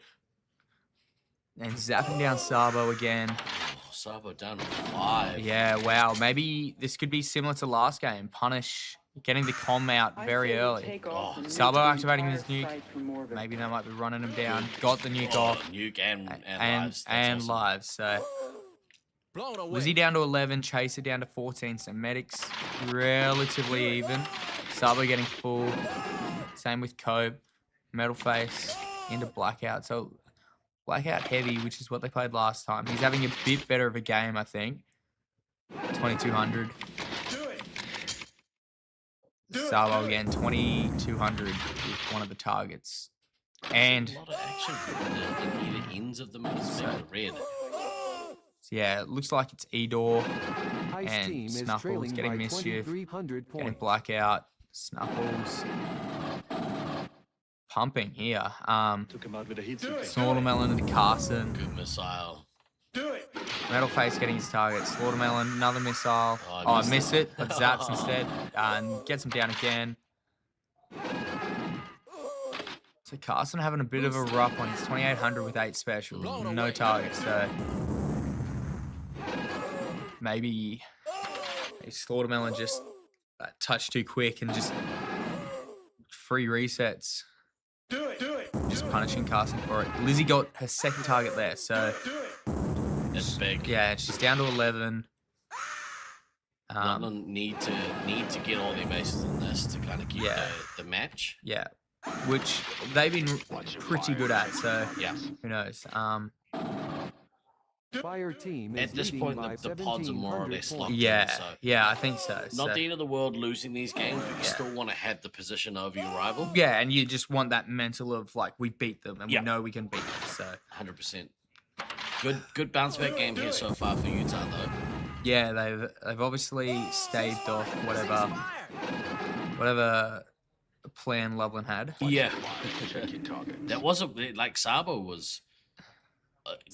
Went crazy, but there's a 4K difference between Sabo and Slaughtermelon. Slaughtermelon's going to get to his third unit before Sabo gets to his second. So he's got no shots. So getting a resupply there. Yeah, so got a resupply. So, but if he drops Elan's blackout before the target. So let's see what he does. Oh, he's gonna stay get resubs. Blackout. But Blackout only got shots there, maybe. Yeah, he only got shots. So Snuffle might be doing a bit of work here. So Blackout might be in a bit of trouble. Managed to get he got some lives there, but still, if Snuffle's pretty full, I reckon they'll be close to ripping it. But Blackout gets up to 8, so Lizzie on 8 as well. So may Elim the medics here early. Snuffles is in the starting door looking to punish this resupply. Do it. Gets one of Sabo. Do it. Snuffles getting Sabo again. And then resetting the team base. Slaughtermelon should missile away. He gave me the advice of pulling early. I think I'll have to give him the same. Snuffles getting Sabo with another missile. Look at the difference in missiles. There's 8 missiles gone out from the meat seekers. The Loveland Reloaded are facing the wrath of the heat seeking missile this game. Compared to only the 3 from Blackout. I think Sabo's done pretty well getting his missiles out, but this game obviously struggling a little bit. Yeah, it came out to a real quiet start. Like it was sitting on like -20 for a minute or two. Yeah, Sally, very healthy here. She's full lives. 16 shots off. Needs to kind of play that mid a little bit. So we'll see how she goes. She might be running around for a bit. So Sabo. He's got to that nuke, Sabo. So we'll see who nukes here first.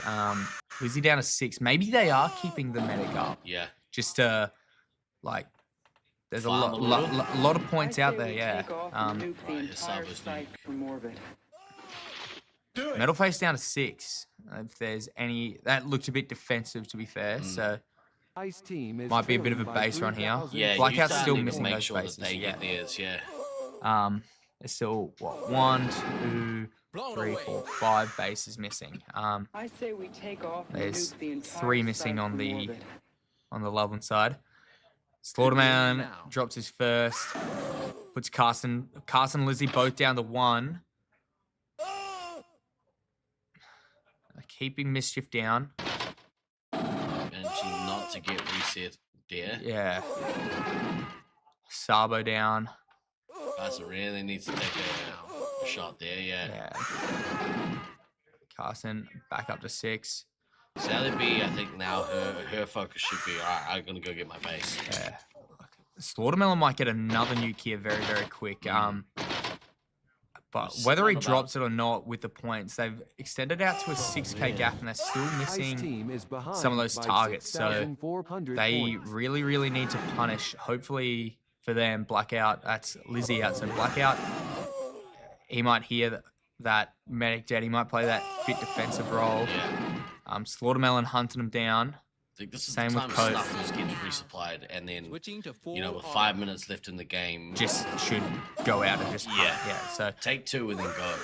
Yeah, sweep as they've been calling it. So Slaughtermelon out to another nuke. So it's gonna big game. This is way better than before. This is the time, they've found the points. Now they need to kill them out. So here comes the nuke. Did it get cancelled? No. Oh no, okay. No, Sabo got him once and then he got it. So Blackout got one of his targets. Blackout down to 2.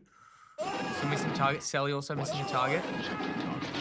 Big bonus here if Utah can kill Blackout before Yeah, leaving this that base. second base. And same for Sally. Sally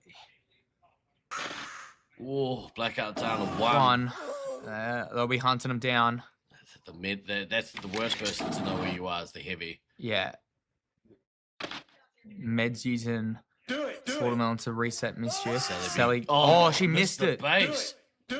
Missed it again. Oh, she got it this time. Okay. Goodness me. Okay, Blackout got his base. his, okay. So it's a 7K game. There's still 3 targets missed. So that's 10K there. So it's going to be close, but 4 minutes left in the game. Sabo has a lot of lives here. Yeah. So also a lot of missiles. Yeah, but I don't Blackout got their missile off. That's awesome. Yeah. So well that's done. Blackout That's out. big. Blackout goes out. Mischief not far off either. Look at that point difference between Sabo and Slaughtermelon. Yeah, that's a 7,100 points. It's huge. Yeah, he's locked in. Utah have to really pull finger here to get this this Elam. I mean, there's still a decent amount of time. I think they're not far off. I think Slaughtermelon is very good. Oh, good missile. So they'll hunt him down. They won't make this nuke easy for him. Yeah. They're very good at cutting him off. Yeah. Communication. I say we take off. And Activates the nuke. Oh. Get mids. Detonates the nuke. Good nuke there. Again, it's still 7K. There's still just the 1 target missing now. Still a few points left out there. So maybe Slaughtermelon gets another nuke off, depending how many times he gets Sabo. He gets him twice there. 6 off. Still 17. Might get to his 5th. We haven't seen. I don't know if we've seen anyone drop 5 No, so I don't far in think. the tournament yet. Yeah, they're still. Yeah, need more points. They need exactly 2,000 more points. So they definitely need Slaughtermelon to get this nuke. Yeah, Snuffles needs to go and make sure he gets the base too. Snuffles will get the base. Well done. Carson, yeah. You're almost, I don't know, you're almost not sure if you want Slaughtermelon to drop and kill. Yeah. I mean, you do. They need the Elam here. So it's 2K. There's it's almost like needs to farm all these points. 2 minutes, 12 lives. Sabo doing work. Sabo finding both the 3. It's Metalface comes around the corner. Sally B and Sabo seem to be together. There comes Slaughtermelon and Snuffles. It's risky because you're running the risk of getting reset. Yeah, so looks like which is happening.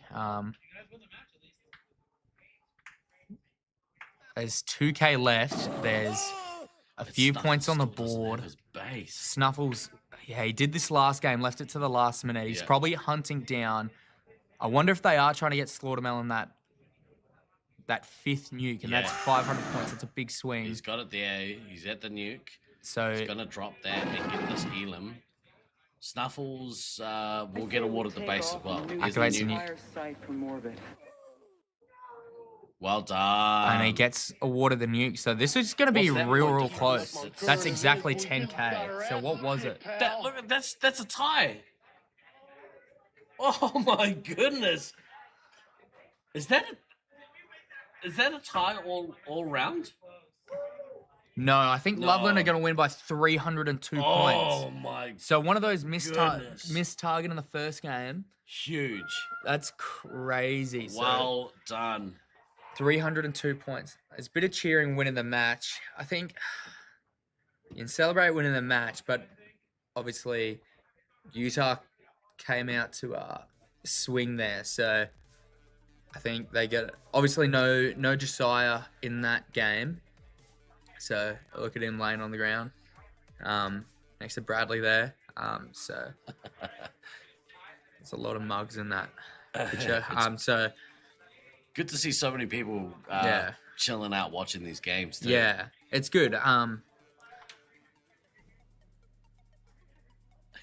That was awesome. Yeah, so 302 points in the end. Yeah, maybe almost nuking too early. Like, there were 3 lives left. That's 300 points there. That's what I was saying. Yeah, like, so they want the Elam. Maybe not drop the nuke until. It could have been better to leave Lizzie up to. Yeah. Yeah. So. But if you do that, there's no there's no saying that they don't get the elim. Yeah, or exactly. They get the elim, or so. like they don't get hit themselves. Just Yeah.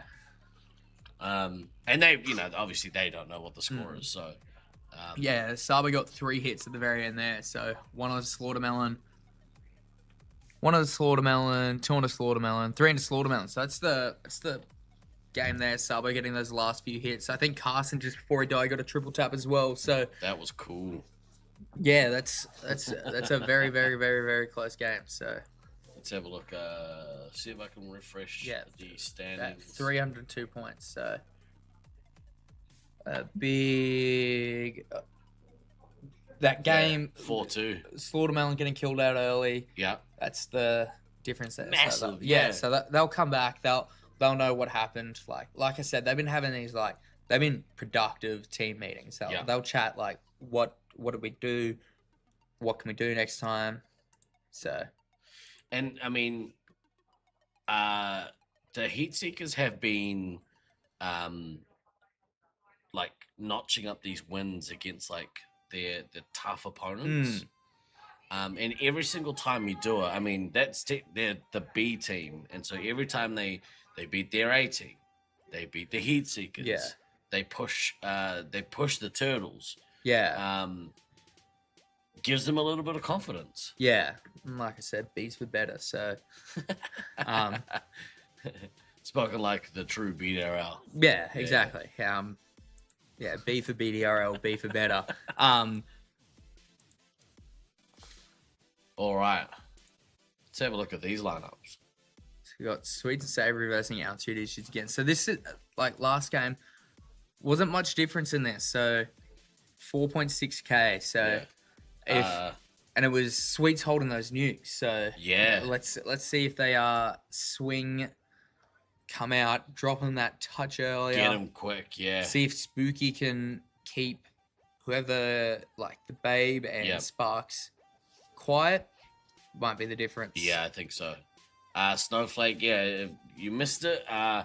Loveland Reloaded in that first game came out. They killed Slaughtermelon out of the game pretty early on, and got the Elam bonus.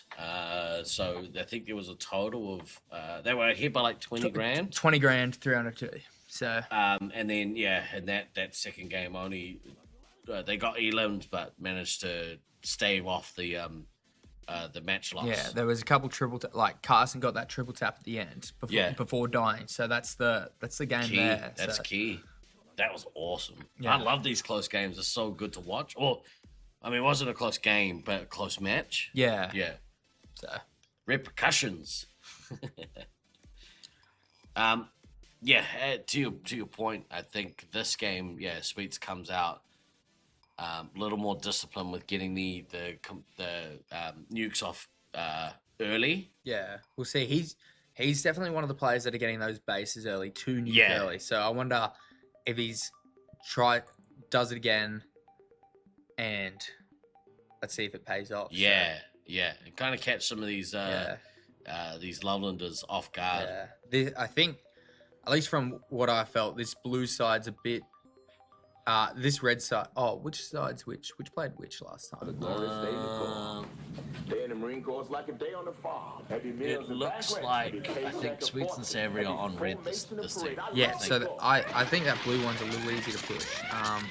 Nope, we got it wrong. So Sweet and Savory. Oh no, Sweet and Savory are red. So yeah, this blue resupply I think can be easier to push. Babe's come out no resupplies to push early, so he might. If Sweets, like we said, can get that decent start, he might punish Gabe, but Gabe's gone back to get full. Tucker getting a few shots off early.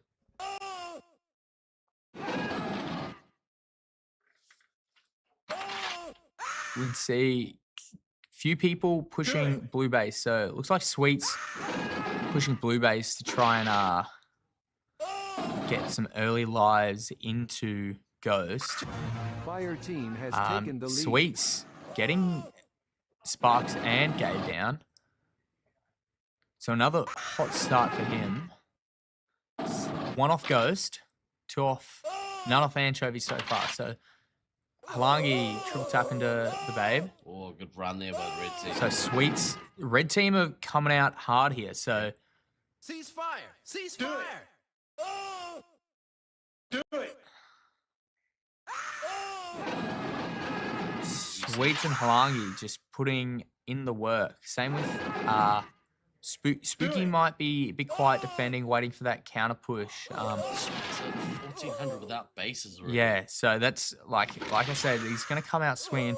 Goes down 2 already, so they're definitely coming out hard. Halangi going back for resupply. So I think if the scouts here, instead of getting all the way full, go into that 20-40 sort of stuff and just going out, pushing hard, coming back. Just even if they get a couple in, like, look at the Babe, 200 points. He's getting pumped here by Sweets and Halangi. Sweets one off a nuke. He's double Bradley, Spark, sorry. Halangi, look how many lives and shots Halangi has. Yeah, so Halangi... She's poised to, like, go out off this nuke, gets a reset. Yeah, so Spooky getting full, so they must know what's coming pretty soon. Altitude issues ahead on the base. Sparks one off a nuke. So Sweets waiting slowly. To see who's gonna drop here. Yeah. I don't want to jinx it, but I'd love to see another nuke on nuke. So Sweets up to 20. Sparks up to 22 as well. But like I said, Sparks one of those players that's pulling for himself. So yeah. Sweets hopefully running back saying go, go, go, go, go, go, go. So Spooky's full, poised to have a good run. Have a look at Edor here, and a little bit of suspect shooting happening here for some of the players. Not holding their gun square. Hate to see it. But yeah, look at this. Sweets is pretty much even on special with Sparks, and Sparks has got a base. So Halangi triple tap. Oh, Ebo Mike and Halangi getting Sparks down. Putting in the work. So hopefully Sweets does pull very, very soon. Keep the pressure up. Man, like you said, like we were looking for that early nuke. Yeah, so. Like Spooky's full. Spooky trying to get in. Two commanders are dueling at the moment. Yeah. Just love to see each other. Oh, Sparks penalized. Maybe a shield. Looks like Ebo Mike's come around the corner. Sweets and Spooky has taken the lead. Did they get the missile off? No, they didn't. They just zapped. Sweets put him down. Big thing here. Sweets hasn't used any missiles. Not yet. But they might wait. It might just be one of those games where doing a lot of shooting, going in quick, and not getting that chance to reset. Because, like the way altitude issues play, you're not, especially if you're in the resupply, you're not getting that chance to missile. They're very, very outward looking back towards their resupply. So it's hard to stay in there for a long time. Big key here. Anchovy's still on full lives, which in the last game wasn't the case. Anchovy lost a bunch of lives pretty quickly. Again, like, looks like Sweets might be going for that second one. If he gets that second base very quickly, he'll be close. He's 6 off at the moment, but Sparks Sparks is 8 off, and again missing the base. Sergeant Tucker triple tap into Sweets. Ice team is leading Sparks really come back here actually. A bit of a slow start. Managed to get the missile off. Yeah. Halangi one into Sparks. Sweets into the Babe. They put Sweets down. They're both a target off. So I wonder if Sweets might run back. Sparks 2 off now. Both heavies are looking in pretty good situations. Pretty healthy. They're pretty even on score as well. Like 100 points between them. Sweets at 38, Sparks at 39. Maniac said Loveland are up 4,600 points in this match. So an Elim would help. Again, the medic. Sweets getting to 45. Let's see if they pull first. You gotta drop. Gotta drop. Sparks is gonna get his first. Oh, Sparks getting resupplied as well. Spooky full. Spooky should be in there. Sweets getting one as well. But so Sparks. Oh, this is going to be close. Do it. Nothing's happening. I say we Spooky. Here take it off comes. and nuke the entire site from orbit. Good drop. Big. And that puts Rook down to 8, and it'll be 5 after the second nuke. One of the Ghost. Was it cancelled? Got a resupply. Oh, no, he didn't. Oh, It was okay. cancelled, but- All right, we got 7 canisters of CN20. And he activates the second Roll them one in there and nerve gas the whole nest. Okay, and detonates. So that's all right. Rook down to 4 though. So Massive. Here comes the Ghost pressure, on such 11. a So tuck on 9. Check your target. But that little gap actually probably okay. yeah, it's between that, the nukes. that's what I was saying earlier. Like giving that chance for the trail to reset and go in and punish them.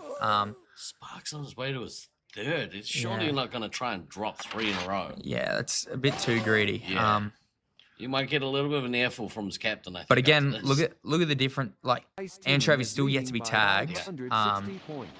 Ghost having 3 hits off him to be at 11. Even Mike keeping the pressure on. Even Mike and Halange doing a good job. Yeah. Distracting Sparks, yeah? Who knows? Sweets might come out and he can taken the lead. go out like it was earlier. Oh, the baby with the missile. And Sparks with the missile on Halange. So looks like Sparks might triple drop here. But again, yeah, like the medic's only gonna go down to 11.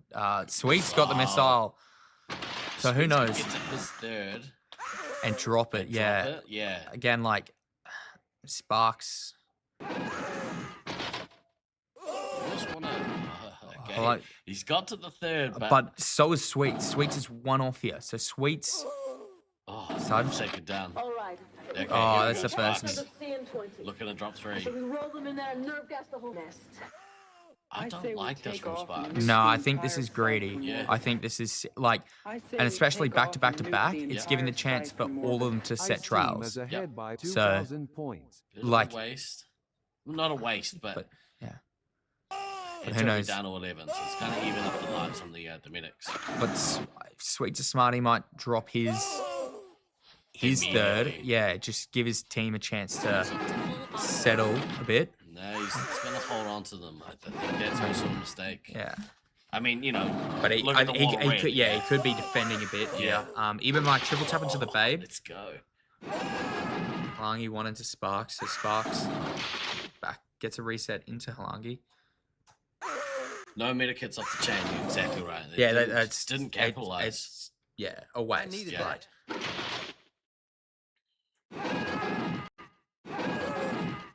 Sweets really needs to drop this, and I mean, the sooner they have to kill Ghost out. Yeah. They have to kill Ghost out, and I don't think I don't know if they've got the strike to do it. I mean, drop the nuke and maybe take 1 or 2 resets, but they're still going to be able to re-establish. And, yeah. So I think both commanders here are a little bit tentative with their nuking. It's kind of not really paid off for either of them. Some resupplies. Anchovy getting everyone full. So Ender's on 19 lives, so it's not like he's going to be in trouble. Yeah. In the next couple of minutes. Think about coming back into resupply. We're 5 minutes left in this game. We're kind of entering the end zone, the end period of the game. Yeah, there's 5k in it. Do it. Sweet's trying to go for a 2-drop in a row. I mean that'll put pressure on Ghost. Yeah. Again, both are on 11 lives. The only lives that Anchovy's lost is from those nukes. Yeah. Yeah. So, they'll probably be looking for a base run soonish. The blue team, Ghost got his. Tucker's still missing his, but to keep your eyes, he's full now, so yeah, should have plenty of time to go get them. Halangi down to 6, Sweets down to 8, so he needs to drop. The big difference here is come back to missiles as well. Yeah. So yeah, the altitude issues have 4 left, where Sweet Savory have 9 of their missiles left. Yeah. Bit of action happening at Edor.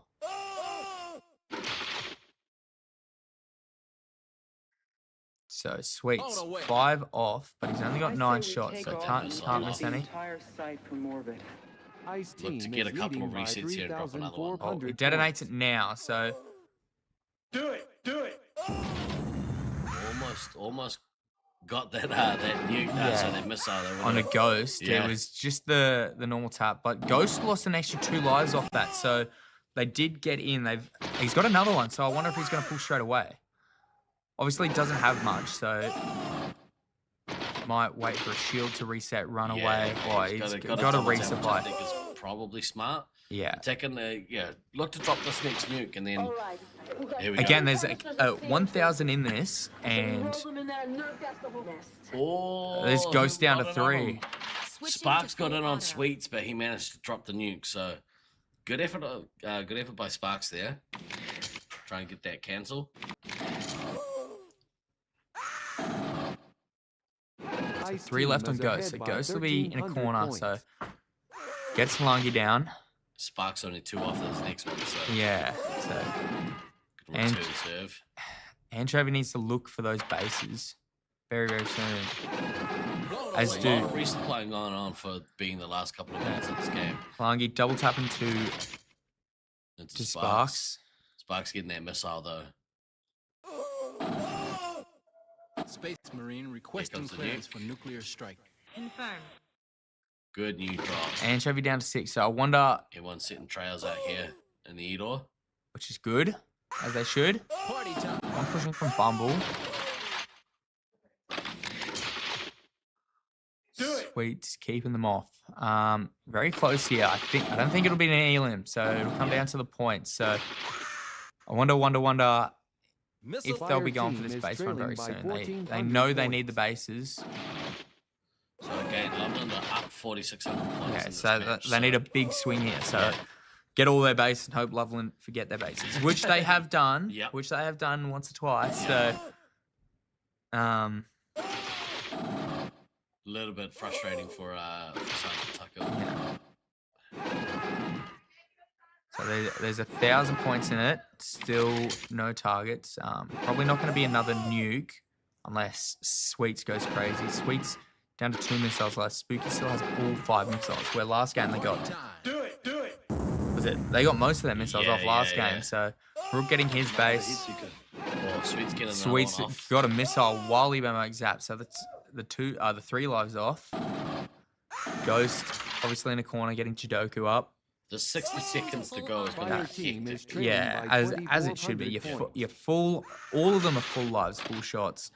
Go out. 60 seconds until extraction. Go out, go crazy. It doesn't look. Yeah. I'm gonna have a look at all the bases here and see if we can catch a little bit of it. So looks like Rook at neutral base. Do it! Do it! Do it! Oh, Rook.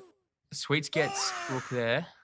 Do it! Do it! Do it! Big base run happening. Yeah, big bases. Halangi looking for their bases, but obviously missing that neutral one. There's a lot going on here. There is a lot. Chaos. Maybe Sweets might get one more nuke here. 3 shots off. Sergeant Tucker puts him down. Even Mike getting his bases. Halangi's still missing 1. Ender's still missing 2. So same with Anchovy. There's 11 seconds. Altitude just put the hammer down. Yeah. To like a 8K. 9,000 point lead. But that's 3 missing targets. Anchovy gets 1, but won't get the second. 2, 1. Mission complete. Good win there from altitude issues. Yeah, they staved that off. Yeah. I think Sweets and Savory probably maybe a little bit let down. Yeah. But especially after the start they had where they put them to the sword. But again, like that, stacking those nukes, like, silly. Yeah, way too long. I think both of them. And the triple nuke from Sparks, Anchovy lost. I think Sparks had 4 nukes, so Anchovy lost 12 lives. Still was on 5, whereas at least Sweet and Savory got in a bit more on Ghost. So. Yeah, but to your point, like it was too late. Every time Sweets dropped a nuke, they would do damage on the medic. And that again is why dropping those quick nukes is so important, because definitely they were taking 2 to 3 lives off the medic after a nuke drop. Yeah. Yeah, that was cool. That was a really interesting game, actually. Yeah, you love to see it. We have Team Olympus up next versus the Armageddon team. But we're going to have a look here at one of the Utah players. Here we go. Okay, I think I've done that right. Here we go.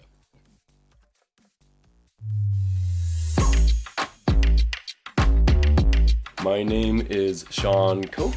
My codename is Cope With It. I am playing for the Utah Heatseekers.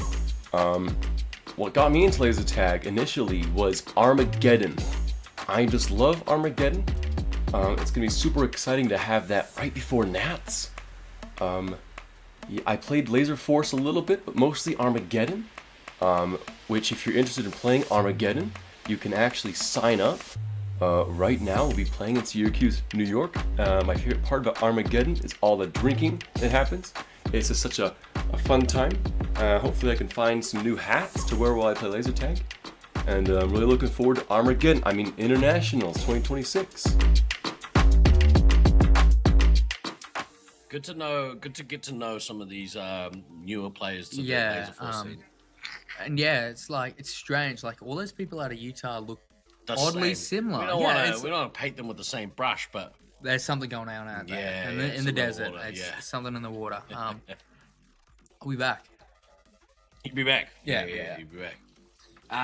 What is Armageddon, Nathan? Armageddon is a celebration of laser tag as a whole. So people from multiple sites coming together and playing a tournament where they play, 5 or 6 different systems across a week, including Laserforce, Zone, Darklight, and many other ones.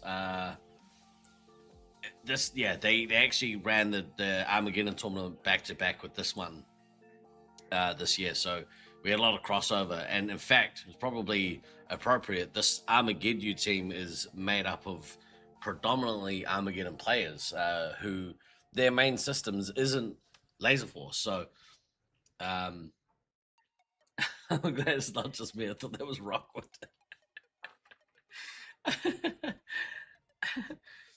Sounds like something Tivia would be good at. Well, 100%. So Tivia's actually been out here and was a massive part of Armageddon, as she usually is. But so she was out here for the Armageddon tournament, and on a personal note, it was really cool to actually meet Tivia in the flesh. She came and jumped on the mic with me yesterday, did a bit of commentating. So it was really cool actually.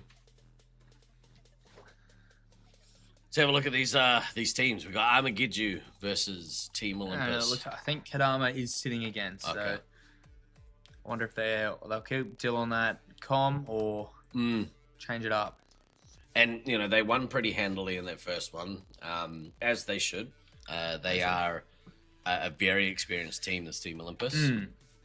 Been on the Laserforce scene for a long time and made up of players from California, Chula Vista no longer with us, Sacramento no longer with us. So although Sacramento might be making a grand reopening soon, so it'd be cool to kind of go back and revisit with a center dedicated to Olympus from 2025 Nats, which is crazy, isn't it? Yeah. I can't believe this has to be the miracle story of to go from not playing laser tag at all, Laserforce at all. 0 points to top 3 finish. I think this may even, if a big win, they're probably going to go ahead of the Utah Meat Seekers after they lost that last game. So here we go. So Ice team has taken the lead. Dill on the comm, DK on the heavy, DK off to a hot start, Stealth Health as well. 4 special already, 4 hits.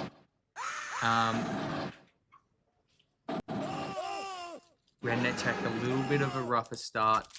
Stealth Health out to 7 special already, yet to be shot. He's 700, 7 special. So he is keeping them down 8-0 here. He's keeping pace. He's keeping DK and Dill away. One into Odin's Fist there, so... Big stuff. Is that a bit of a change? Was Odin's Fist heavy last time, or were they... I think it was. Okay, so DK, yeah, okay, DK onto the heavy. So... No, DK did play heavy. Okay, yeah. Stealth Elf out to 12 special. Do it.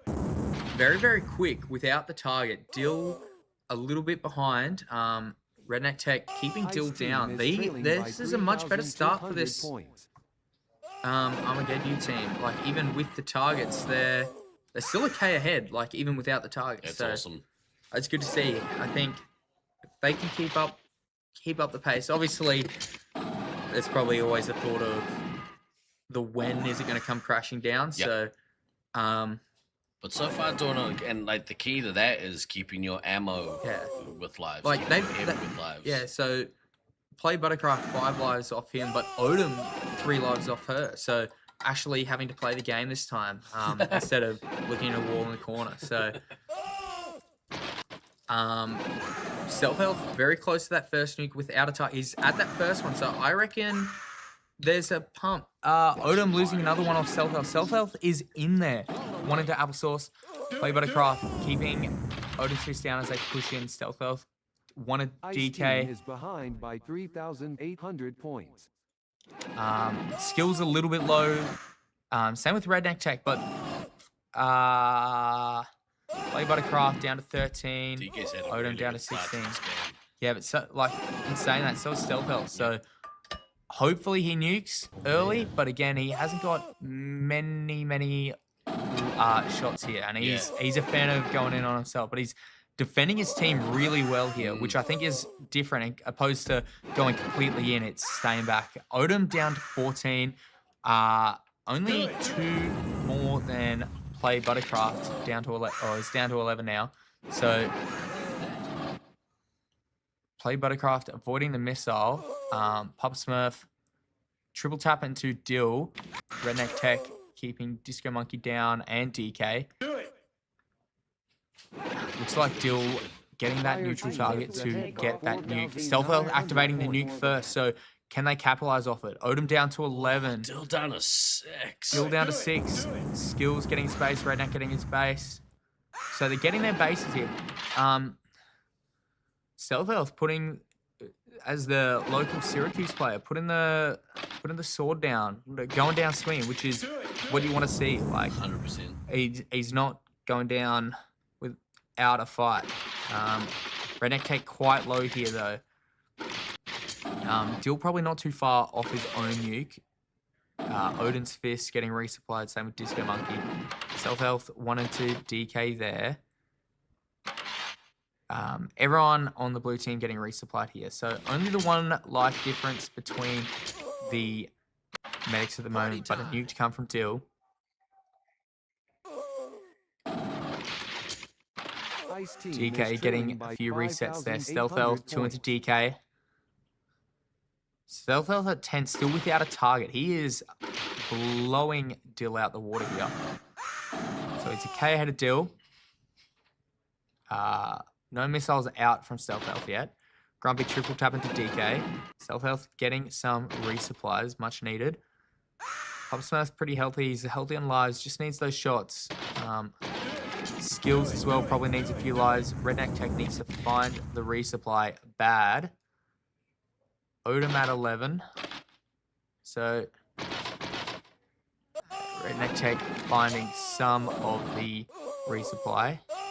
Not the ones he needs though. He's down to 3 lives. If Dill nukes now, he is out. So Pop Smurf keeping Dill down. That's rock. Disco Monkey triple tap into Stealth Health. So does Dill hold his nuke, or is he going to ego and double nuke again? Who knows?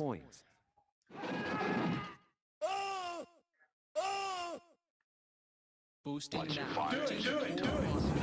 Play Buttercraft getting one of their targets. I needed that. Redneck Tech's still really low on that 5 lives.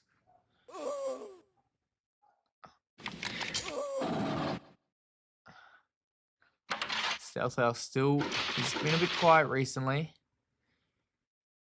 Redneck Tech finding the lives, so he's a little bit healthy. He's down to 4 though. Play Buttercraft putting one into his own heavy. Stealth out 3 grand, no bases. Yeah, Go so on a couple base run and drop that another second nuke, nuke and Applesauce putting Papa Smurf and Stealth Health down. Stealth Health putting Ice team Applesauce is down though. behind by 2,200 points. Medic down 5 for Armageddon. They're still in the lead though. They still hold the lead. Even if Team Olympus tie on the bases, it's only a K in it, so 1.5. So I think this has been a much better game from them.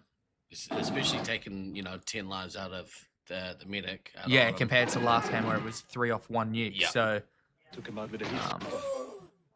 Dill probably about to nuke. He's up to that 44 skill stealth health on 19. Still no targets. Play Buttercraft getting their last target, so that's good for the team. And Do it. they've held the lead for like a reasonable amount of this game as well. Like even without the targets, even with the targets, like they're doing well. I think 420 So we're gonna look to drop 2 here. yeah, has maybe taken up the to lead. 3 as Maybe up to well. 3, yeah. He's up to 53, so I think he's probably just going to go. Stealth Health might get their second off. I needed that.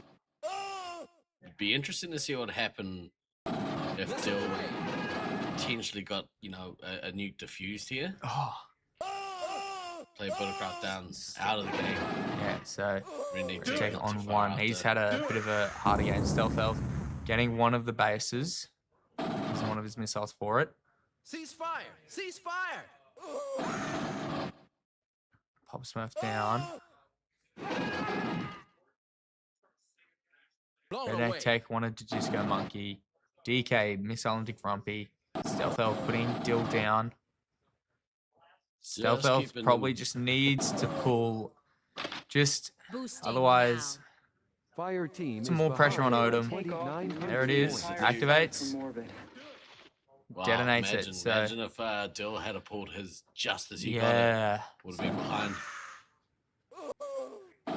I say we Skills take getting off in. and nuke Here the comes the entire 3. site from orbit. 3 chain. Yeah, and that's going to put out skills as well.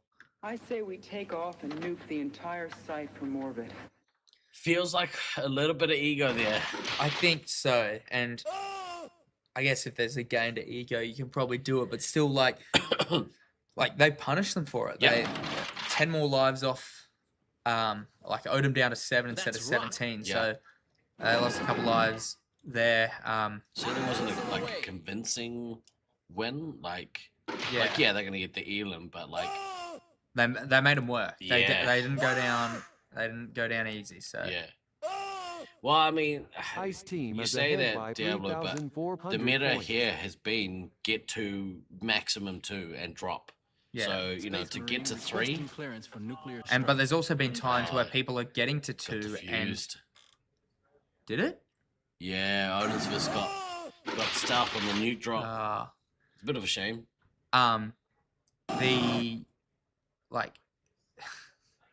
There's people who are stacking 2 and their teams start losing because of it because they didn't pull early enough. They're on top and they would have stayed on top had that nuke come, but it doesn't come. So their team just falls behind it because the other team pulls 2 nukes before. So yeah.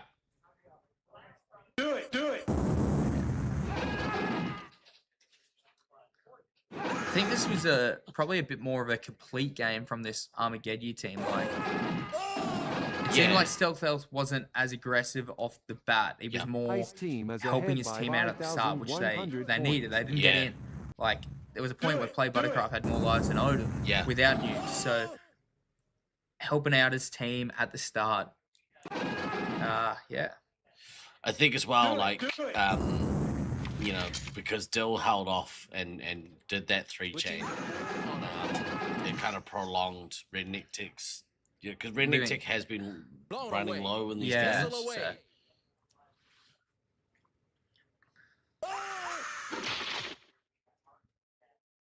So 4 lives, Stealth Health running around. He'll be pretty cooked. He's often the last one alive for them. So he's definitely got his money's worth. Yeah. In terms of game His time entry fee. for the team. Yeah. So a good game from him, I think. I mean, a His little team unlucky is with leading by 10,000 points. with the the drop there, but yeah. I think that's a very respectable score against one of the top 3 teams here. Yeah. So yeah. Yeah, who are One vying life for position. Yeah. And looking for a Nats win. So Yeah. And again, positives all got their targets. Yep. Got Odom down to 7 lives. Yep. With the nuke, it would have been 4. I think just staying together and knowing where the resupply is probably the thing there. Redneck Tech maybe stays a bit healthier, isn't playing so in a corner, waiting to be shot or shoot someone. So yeah. pretty sweet to see them kind of improving as the tournament is progressing. Yeah. Fake Olympus getting a 6-0 there. So the fairy tale continues, doesn't it?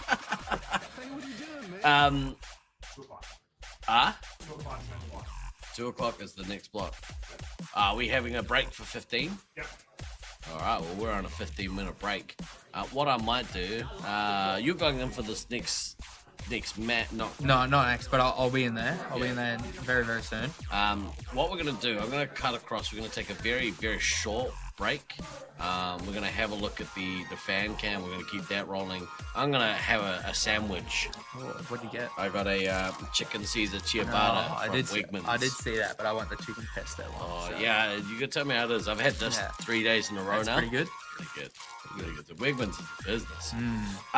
Bro, thank you for commentating No with me problem. today. It was fun. Good luck to you in the coming up. I am really looking forward to seeing what you guys could do against the Heat I Seekers. know they're listening on the stream. Utah, you're going to seek this meat. I'm repping the BDRL today. You're getting it. I'm going to hybrids all over you. I'm going to hybrids all over you if they're watching out there. I don't know if they are, but I'll go out there. At least one of them will be. Yeah, they've got a speaker. They'll be listening. So, all right, kids. 15 minutes. 15 minutes to the next one. We're gonna shoot across and have a look. I'm gonna go on mute and eat a sandwich in my cave, my shame cave. that's pretty much what it is. All right, see ya. See you, man.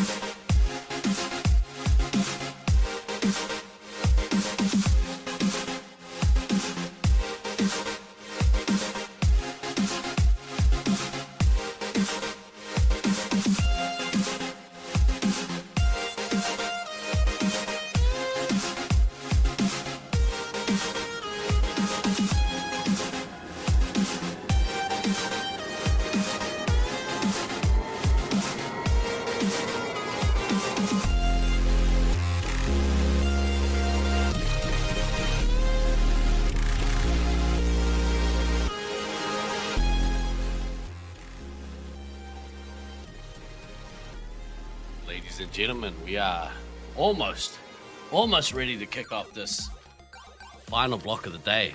This is a mega block 2. We will see all 10 teams going at it in this block. Why is there a break? It's so I can eat a sandwich. That's the whole reason for that break. Steve needs a sandwich. Chicken sandwich. Chicken sandwich.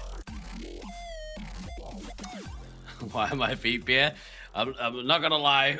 I did kind of forget that like the camera out there would have exposed these bare feet to the world, and honestly, normally I would charge more for that. He's wearing my kiwi shoes, exactly. And yes, I did eat your sandwich, Coyote. That hot lime and honey drink. So all of us, all the teams are playing this next one. It is horrifying, and there's a lot of green tinge to this camera, so I assume that my feet lit up like 4th of July.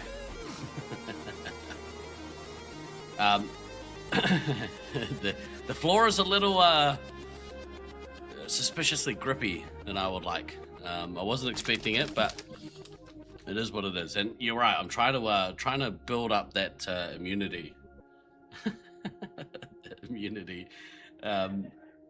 Since being here. Before we get into it, I've got to have to play this video. For those of you who've seen it, awesome video. We're going to have a look at a message from our good friend Tragedy from Brisbane. One chance a year for some. This moment has been building for 12 long months. For others, a lifetime. Every sprint, every bruise, every early morning training run, every late night planning session, every impossible comeback, every crushing defeat, every heroic survival, all of it has led here, across cities, across countries, across oceans. One chance a year, they have come. Veterans carrying the weight of legacy on their shoulders. Rookies stepping into the arena for the first time, hearts pounding beneath unfamiliar colours and bright lights. Champions defending names etched into history. Underdogs arriving with nothing but belief. Some players stand at the beginning of their story. Others may be standing at the end of theirs. For one player, this tournament becomes the moment they are finally seen. For another, it may be the last time they ever walk into the arena beside teammates they call family. Careers rise here, careers fade here. Dynasties are built here, and sometimes they fall here. This is the strange beauty of competition, the unstoppable march of time, the passing of the torch, the collision between experience and ambition. Every year, the game changes, new tactics, new rivalries, new heroes, but some things never change.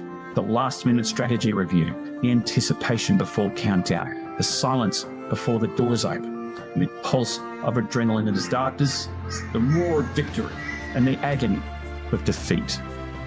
Because only one team will leave immortal, and everyone here knows the cost. Around us tonight stand players from across the globe, united not by language, nationality, or background, but by something far stronger, the love of the game.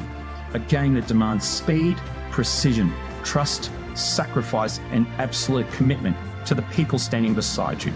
For the next few days, friendships will be tested, legends will be written, and moments will happen that players will remember for the rest of their lives.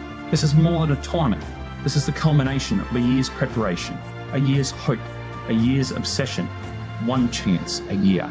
So to every rookie, make your first moment count. To every veteran, fight like it's your last. To every team, leave nothing behind. The arena is ready. The world is watching. This is Laserforce Internationals. I truly love that video so much. Ladies and gentlemen, please welcome back onto the stream for this second-ish session of day 3, Mr. Mischief. Hey, Mr. Mischief. Hey. How are you? Oh. Good. We're doing so much better than I thought we would. Oh, bro. This is weird. So, going into the week, obviously, all the talking heads out there, the media, if you will, Yeah, all with those their own media opinions. people, I of hate which it. we make up 2/3 of them. Yeah, fake news about what's happening over here. But we've had our opinions and stuff in the lead up to Nats, and I think, and again, I've been in the group of people who had opinions about you and your team, which I have a bone to pick with you in just a moment. Oh, but, so looking forward to it. But you guys have been awesome. You're taking games and matches off the supposed top teams. I mean, Yeah. it is not the supposed; they are the top teams. Right. That last match against Utah. Oh my God, talk me through that. That was awesome. Well, to be totally honest with everybody, we planned before the tournament, like today we have a bye, we have Utah, and we had one more team, and we were gonna actually have a little fun with Utah. We were gonna change the positions, take a little breather.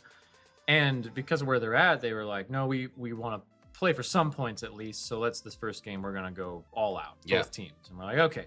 We were sitting the Fear Turkey. Yeah. We're like, he was hoping to go out for drinks with Slaughtermelon actually during the second game of our match. And we just gave it our all. Our plan worked really well. And the next game, they were like, yeah, we're not letting Caleb go out for drinks with you. Yeah, we're going to need him back. Yeah, and man, they were out for blood second game. Yeah. We fought hard. We took it to them, but... Well, we were kind of talking about it because you guys ended up taking the match, and there was 302 points in it. And we were sitting here kind of discussing. I was sitting here with Prom Boy, and we were calling the match, and we were talking about they had to get the elim, but they had to do it in a way where they could farm a bunch of points first. And there was a moment in the match where they could have killed some of your team out without getting bases, and there was this real weird thing of we want to get the elim, but not too fast, but before they get the bases. But both of them getting all 5 missiles in, 13K and 9K from the 3 hits. Yeah, it was awesome. But we denied them 2 bases in the first game. I think that helped a lot. Yeah, and killing out Slaughtermelon. I mean, wasn't expecting that, man. Not gonna lie. Bit of magic, a little bit of magic, and you do need some of that, I think, to be effective against some of these top teams. But in the end, Carson put 3 shots before he died into one of the 3 hits, and that was kind of not the only thing, but one of the things that kind of swung that. So. Really fun game to watch, really awesome game to commentate. The bone I must pick. All right, what do you got? I was told vehemently that yourself and the Fair Turkey would not be playing anything other than resupply this tournament. Liar. Yep, we lied to you. Absolute liar. I'll never trust anything that comes out of Force Pro Sports again. Yep, shouldn't. Extremely amateur. Yeah. I mean, but that's where we are. We're in the amateur leagues. Was that a planned thing? Were you guys always like, of course we're gonna? No, we were actually gonna try to take it to Syracuse, use our strategy, and it kind of I think it's I don't know if you've ever had this experience, but serious, and then we just we need a mental break. Yep. We need to do something a little more silly and fun, and I don't know, this is the A team, their home site. We almost want to pick. I felt like it was having a little bit of fun and also paying a little bit of respect to the home team. Yep. Let's pull out our classic. Everyone wants it. Give a little bit of a show. And after the Fear Turkey did Commander, I was like, okay, all right, let's run a 3-hit game, have a little fun. I'm sorry I lied to all of you. That's all right. Look, we'll talk a little bit more about it, but speaking of, this is the Syracuse Ninja Turtles versus No Lies from Jackal, Syracuse A versus Syracuse B. I was talking to a couple of the Syracuse players beforehand, and they are coming out for blood here. They want to put their B team in their place. Okay, because yes, it would be I mean, I think the Syracuse Ninja Turtles, they've got just the one game on them. I think the real risk here is from Syracuse B. I was wrong in the Zap report. There's no, they're not competing for the wild card right this moment. But if Syracuse B can't beat their A team, they will be in the bottom team part. has taken the lead. Evil out to a Most reasonably okay start here, up to 500 points, no bases. Jackal though, 900 points, no bases. Missiles do not pass go. I like that. I like the amount of missiles that are getting used by these teams. A lot of blue on the board. Zerg is back. I think Zerg adds so much to this team. There really is a distinct difference when he's there. Yeah, it's just the cohesion and trust, I guess, they're having their sixth, especially as a heavy. Yeah, he's got synergy with Jackal. I really like Zerg. When I played in 2021, we did a random draw, and he was my second pick. Because he had just been, sorry B team, he'd been carrying that B team, just doing so much work. I wanted to play with him. Alex Box is losing lives here, down to 14. We are less than 2 minutes into this game, and the medic has lost 6 lives. So, bit of a rough start. I mean, to be expected, I guess, from the Syracuse A team. Evo was doing some work, though, up at that 2 grand mark as a scout with no bases. Yeah, he's at 3 shots. He has just been absolutely destroying. Evo, not Evo, Gary Cap just got to his nuke. Jackal not too far away from his nuke. Let's see if they're going to speed nuke it. It seems the meta at the moment is teams are trying to get to the second. All the Syracuse teams are generally trying to get to that second nuke. Okay, go for a nice double at the beginning. I don't blame it. It's not like you're gonna, most likely, not like you're gonna kill out the medic. No, but you can like catch a scout or you know somebody who stayed out a little bit too long. Yeah. But I think Jackal might be well pressed to kind of do a relieving nuke here. This team I mean, Disco. Oh, Red is destroying them. They've broken through. They all go running out of the entry door there. Man, I kind of wish it wasn't entry door and E door. It'd be cool if we had 2 slightly more distinct names for the main supply areas. Starting door for blue, is that entry door? We can call it, yeah. I've been hearing entry door, but starting door is fine too. Yeah. But yeah, dumb. There they, yeah. So yeah. Off topic slightly. Sorry. Jackal didn't drop his nuke. It's halfway to his second, so it's possibly slightly ahead of a Guri Cap. He does have both of his bases. At least in terms of special points, he's ahead. Otherwise, pretty neck and neck between him and Oguri Cap. Alex Boxer, though, is taking an absolute beating. He is down to 6 lives. We are not even 5 minutes into this game. Barely at the 4-minute mark. Right. Man, yeah, it's probably going to be a pretty quick elim here. Yeah. Evil's back to full. He's tagging everyone, including his own teammates. Missile and Zerg from Oguri Cap. Oh, good news by Jackal there. Yeah, desperately needed. Yeah. At this point, I would start playing real classic. Try to hope and pray you can survive the game. Yeah, I mean, 10 minutes is an eternity in this Space Marines game. Your Oguri Cap could kill the medic out now. Yeah, drop that nuke there, Cody. I mean, he's definitely obviously gone for 2. What's been your take on these 2 teams over the week? Really impressed with Jackal. I think outside of this game, Jackal's been really impressive as a commander. In fact, in the lead up to the next one, we'll do a bit of a comparison, I think, between these 2 teams. To your Zerg point, down to 2. Oh, no, sorry. Alex Box is down to 2. My bad. Zerg's fine. To your point, I think they have missed Zerg this week. It's really a real shame. And the Syracuse Ninja Turtles are probably the angriest winning team I've ever seen in an ad. They have not been happy at all. Least of all Beans. He's got a scowl on his face. Give me a shrug. See him in the corner. Any of them told you why? Just Syracuse life. Yeah. Yeah. Stressful down here. Heard gunshots last night outside our place. Yeah, absolutely. We turned all the lights out. Yeah, not home. So angry city, I suppose. But big nuke there from a Guri Cap. It is a lot of pressure to be the home A team. I know what that's like. You know what that's like. Yeah. You know what that's like multiple times.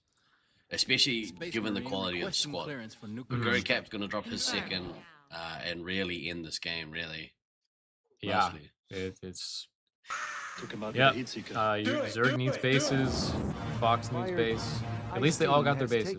Fox and Fenrir have also been a stand. I really like this B team. I think they're a good team.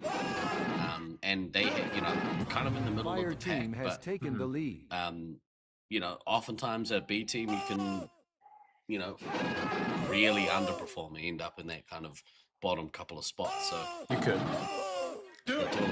Top to bottom, I think they've positioned themselves really well. Yep. They got very quality players at every position.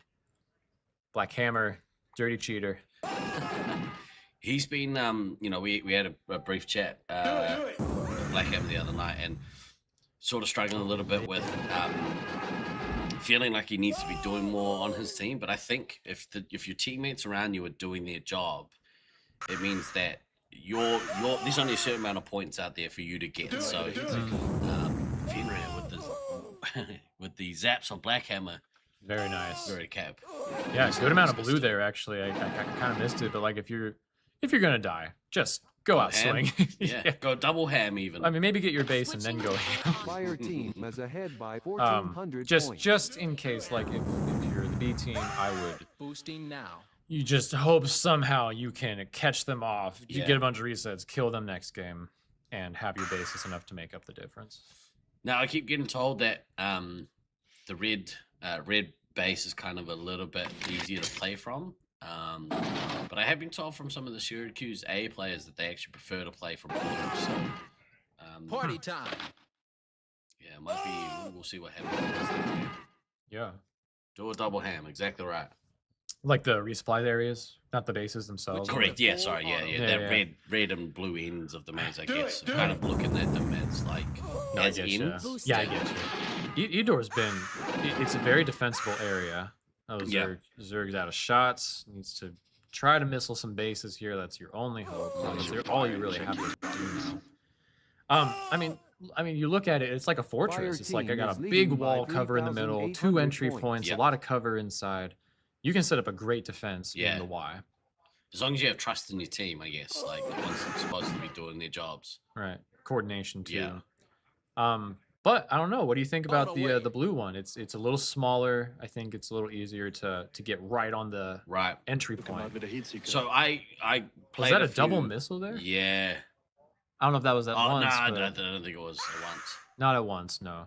But I did get to play a couple of games during the practice round, and I never actually ended up playing from blue. I only played from red, so didn't get an opportunity to experience what the blue end was like to resupply in. Yeah. I hear it is a little bit harder though. I think it's a little harder because especially in the if you're coming from like the Dave's Cubby area, there's a nice clean shot right into the middle of the base. So if you need to move from one side of your base to the other, like if the enemy team is even remotely in your area, you're gonna get pinged. Yeah, right. Whereas I think you can move around Edor a little easier. That game, I think. So I was talking to Britton before this match. Yeah. Unfortunately, he wasn't able to compete in this tournament, which is a real shame. Yes. Hope you're doing well, Britton. But he was saying like, honestly, if my team doesn't come out here and kick crap out of this B team, I'm gonna be not very happy. It's definitely how he put it verbatim. So I think he can be kind of pleased that all right, team went out there and did their job and kind of did what was expected. Yeah.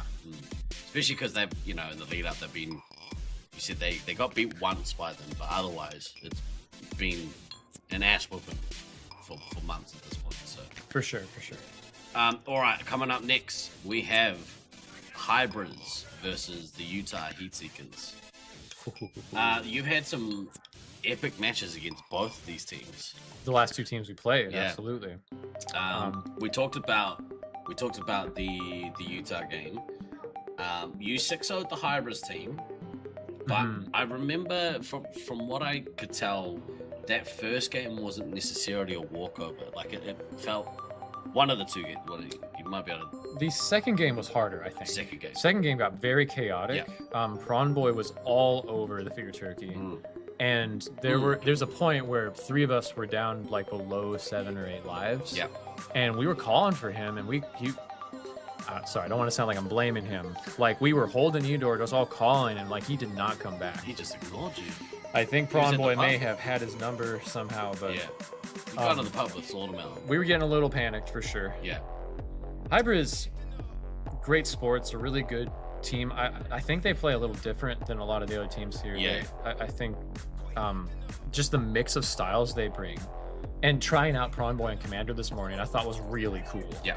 They pushed the Syracuse A team in their first game. They did, yes. It was awesome to watch. Prawn Boy has energy and talent. I think he is a hungry guy. I've got an opportunity to hang out with him quite a bit this tournament. Yeah, really like him. He's quickly become one of my favorites. No, he's a good guy too. Yeah, I like talking to him. Yeah, me too. We went to a baseball game, and hilarity with how intense the Mets fans get. Really funny. Right. I was gonna ask you something. We were in the middle of a discussion before. Yeah, you were talking about the 2 teams, Hybrids and Utah. Yeah, right. I guess outside of like Prawn Boy, like, where do you see the strengths of the Hybrids? Hybrids? Yeah. Well, it was funny. I asked you about Leech on heavy earlier, in the first block, and they tried him on heavy and putting Glader on ammo and a little bit down medic, and that seems like synergistically it may be working different. At least, you put both the Utah guys on scout, a little bit can kind of be calling shots from the back. I can see it being good. I think Glader tends to be a bit of a turtle on heavy. Yeah. Like good, and we've seen throughout the week that team plays in a way that goes all the way to 15 minutes. Yeah, it's a score survival based kind of team. I think Leech may be a little more willing to get aggressive. Yeah, that's definitely his MO. Okay. Yeah, and So, and having Glader drop back into the resupply. I mean, he's a world champion. Yes. Resupply. It adds a little bit of direction and maybe a little bit more cohesion, maybe a little bit more direction. Yeah. So it'd be interesting to see how aggressive they come out here. Yeah, especially against Utah, which, as far as aggressive teams go, up there for sure. It looks like they're running that lineup: Prawn Boy at Commander, Leech at Heavy, Glader as the ammo, Firesword Scout, Vulcan Scout, a little bit in the medic. Right. Utah, though, I've got them pegged to win. They've been very up and down. Yeah. I think they show a lot of weaknesses in an effort to show their strengths, and I don't see this as a walkover. Yeah, I think this comes down to how fast the command. I mean, it has in this page how fast the commanders get to that first nuke. Bit of a slow start here from everyone. They kind of everyone's loading up. Yeah. We're going Detroit style. Yeah, we're about to come out and slap fight. Remember playing there? Like, everyone just gets full and then they go into the field. Yeah. Starts throwing haymakers. Yeah, I like it. It's my kind of play. Med zapping Rockwood strategically off the bat. Teaching him a lesson. Nah, getting a reset on the Prawn Boy, it looks like. Back and forth for sure. Rockwood getting full, bunch of hits on the Slaughtermelon. I do like to see the heavies all full. Bit of a slow start here from Leech, but let's see. I want to see Leech go into his missile bag here. He really was outstanding as a commander, getting his missiles off. So yes, I'd like to see that translate to the heavy, but it's usually a little bit harder until you get out into the end game. Yeah. Got a penalty. Penalty on Leech. I don't know what for. Looks like we got some contention there at the E-door. Not seeing anybody over in the blue area. Team has taken the lead. Kind of that way. It's hard to kind of get a good angle on the starting door. Yeah, well, I don't think anybody's there. Oh, someone's in. Nope, they're definitely. I think that's Prawn Boy breaking in and getting a hit on meds. Wow. He moves so fast. And very fluid. Got chaser. Yeah, no, he does. I mean, he's good. He's very aggressive, and I think it's not in an unhelpful way. It's very good. commander. Snuffles is the difference here. He's having a great game so far. 1,300 points, more or less full on shots and lives. Right. No bases, and Slaughtermelon's winning the race to this first nuke. So let's see if Prawn Boy can kind of dig deep here. Yeah. Got a missile off. Man. Yeah, I think Leech is doing a really good job. You see him just kind of floating the E-door around the Y, making sure. Lives too. That's such a key thing, I think. Right. I bet they're gonna pull a Brisbane strat here, where when Prawn Boy comes back, drop a nuke and have Leech go out. Yeah. I bet that's what they're doing. He's so aggressive, so fast. But Slaughtermelon is like really in a good space here with the amount of lives and shots he has. So he can drop this nuke and go on and attack him immediately. Yes. Well, he's back in the resupply, so yeah, he's getting extra full. He's totally full on lives, extra shots. Just, and that'll keep Leech back in the resupply. So Snuffles is forward. It looks like. Oh, he got both of them. Medic hit. He's reset the whole team. Oh, goodness me, that was a great flush. Yeah, you see it on the cam there. Slaughtermelon can drop now. This would be pretty devastating for Hybris if he does that. Missile away. Missile into the medic. Oh my goodness. Oh, no, that was just a good push. Yeah, great push by Snuffles. And I mean, he's at 3,200 points, no bases. So using those missiles effectively. Yeah, using the power of the heavy effectively, just tank everybody one after the other. Little bit, unfortunately, down to 13 lives. Lost 7 lives already in the game. No nuke so far. Down to 12. Meds. Oh my goodness. 3 into Prawn Boy. Prawn Boy getting the base. How's he doing? We got 19, almost to a nuke. Might be good. Team could probably use a little reprieve. Yeah. Chaser hasn't really been touched this whole game. Lost only 1 life so far. Are they setting up? Are they back? They're back in. Look to be floating. They don't have E-door. Yeah. You see, they're by red base. The Snuffles there kind of keeping them out of E-door, and they're at the kind of their entrance to red base. So that hallway just before. Maybe floating around that area a little bit. Yeah, the reload area. Yeah, this is out of Hybris' comfort zone. Okay, nuke from Prawn Boy. Let's see if they can retake. I see. That looks like a Utah player still in E-door. They seem to be all in red base. That looks like a little bit there. Oh, here comes the attack from that right side of red base. Who was that? There they go. They're flushed. Missile away. He's going to kick them out. Slaughtermelon missile Glader. Later. Oh. Fire team is behind by 2,000 points. This is tough. Hybris, I mean this in no disrespectful way. They're a very traditional team. Right. I think it's like we set up our base, we send our scouts and commander to attack. Yep. They've got their comfort zones, right? Yeah. Which is good when you're mixing so many play styles. Yeah. But keeping them out of both of the traditional resupply areas, I think, is really hard for them to deal with right now. For sure. They get broke, and then it's hard for their resupply to be efficient with those doubles. Here comes the first nuke from Slaughtermelon. Oh, he's gonna double here. Double. That's not good. That's killer. Vulcan down to 3, a little bit down to 4 compared to 16 for Chaser. Bit of a dominant performance Pretty from comprehensive, Utah. Yeah. I think this is the lineup for Hybris, but agreed. Yeah, but they're gonna have to utilize this block and this next couple of days to really find some rhythm. See if a little bit out. Missile out of the game. Man, brutal. Yeah, Snuffles on a tear, man. Agreed. Just, I mean, the big turning point in this game was when Snuffles took over E-door. Yeah, and came in wouldn't and let him back dominated. in. Yeah. And kicked them out, like. Yeah, he just stayed there. He made trails. Putting them in a comfort zone or out of their comfort zone. Yeah. Taking away their win condition. Yeah. You make them homeless, they got no home. Yeah, that's right. Which may be good for Hybris to figure out where's our fallback spot. I'm sure they have a plan, but like, can we make it almost as effective as one of the other places we pulled?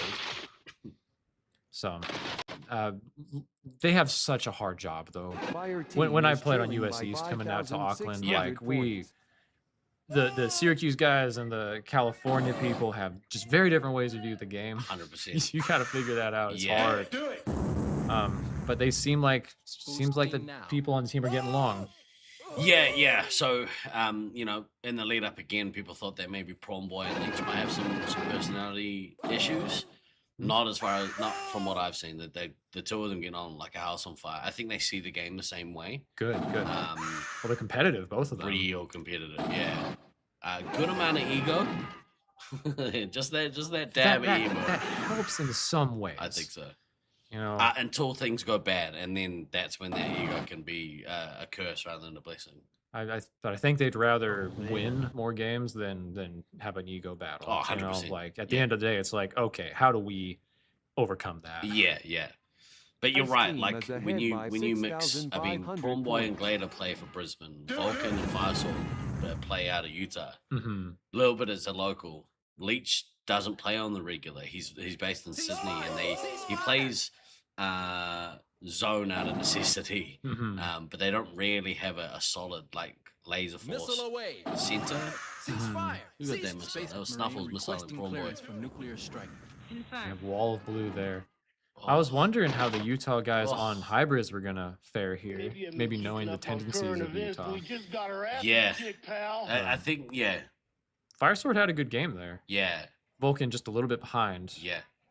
It does seem, no disrespect to Vulcan or anything, but it does seem that Firesword does have that little bit of an edge as that scout, maybe a little bit more talented in the scout role. Maybe look to drop Vulcan back into the resupply. I don't know. Like, might be a good idea. Might be worth trying. I don't know. I don't know about that. I mean, I think maybe finding a good role for Vulcan, like what is his specific purpose in attacking, or what angles is he coming in on? I don't know. He's been vocal about he doesn't like being on the defense, and I think That's a shame. I think it's pretty hard when. Honestly, let me put it this way. I think in a way you kind of frame getting put on resupply as a demotion, but it's very important. Some people do, and I get it. Because I think at the most basic level, it's like you can take a player who's not scoring as much and you put him in a box away from all the action. Yeah. But at this level, every position is involved. So much. important. Like, if you can't be crappy in any role.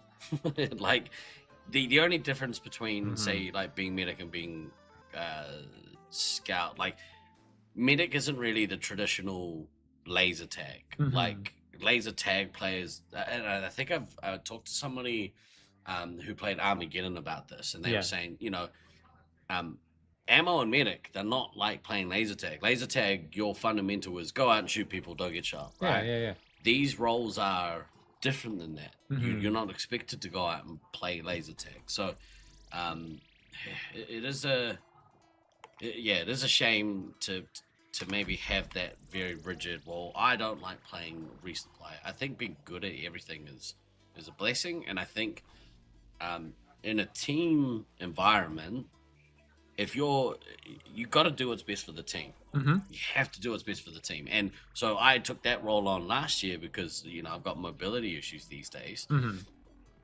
I've played my entire career as heavy. And to then get sorry. I love it.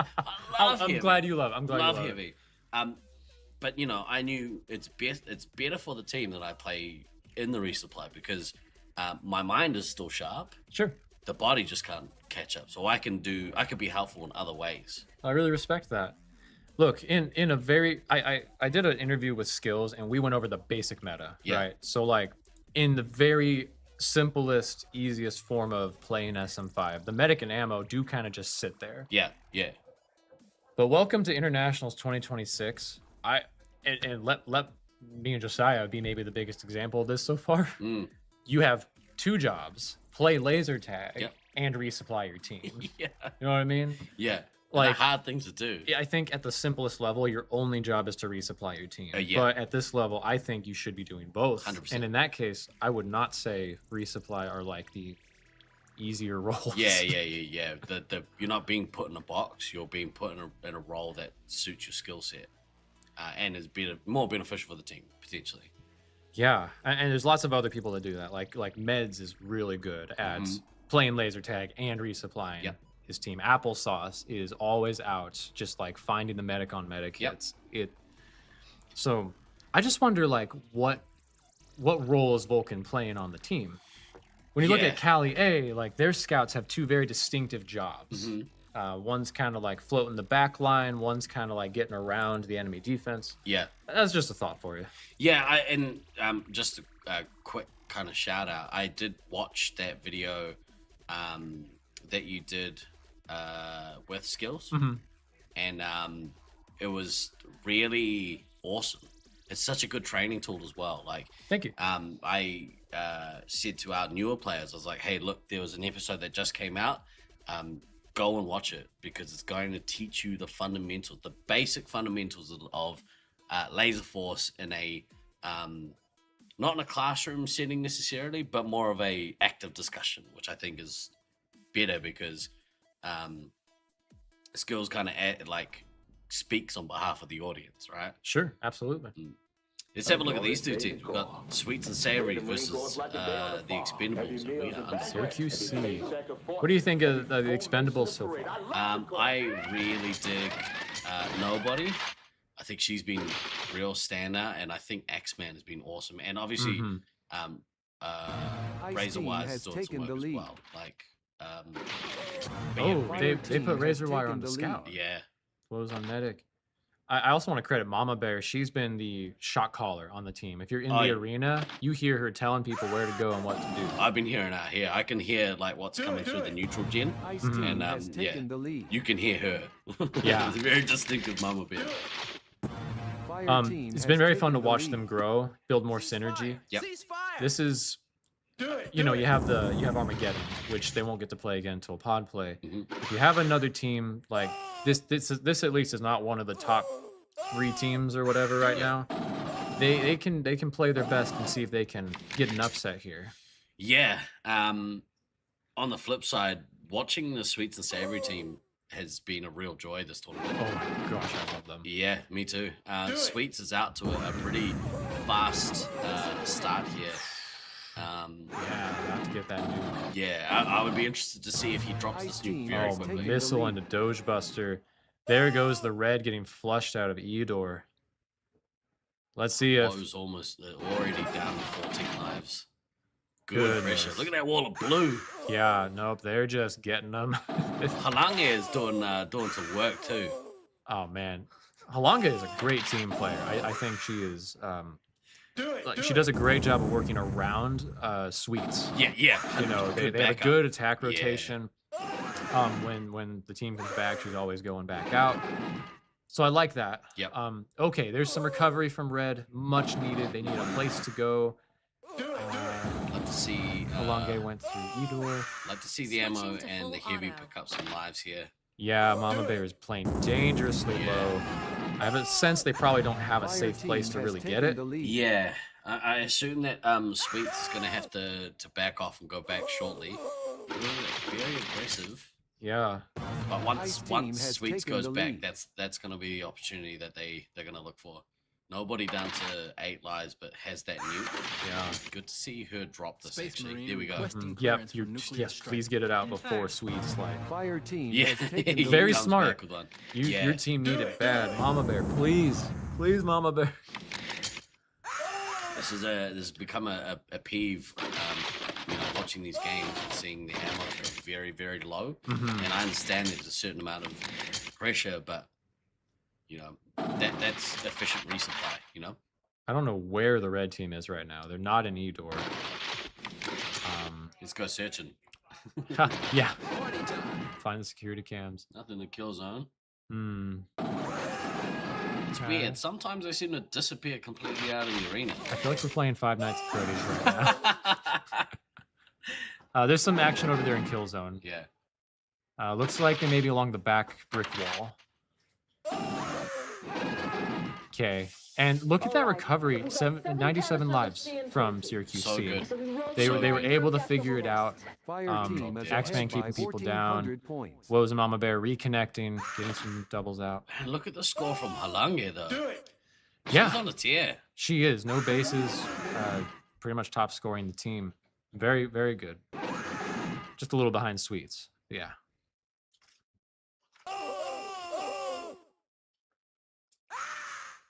Yeah, a lot of back and forth here. Sweets and Savory keeping the pressure up, keeping themselves really full and healthy. Definitely going to looking like they're winning on score pretty strong. Well, it was unfortunately down to those 9 lives versus Anchovy at 16. Shout out to Anchovy, by the way. We'll talk about it in a minute, but really enjoying what I'm seeing out of all of these players from Sweets and Savory. Yeah, Anchovy's awesome. Yeah. When you talk about playing the role you need, I think Anchovy could play a bunch of roles on this team. Yeah. But to have you don't often see younger players on the resupply. I feel like it's a role that requires a lot of maturity. Yep, I think so too. And he's a teenager, you know? Yeah. He's the youngest on the team for sure. And he's like, no, I got you guys. Yeah.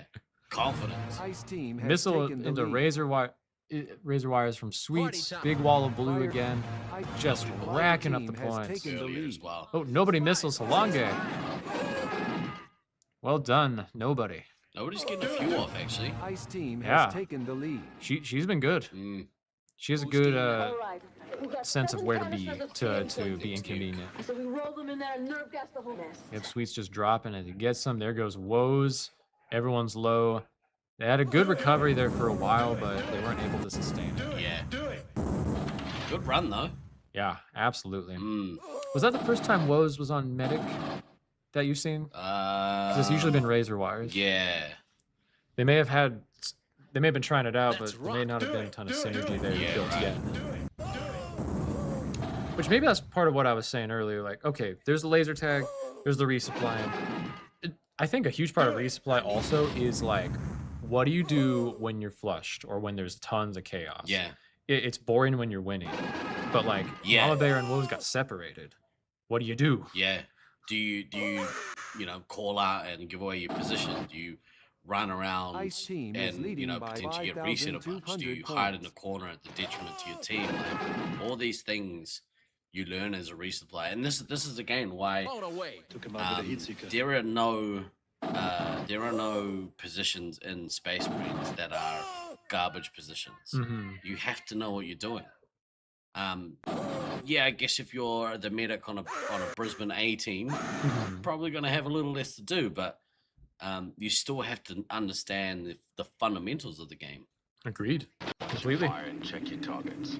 Good effort here from Nobody. I think she's got a bright future if she decides to stick around and play a lot of tag. I so hope so. Yeah. When we got these new teams in, or anybody in the lobby, I've been talking to everyone. I so want people to stick around. Yeah. And I think the best way you get them to stick around is you let them taste the sweet, sweet taste of victory. Yeah, and honestly, off the back of Armageddon and their Expendables match, which they will get another one in the next round. That's where those sweet victories come from. Yes. Yeah, so I'm sure they thoroughly enjoyed the game against Armageddon. Yeah. That was a good one to watch. I was in the arena for that. Yeah, wicked. Yeah. What we got here? So, who has the best chance at upsetting and winning it all? Honestly, I think it might be you guys. Yeah, what do you mean by upset? Because we got, I don't know who out of the 8 teams is going to win this thing. I know, it's crazy. I would say at the moment, the top five,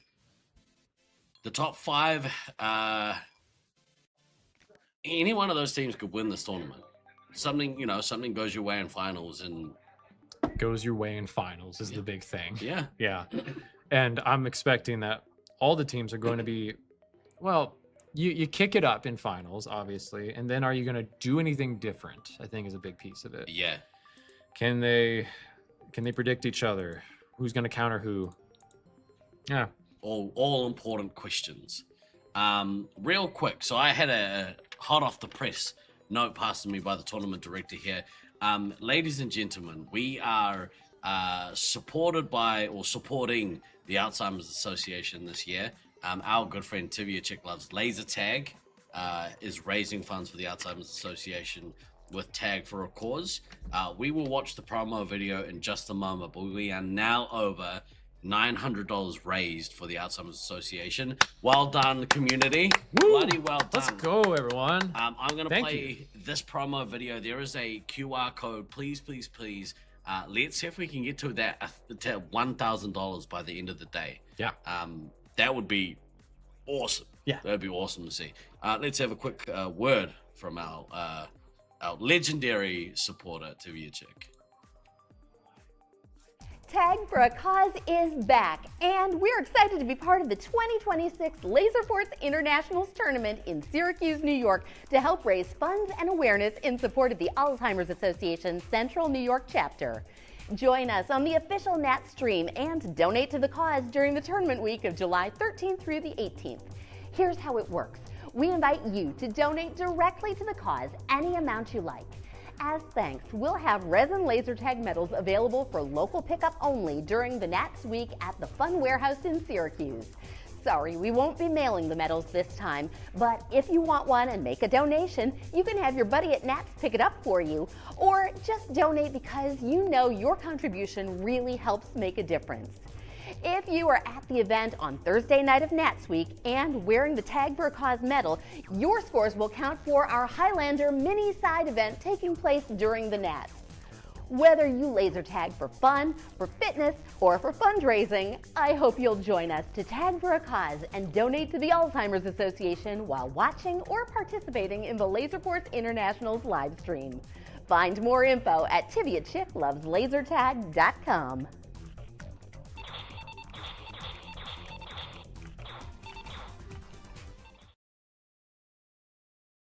Awesome. Oh, sorry, you were muted.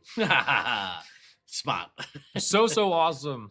So good. Thank you, Tivia. Thank you, community. I'm a big fan of trying to raise money for good causes. As most of you know, we've done a little bit of fundraising over at the Resupply channel. In fact, we just did a charity drive for ALS in New Zealand, the motor neuron disease. Awesome. Our community raised over $8,000 over our 16-hour marathon streak. That's insane. Crazy, right? Now it is New Zealand dollars, but still, that's about 5,000. You know, it's $8,000. Yeah, it really is. And you know, from our very small community, a very small slice of the internet. So get behind a good cause, peeps. All right. Got Love Ones Reloaded versus Armageddon, and I'm excited to just sit here and watch them go. Let's see what happens. Looks like the classic lineup for Armageddon. We have Silly B trying out ammo here with Lizzie Lizard Heavy and I like that. Sabo Commander. Oh my gosh, Shelly B is an incredible team player. I am not expecting her to really make any mistakes with her first time on this role.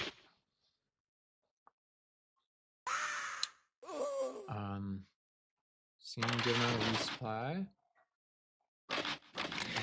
Looks like RNT's getting some stuff. A lot from teams trying Reloaded to get there. Full before before the craziness ensues. I know, another Detroit start. Ice team has taken the lead. Yeah, not much action. Everyone's just chilling. I think I see Sabo walking through the blue there.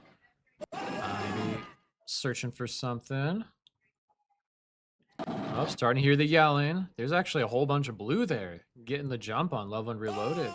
Play Buttercraft, taking down Sabo. Do it. There's a Lizard. Skills, Grumpy. Fire team has taken the lead. There's a wall of red there. Fire team we got Play Buttercraft down to 18 lives versus Fear taking 19. Whole bunch of action now. They found each other, but I'm not sure quite where it is. We want to do a little more searching? Yeah, let's have a look. Cameraman Steve is on the case. Oh, there we go. There's some people right around neutral, it looks like. A lot of action there. We see Blackout going around. Good attack and run there. Oh no, somebody just checking to see where people are. Maybe searching as well. I think it was Papa Smurf trying to find, like, where are they? Yeah, we're not finding either team. They're both hiding. See what's going on in the blue base. It's a wacky game. Oh, man. Fire team has Yeah, taken blue the base. lead. We see some in blue base. Cool. Fire team has taken the lead. There's some of the reloaded players there. Let's see. Got a missile onto Stealth Elf from Sabo. Lucky Lizard resetting. Ice team has Grumpy taken getting the his lead. base. Every time switching between cameras, like Five Nights at Freddy's Simulator. Yeah, seriously, that's what it feels like. So stealthy, even the cameras can't find them. Yeah. We do seem to be kind of repositioned back in the blue base. Well, sorry, in starting blue. Okay, yeah. Yeah, I see some action there now. Selly B walking around there. I'm seeing a lot of reloaded on the cameras now. We got some action. Oh, looks like Armageddon's setting up in the red base now. RNT trying to get some doubles there. Still pretty healthy, Armageddon, all things considered. But Sabo's at a nuke and a half compared to Stealth Elf, who has got the one here. Let's see what Stealth Elf's going to do with that. Might be wise to give his team some reprieve and Fire drop that. team is behind by 480 points. But here goes Fire team Sabo. has taken the lead. Missile into Redneck Tech Ice from team. Lizzie Lizard. Fire team has taken the lead. Fear Turkey getting a commander hit there. Carson Blackout. Yeah, bit of a wall of red there. Now, one thing we didn't mention is this is your crew. I say Yeah, we my take crew. off and nuke the entire site from orbit. Yeah, interesting to watch from the outside. Yeah. Welcome to my seat. Stealth Elf activating a nuke before team Sabo has drops taken any the of lead. his. I say we take Good off move, and looks nuke the like. entire Play site Buttercraft from already orbit. down to 6. Good nuke there from Sabo. Down to 3. Here comes first nuke from Sabo. He's very close to another. Fire team has taken the lead. Interesting there. We could have maybe held for Ice team the has second. Fire team Dropping has, it kind of Ice 37 team seems has like taken a, the lead. I don't know. It's like, what were you doing? Yeah. Fire team I has taken think the there's lead. merit to it. Like, if you drop, you're now starting your next attack run at 17. Right. And, right. like, you could just drop another one within the next 30 to 60 Yeah, seconds. versus like dropping it and then getting to, 3 or 4 special points over. Play or whatever. Buttercraft out. Blackout got him. Oh, yeah, and that's an unexpected tempo change, too. I say we Like, take oh, off I wasn't and expecting you the to nuke. entire site from You orbit. just did nuke. Like, how do you have another one? Here comes the nuke from Sabo. Yeah, good secondary one. Detonates. You hear the yelling. Grumpy is pretty good on lives, but everyone else getting pretty low. Yeah, the presence in the arena just feels taken over by Left 4 Dead Reloaded. Yeah. You guys play in a way that's a bit different from other people who kind of have your resupply up and more aggressive than most. Which actually makes sense as to Fire why team is leading by predominantly yourself 1400 and points. Fair Turkey have played resupply almost this entire time. Yeah, I mean, I understand everything about why people are like, you guys should play 3-hit. I get it. Sabo and Lizzie Lizard have been fantastic. Oh, Lizzie's been amazing. Yeah. So good. I love watching her play. Carson Selby Blackout have also been fantastic. A little less experienced, but oh my goodness. Yep, solid contributors. Mm-hmm. And they listen. Like, that's a huge piece of it. Yep. Like, they contribute. I think that's one thing I really like about the Utah team. They don't have all the experience in the world, but like they fill the roles they need and they learn. They're always learning. I contribute a lot of that to the tutelage of Thunder. Oh my goodness, his legacy is strong with that team. Unfortunately, Redneck Tech getting killed out of this game. Yeah. Do it. Wall red there. Fear Turkey getting a whole bunch of hits this game. He's almost at 4K. Will he become the second highest scorer on his team? We'll find out. You'll love to see it. Zelly, give me shots. Battle Medic activated. Stealth Elf getting reset there. On his way to his next one, but I think he's going to probably get killed out before he does. There it is. There it is, yeah. No, Medic killing out the commander. Now he just flexed. The Fear Turkey wants these points. Skills triple tap into Lizzie Lizard. Very good. I like that. Mm-hmm. Switching to full auto. Yeah. Switching Life to full lessons, auto. I think. For sure. It's been fun to watch Armageddon grow too. Yeah. I think it's been hard when teams are like coming in pretty strong against you. Yeah. To like learn how to build the synergy, but Boosting. I think they've been willing to experiment a lot. Yeah. Ice team is What's the idea trailing by behind playing new roles 3,800 mid-tournament? Are they points. standing pretty set, or are they just taking a risk? I think so. A lot of teams are actually rostering 7 players, which kind of forces the shakeup of your team positions. Lizzie getting a missile there. Very nice. I like the mindset of looking for the missiles. It's such a positive way to play, even in a game where you're whooping butt. Like, yeah, having the mentality of I'm still aggressive, still looking for those missiles. Yeah, it's better for the whole team. If C.Arson tags somebody, it's 100. If you give a missile, that is 250 points per each life you just took. It's efficient. Putting the fish into efficient. Yeah. But that's usually why you see a little bit of shake up. Although you look at the Hybrids team, pick up Sabo's nuke, put Grumpy out of his misery a little bit. Oh, you can't make that man miserable. He seems like such a happy guy. Yeah, that's the benefit of this Armageddon team is they love laser tag. They're laser tag players. Yeah, it'll be really hard to keep them kind of like obviously be disappointed in the outcome of a game, maybe. Yeah, you want to win. But the tournament as a whole, they're like, no, we're here. We're having a bunch of fun. It's great. Totally great fun. They can have 3 SI as a punishment for naughty resub. Oh, hey, Nate. Thank you for the support. Oh, this just in. We are officially... Holy cow. Officially over the $1,000 mark for the Tag for a Cause by Tivia Chick. Well done, community. Thank you. Thank you so much. Get it done. Yeah. Whoever it was that donated during the break, thank you so much. Yes, thank you. Let's use that. That next milestone, that $1,500. That was going to be the initial target. We've got a total target of all-time raised amount from Tivia of $2,212, and that'll put us at the all-time mark. But 15 is kind of that next target. So let's see if we can get there. By the end of the day, that would be amazing. Yeah, seriously. Keep them coming in. Keep them donations. Truly a good cause, like making a difference. If we have a mod in chat, if you wouldn't mind chucking a link to the campaign. Thank you, Beans. Yeah, the campaign. And then we'll look to pin that at the top of chat so that you'll have a link there to go to and donate to. So please get donated. Whip their wallets out. Get that cash. Yeah. Right, up next. Who do we have up next?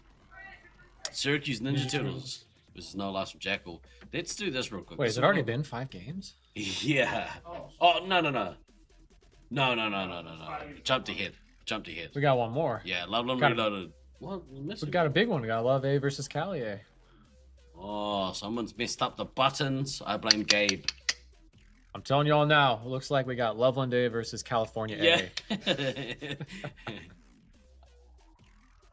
Get yelled at by the producer. That's all right. Pin, thanks. It's all right. I'm not getting paid. Fire me. Yeah. I'm going to take my talent to South Beach. Loveland A versus Cali 8. Now, you are familiar with both of these teams. I'm very intimately familiar with Kodama's phaser, chasing me around and missiling me. And I'm familiar with the Loveland A players, because I know them. Now, let's talk about this. So, you guys are the B team from your side. Yeah.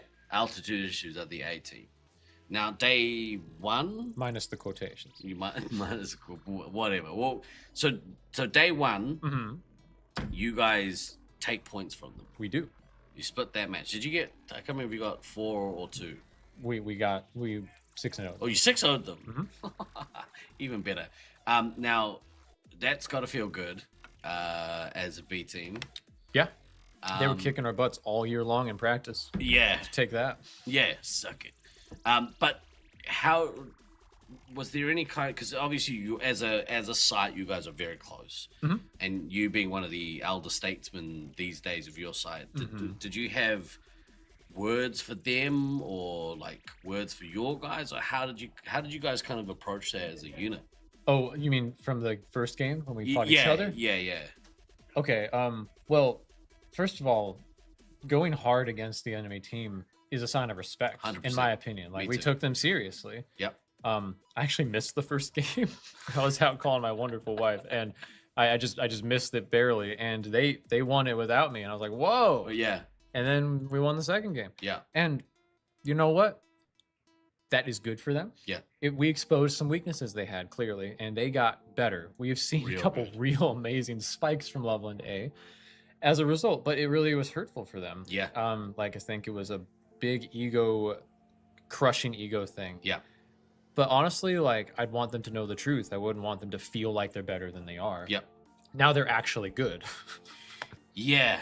To your point, here we go. We're gonna go over to here. Yeah, to your point, like it is a sign of respect, and we have seen, I think, the growth of those players. Sparks has, kicked it up into a whole nother gear, which is awesome to see. Turbo. Did you guys get back to your accommodation and did you look to kind of console, or was it more just like, look, you'll come to it when you get there. I'm gonna let Joe kind of handle this. It's Joe's team. Yeah. I've been an advisor. I was sat out there for a couple team meetings today, but it's really them. Like, we think about Five Nights at Loveland from 2024. That's the core of this team, mixed in with some of the experience from Sergeant Tucker and Ghost. And they're just really talented and professional. They know what to do. Yeah. Even though they're all like under 25. It's wild. Yeah. Except for Sergeant Tucker. Yeah. So we'll see. I think they know the fundamentals well. I did advise them a little about what kind of the strengths of Cali are based on when we fought them. Yep. So let's see what they do. I really think this could go either way. I would give the edge to Cali A. I do think their playstyle will be particularly difficult for the Loveland playstyle to counter. Yeah. But let's see. Let's find out. I mean, Kodama's such a beast. He's so fast. So effective. I mean, he's already out to 500 points. 7 special points at the start of this game. He's got a nose for targets. Oh, yeah. And Syracuse is particularly good for Kodama because he will sprint around every alternate angle to get the reset on you. And there are a few in this maze. We've seen, people sort of take wider angles to get Dill triple tapping the babe. Loveland's defense is not doing too hot right now. Kodama and Dill right on the doorstep. Looks like Ghost and Sergeant Tucker getting the resupplies into Sparks, giving him some doubles. Do it. A lot of back and forth. Disco Monkey tapping Sparks a couple times. Disco Monkey getting everyone down. Holy cow. Look at that wall of blue. Yeah, he's been sneaky this tournament. Yeah. Just playing that scout role, that sniper in this maze really well. Smart player too. Yeah. And kind. I like him. Kind. He's such a good guy. Yeah. Some much needed swing back from Loveland there, and some resupplies going out. So Loveland's looking healthy, but they're bleeding points. So it's really just turning into higher score for California right now. Kodama rounded the corner and is 4 shots away from his first nuke, but whether or not he drops his, low on lives, low on shots, we'll see what happens. Absolutely. Yeah, and looking, do we see California resupply anywhere? I think they started in the starting door. I couldn't find them. They've disappeared on me. They were in the starting door for a while, but now Odin's Fist is about full. I'm thinking we're gonna see a double 3-hit push coming up pretty shortly, or maybe a nuke heavy wombo combo. Yeah. Both commanders seemingly back, getting a much needed reprieve. Dill's been killing it as well. He has. His hit diffs have been amazing. Insane. I rue the day I said, well, maybe they don't need him. No, he's very talented. Switching to full auto. He played this role 5 years ago, Yeah. and like that's obviously going to help. That still translates. Yeah. And that He's Chula getting Vista better. connection is pretty strong. So himself and Kodama, that great 1-2 punch combo. Oh, absolutely. Yeah. Missile into Rook from Odin's Fist. Fire team is Kodama's on the behind tier, by 3,200 almost 2,200 points. points without bases. We are just over 3 minutes. Azra into the triple game. tap. Oh, man. I say we Azra's take in. off and Here nuke comes the the nuke. entire site from orbit. Nuke from Kodama. Good nuke there. Nothing from Sparks yet. See any pressure be put on them? There's a lot of Disco. people in the E-door Yeah. there. I think Loveland just got kicked out of E-door. It's unfortunate, but we just saw this. We just see California controlling the game. They're Yeah. just slowly getting more tags off than Loveland is. And without any big swings from Loveland, like... Sparks is struggling to get to his first nuke. Yeah, he is. Got to consider maybe getting this base, getting this nuke, and putting a little bit of pressure off of his team. I completely agree. Yeah, I think Sparks has been a fantastic commander, but I also want to call attention to like the Ice Babe team is ahead by playing in that Syracuse Oh game my gosh, yesterday. he was so good. Switching to with Maybe the so Sergeant heavy. Tucker heavy. It was just you just think like Loveland can show so many faces. Yeah. Azra triple tapping Kodama there. Dill triple tapping Sparks there. Sparks is at his first. Kodama almost at his second. Here comes the nuke drop. Okay, here from Sparks. Oh, got defused. Oh no, Kodama got him. Oh wow. That's big moment there from Kodama. This feels like I just snuffed out all He the turned hopes around and for nuke back in Loveland. his face. Yep, and it looks like he might. That will be demoralizing for Yeah, them for that's sure. rough. Sparks is down to 5 lives. Babe missiles DK. Applesauce triple tapping the heavy. Love to see Kodama drop this nuke now. Still good amount of activity. California controlling E-door there. Missile into the Babe. Fire team is Yeah, behind by 5,100 California just got points. control. Yeah. And that nuke cancel is It's the such a flip, man. yeah. Babe's had a pretty decent score, but yeah. Switching Under to full so auto much Space pressure. Marine requesting Oh, clearance. here But comes you, that nuke. but you think about where is it coming from? Is all on the Tucker down to defense. 1. If they can get some resets, 10 kill him lives out on the of game. medic, but they'll kill Sergeant Tucker here shortly.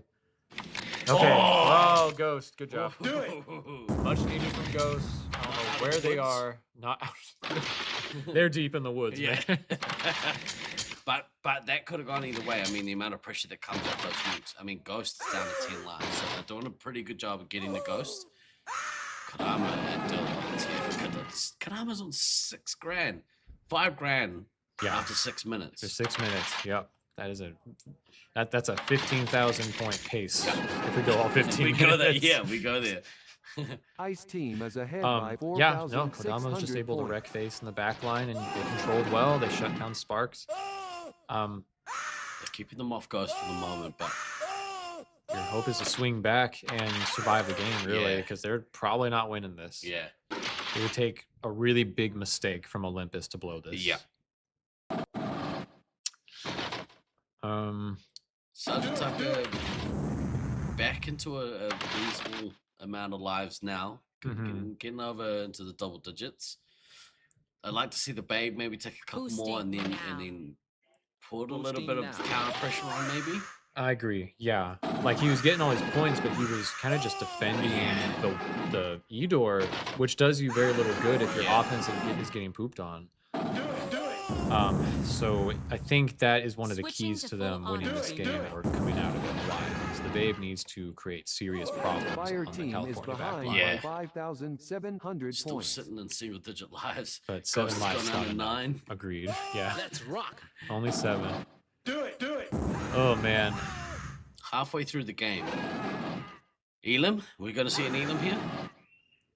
Fortunately, I would think so.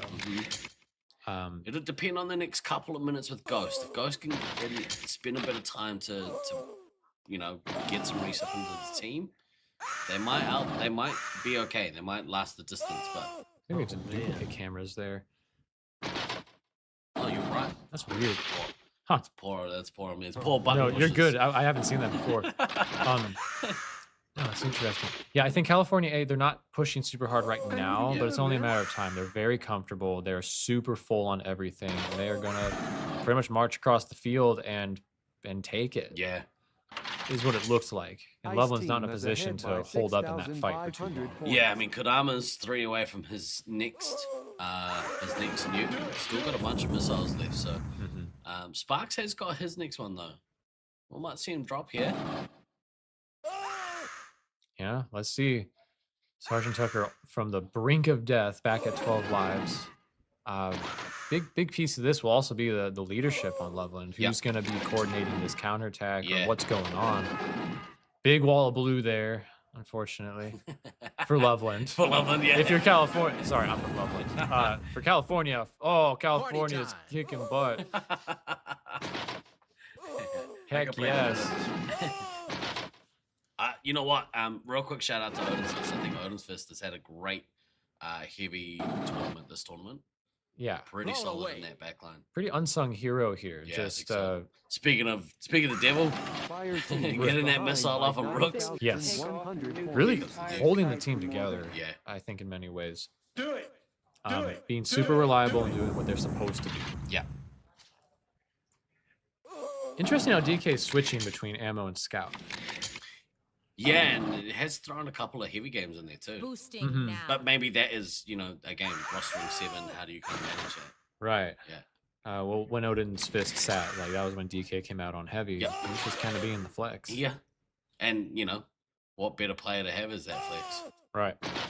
Right. Then like one of the most experienced and veteran decorated champions in the world. Yeah. Goes down to 4. Halfway to a second nuke in the bag. Mm-hmm. You drop 2 on, again, we're 5 minutes in now. Red team still has a medic, so Ghost has done a really good job keeping his team alive, and also the Babe. Keeping the pressure off. Can we see entrance door? Yeah, definitely. Thank you. I think that's where the action is. The starting door. My bad. Things where the action is. Looks like Loveland was holding there. I think they just got... No, I think they're there. You can see the Babe kind of protecting Sergeant Tucker peeking around the wall there. So this is kind of the last stand, the Spartan 300 for Loveland. Right here in the starting door as California begins to take over the map, having way more shots and lives. You can kind of see the top left corner of the blue base is the bottom right corner of the starting door. So the cameras kind of feed into each other there. So you can really see the action across that entire width of the mains. Yes. Azra Ooh, good hit from the Babe into Kodama. Yeah, Azra shutting down Odin. Here comes the nuke from Sparks, detonates, drops a double. Okay. I don't mind it in such a situation. A double nuke may be just what you need, but you need to follow up on it right now. Yeah. We need to see a wall of red. We need to see them break into entry door or E door. Here comes the counter nuke. Yeah. This is going to kill Ghost out of the game. Missing a base, which is unfortunate because I don't think. I mean, they've done well to potentially out. Maybe not. There's a lot of 10 lives there. So. Would you let me to touch this? Yeah, man, go ahead. Dude, this is play all you want. I can play. Oh, Yeah, thanks, yeah, dude. This is my dream, guys. Oh man. All Doesn't right. go much further though. Yeah, that's fine. Just keep it right there. I was just thinking the action was probably over there at E-door on that. Looks like we do have the Rook circling around red base. With the medic dead, 3 minutes left, this is a fine time to, 1, get bases, and 2, just try to crush California's defense. Yeah. Get in there and start getting resets. Try to flush the medic just for the points. I'm really showing his class in this game. Like, yeah, such a classy. Hasn't lost his momentum once.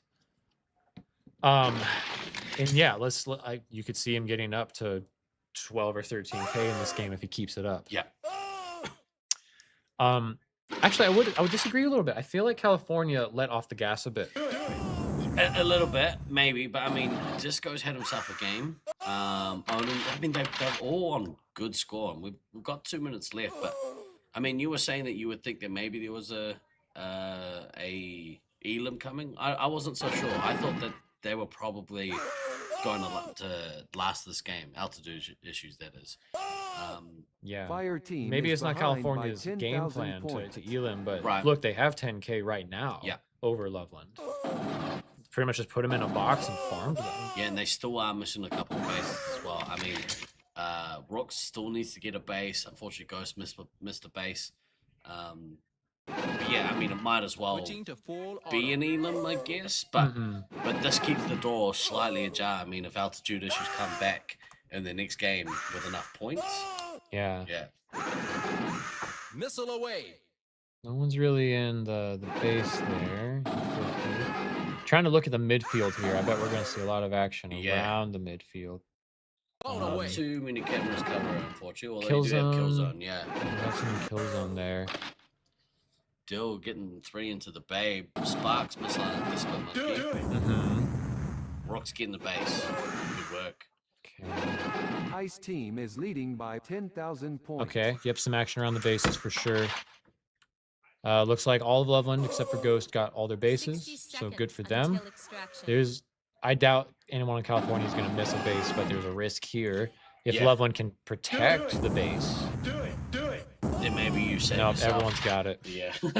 Never mind. I mean, Disco Monkey, 8-5 as a scout. That's a great score. Yeah, this is a dominant performance by California. So that's the thing. Like, they've all got great scores.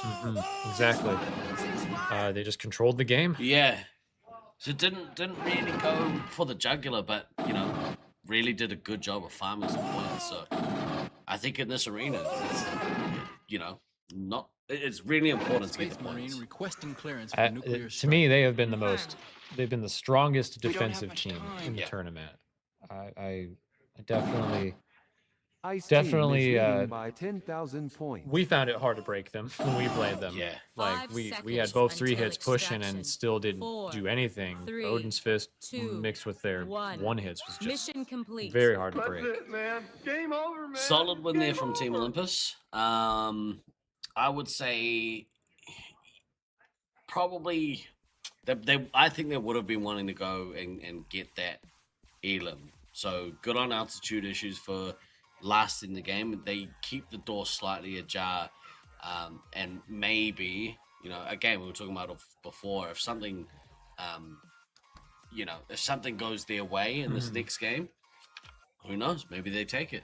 Absolutely, it's certainly possible. Olympus has your sister, but Altitude has your twin. Who do I cheer for? Cheer for yourself. Also, Greg, thank you so much for your donation. You absolute champion. We appreciate you. We'll make sure that that a medal comes home for you. If you do donate to the cause and you would like one of the medals, if you know somebody here that can bring one home to you, reach out and we'll make sure that we can do our best to get one to you. Unfortunately, just the cost of shipping makes it too hard to actually ship them. But we'll do whatever we can to get those out to you guys. This next game. Hey, Greg. Just want to say hi. Jared's your twin. Okay, I think this next game is Syracuse Ninja Turtles versus... We're going back to Syracuse B? B. Okay. We're going to have a look here. I really wanted to have a look at some of these... oh, yes, some let's of these go. comparisons in the lead up to this game. I love these graphics. Thank you. Right, head-to-head Commander. Played a similar amount of games. Jackal is basically not played Commander. Yeah. Look at that average by Cody. He's been a medic hit machine. Oh, 7.6. Easily running away with medic killer this tournament. That's interesting though. The average nuke drops. I mean, Cody's score's up there, but his average nuke drop's not massive. But when you kill the enemy team so quickly, you can't drop as many nukes. That is a guy very next good door. point. That is a very good point. I don't know these things. I'm not a commander. Pretty even there from those two. Let's have a quick look here at the head-to-head for the heavies. Here we go. Now, big difference here is obviously Zerg has missed all of the morning sessions. So, but you know, seems to in his limited amount of games, getting into the medic. 2.35 missiles a game for Black Hammer. Black Hammer. Oh, look at that hit diff. Black Hammer has way less medikits on average than Zerg. I've always considered him more of a aggressive heavy, but I really haven't felt that this tournament. He's been very responsible. Yeah. And I think he's kind of he's felt the same. Like he said to us on the first night, he feels like maybe he's not being as effective. So I think he'd like to, but you know, again, only so many points for each player to get, and the rest of his team are eating. Speaking of which, true that. One of the best scouts so far in this tournament. Tournament director Beans. Look at that average score. Look at that guy. 6,300. 2.7 average medikits a game. Tags versus 3 hits. I actually don't understand. I don't understand that number. That's the amount of times on average they tag a 3 hit. Right. During a game? Yeah. Killer. So about 13 or 14 for each 3 hit. For Beans would be part of his hit diff. Oh man, Fox is doing pretty good too, so it's good to see. Look at that hit diff, 1.94. That's significant. Oh my goodness. I'd be curious if Evil as well. I think Evil's been quite the player. But yeah, let's go into ammo. We go to ammo. 2 hit diff for do not pass go. Doubles ratios. Half. I mean, you know, it is an interesting stat, the doubles ratio. Is that the number of times they double with a teammate? Correct, yeah. That's a cool one. I'm glad we can track that. Yeah. Shout out to Maniac, because he's a maniac. He's a maniac. with the stats. And he's been pretty good at, like, every time I'm like, hey, what if we could do this? He's like, yeah, I got you. So, shout out Maniac for all the awesome things that you do. Hit diff, do not pass go is sitting on that hit diff of 2. That's awesome. insane. That's awesome. Which is really effective. Look like at the average score. He's getting into the game. He is firing into the midfield. He's attacking. He's defending. Like, it's so much more than just getting doubles at a high level. Yeah. Let's have a look at the lineups. Who's sitting this game, you reckon, from Ninja Turtles? We haven't seen Bean, so it looks like he might be going in. I don't know. Some teams have been having a player sit an entire block, and some people are just sitting for one game. Looks like the colors are switched, so Syracuse Ninja Turtles will be blue for this game. I can see Disco Stu there standing in the red base. So, big get actually for this Syracuse B team to have Disco Stu in the resupply. I agree. Yeah, he looks spry.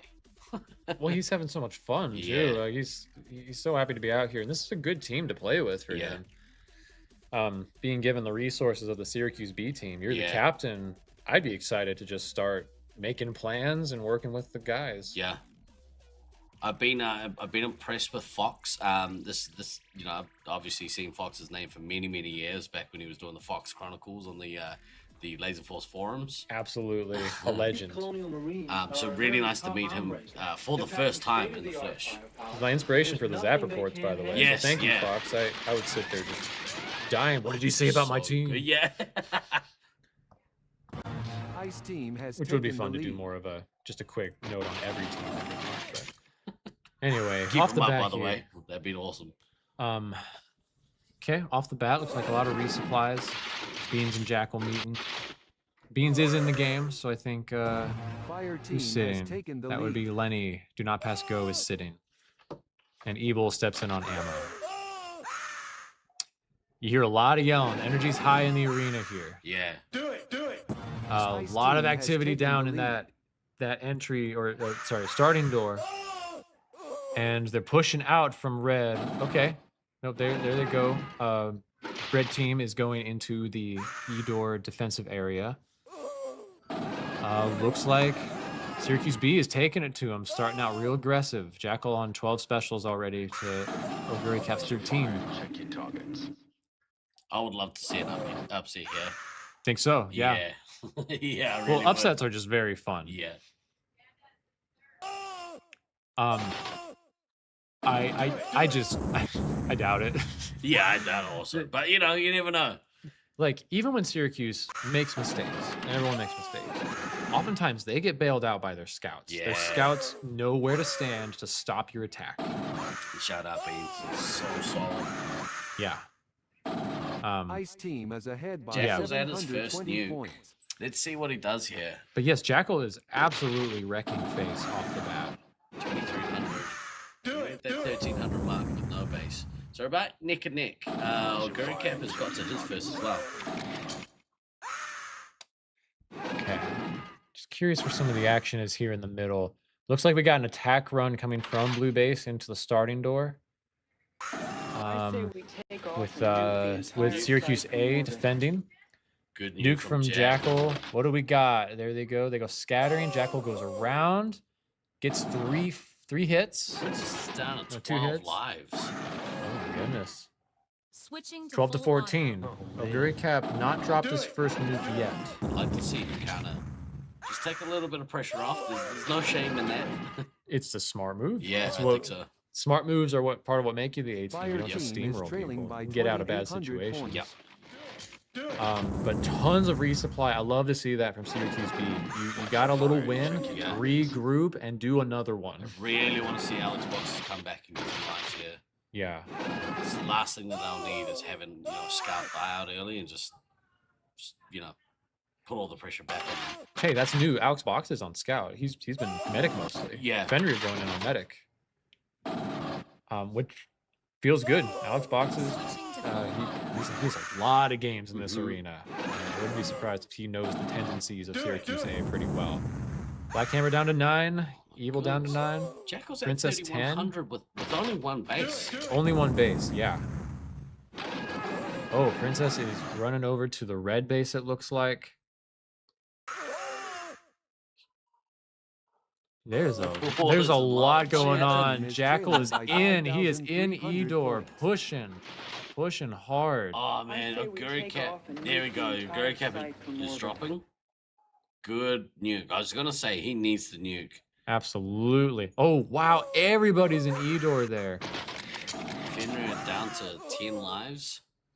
Princess on 9 lives. So they're getting the medics. Oh man. You can see people there in like the dime bag area, kind of around the outside here.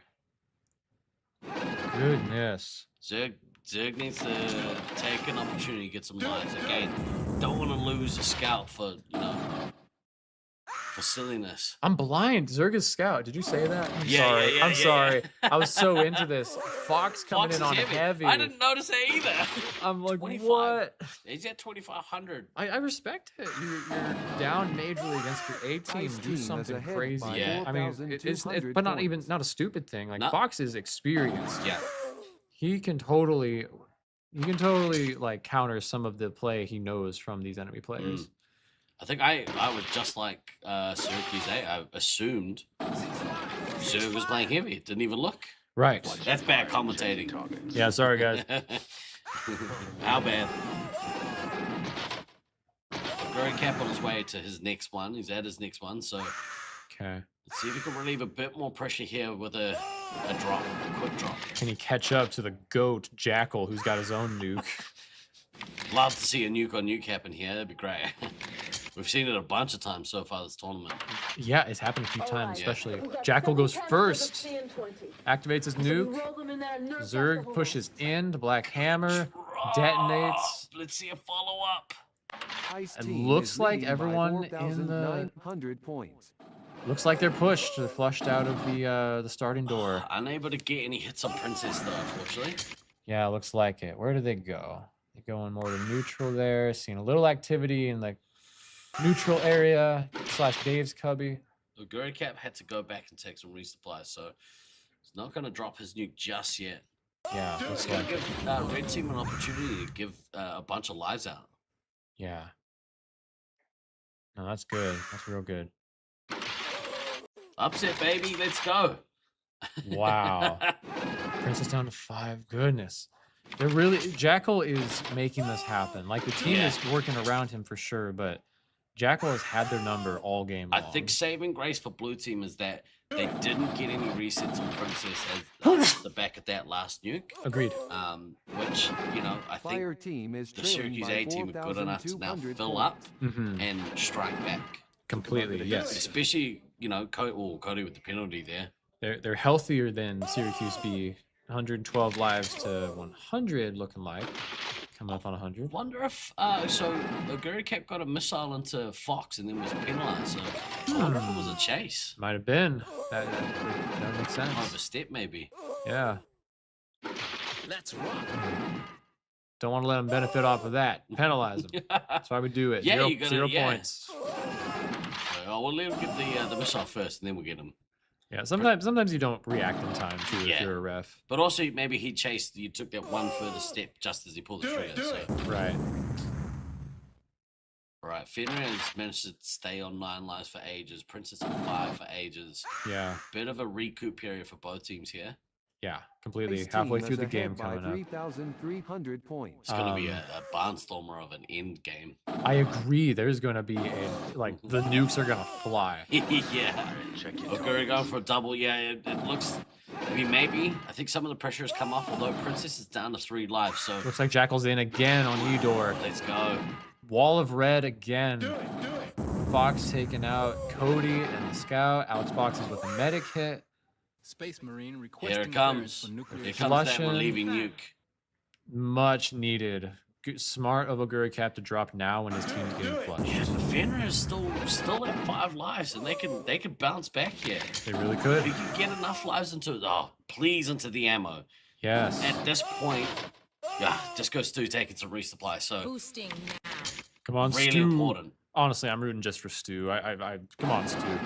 You got this, man. Ice team is leading by 5,700 points. Zerga 8. Let's see. Where's some activity? So you've got to take this opportunity, go back and get some resupply. I don't want to see any premature deaths here from the scouts. Just put so much pressure on when you lose somebody early in the game, or earlier than you should. Oguri Cap's about to get to his next nuke though, so. Oh, here it comes. Some activity around red base. We got some people retreating, it looks like. All right, Fenrir down to 2. Can they get in and Holy cow. Wow. Princess is out. Syracuse very healthy right now. Jackal's at the next one. Oh my goodness. He should drop right this second. I mean, don't let Black Hammer cancel it. Get away from him. yeah. Maybe not right this second, but also. There they go. They're all flushed again. We got Here comes 7 the Duke. canisters of CN20. I said we roll them in there. Oh, no. Fire That's a team real is shame that behind Fenrir by died during that new drop. But 8,900 points. Yes. both medics now out. Much needed. They're about even on lives. About even on lives. Looked like Red had taken Edor there and was getting flushed actually. Right. Cody versus Jackal there. Beans, Cody, and someone else in Edor. If they're gonna win this game, they've got to do it on kind of a, I don't know, guerrilla warfare style. Yeah, I think at this point in the game, I think now that there's no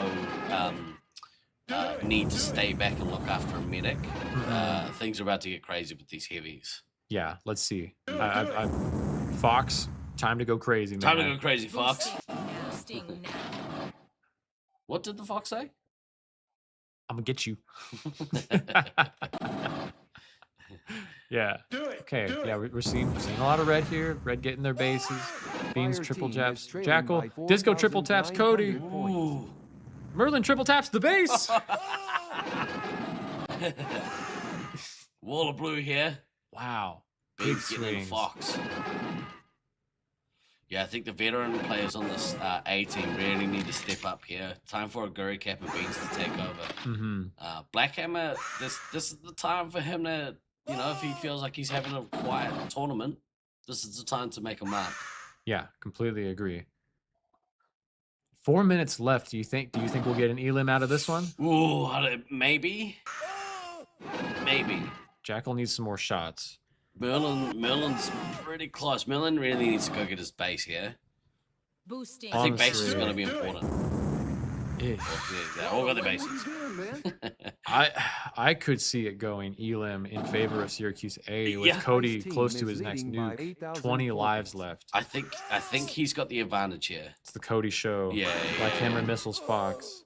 This late into the game when your medic's gone, there's no more pressure in that sense. Like, you're free to just, all right, now we're playing laser tag. Everyone's playing laser tag. Pretty much. There's no base. You're just finding people. Yeah.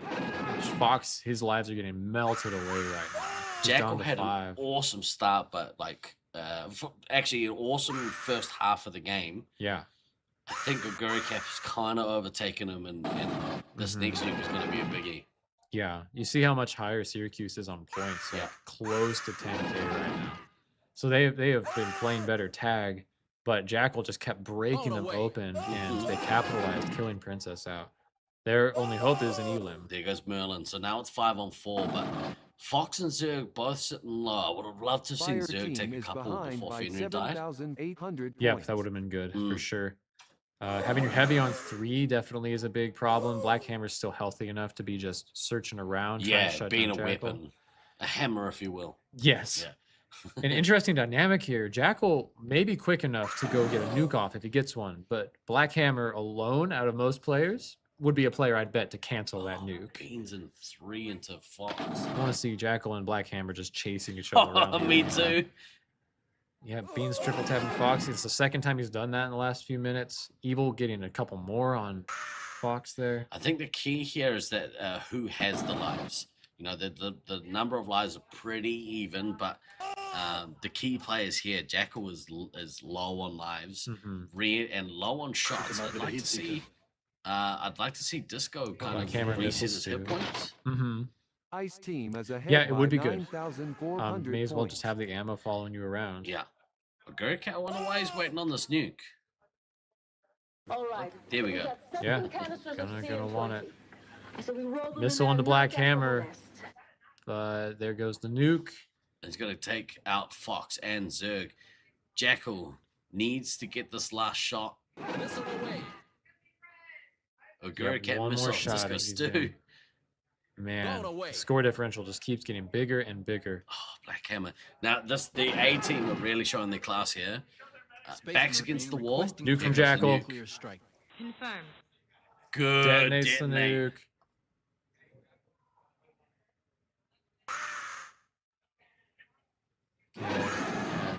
About 60 to go. Yeah. You've got 2-3 hits in a scout Ice team versus is a 3 ahead by hit in a scout. 10,000 points. You know, if this was the other way, if it was say Oguricap and Beans versus Jackal, Alex, and Fox, that would be a different story. Yeah. Yeah, but the 3, maybe a little more even. I think the blue team are on top here. Obviously, significantly higher score. So really, valiant effort from the B team. Yeah. Oh, that was awesome. Valiant effort. We're very likely looking at survival here. 20 seconds left, or Which- 30 seconds left, yeah. This is a huge achievement, getting Syracuse A down to 23 lives. Yep. They should be proud of themselves. They're going to lose the match, but Oh, goodness. awesome game. Yeah. Go back and watch this game later, because that was awesome. Jackal what a showing Fire team beast. is trailing Yes. by 10,000 points. Yes, he was talking on the Triple Tap 5 podcast. He wants to seconds win. until He's extraction. pretty hungry. 4, And you saw it in 3, this game. 2, Some 1. would say the Mission top laser complete. tag podcast. Oh, yeah. Game over, Absolutely. Yeah, shout out to the boys. Mm-hmm. Well, bloody done. Yeah. From that B team to outlast. I mean, I was talking to Britton earlier. He was like, hey, look, we've been beating the crap out of this team for months. If our team don't come out and waste them, we're gonna be really mad. I think he's gonna be pretty mad. Yeah. Yeah, He's gonna be just sweating. Yeah. But like, I think also, as mad as he is at his team, should be equally as proud of Jackal. Jackal has been having such a good tournament, man. Completely. I love it. Love it so much. We are going to have a very quick word from one of our supporters. Hi, Logie Bear here with Force Pro Sports. Ordinary podcasts take 45 minutes to get over their disc golf. Force Pro Sports gets down into the nitty gritty, so that way you can enjoy all the laser tag experience that you love. Wow, look at that shine! We understand the viewer and we post consistently, ensuring that no one gets left without a good laser tag podcast. But that's not all. Subscribe today and we'll force Josiah to keep his code name for at least 1 full year. But wait, there's more! If you donate to our Patreon right now, we'll donate a Lovelander to Nats. That way you don't get last place. They will for you. Subscribe today. And donate to the Patreon. We got scrubbing to do. Product may contain profanity. Product may not come out consistently based on Luke's availability. Lovelander is not guaranteed to take last place, but probability is decent. Laser tag is a highly addictive substance. Use with caution. Always remember to backtrack. So good, dude. So good. I love it. A little too proud of that one. Yeah, I was just saying off camera, like when I first saw that made me audibly laugh in my house. I was by myself, and yeah, it was great. Clearly that's the first time Dan's seen that, I guess. Okay, now I did notice in chat before, I saw Tivia was here. If Tivia's still around, hello Tivia, good to see you.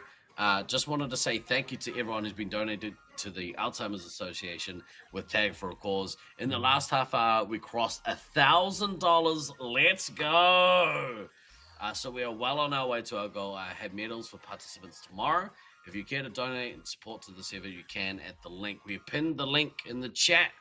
Please, please, please dig deep, folks, because it's a pretty damn good cause. Raising money for the Alzheimer's Association. All the money goes into research for a cure, which at least I would say most of us have someone we know or you know, a couple of degrees of separation of somebody suffering from that terrible disease. So it's true. Please, if you can, dig deep. Donate $10, donate $5, donate $20, donate $1 billion. You got $1 billion to put in? No, nah, neither. But you know, if I did, I would. Yeah, definitely would. Instead of paying off my student loan. I totally would. Who needs to be out of debt? All right, we're gonna. Can I do 1,000 payments of 2.499? Definitely, you can definitely do that. What's the first time you've seen it? Good. We are looking ahead to this next match. It is not the one that's on the screen. Somebody didn't program these buttons properly. Well, you let me touch it, so probably ruined everything. You did a great job. It's good, right? Good touching the buttons. Dude, I so love moving the camera around. Yeah. It's all you. You're allowed to do it as much as you want. I can only do one thing at a time, so you know it's hard for me. So feel free to I'm trying to keep eyes on the resupply areas, and you can just. I'm trying to like move the middle one around a bit. It makes it simpler. I quite like having the. You could put the two ends next to each other, and it's cool to see people run through. Oh yeah, that is cool.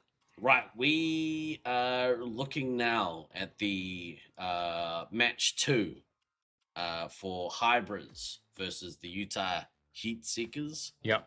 Or Meat Seekers in some circles. As they call themselves, yes. Yeah, Hybrids just a little bit outclassed in that first game. Was it an Elam? Yeah, 20,000 point difference here. Okay. Uphill battle. I think their goal, not necessarily win the match here, but take some points and have some positive play going into this next round. Yeah. They will be in the lower brackets for this next round. So after this, they'll have a little easier run for the next round. But I think this is their last chance to kind of test their mettle against one of the higher ranked teams. So seems like it. Yeah, I think they want to. It'll be interesting to see what they do with their roles too. If Leech, sticks in this new heavy role. We've seen it a couple times now. Do you think there's a difference? I mean, yeah, I think so. Like I said, Leech playing a little more aggressive than Glader may have perhaps. I don't know if Leech and Glader are playing it too differently. I wonder if the difference is more in what Glader brings to the back line and what Firesword brings to the scout position. Yeah, it's about kind of seeing that tandem efficiency, I guess. Yeah, because these Laserforce Space Marines you are get very tough hombres. these benefits to They're having packing different lineups, firepower. There's Totally, nothing they can't handle. Yeah, how the team. So it looks like we're sticking with the same roles. Everyone working as they can. We got Rockwood and Metalface in this one. resupplies going out Ice at the team beginning. has taken the lead. Looks like we got teams setting up in their bases. Pretty standard opening. Playing classic, which I would say is to Hybrids' advantage. I think keeping it classic is where they excel the most. Prawn Boy and the Scouts could definitely do some attack runs and break through classic defense. They know how to do that. Looks like everyone's playing it a little bit conservative as well. Everyone trying to get some resupply at the start. So yeah, little activity around neutral there. See, blue base, red base. Kill zone. See someone over at the blue base kill zone area. I think there's an attack being mounted. Or, no, that's Vulcan. Vulcan playing kind of a defensive scout, it looks like. Oh, he gets, he's Caleb Slaughtermelon missiled him in the back. Right there in kill zone. So not, and then he gets a missile into Prawn Boy as he comes back. So Slaughtermelon is farming around the kill zone there quite a bit. Is trailing by 2,300 Maybe we'll move away from red base until we see, or the red resupply until we see a little more activity. I'm getting a lot of activity down here towards Hybrids' base. So that's a break-in. Metal Place, triple tapping Leech. Snuffles missing later. They're running. We can see them all around kind of that blue side of the map there. They're just so good at suffocating that backline. Vulcan triple tapping there. Well done on him. Slaughtermelon going on a tear against Glader and Leech here. Yeah. Okay. Okay, kind of some back and forth there. A little bit of a blip there, but let's see if Hybrids can get back to where they were. I see some red players circling in for the attack. We're not back to basics yet. Leech tagging Slaughtermelon and going back towards the base. I think we see a little bit returning. So we're back to business. They broke Hybrids and they got set back up there. Just gonna check on Edor. All's quiet. Snuffles just kind of standing there, tagging down Prawn Boy. Would like to see these scouts kind of take a little bit of resupply here. Slaughtermelon back. The Utah Scouts there. Yeah, I mean, Middleface at this point has been on iron for a little while. Same with Vulcan. For sure. Let's see. Yeah, everyone's just kind of back getting resupply. There's gonna be another round coming up soon. Not too many lives taking off these Minix here. No. A little bit down. Oh, Snuffles is in. Did he get all all the way there? Snuffles. Snuffles all the way across the arena in just a moment's notice. If you blink, you're gonna miss it. Yeah. Like he was defending 1 minute and then he's out attacking. Keeping it pretty classic here, it looks like.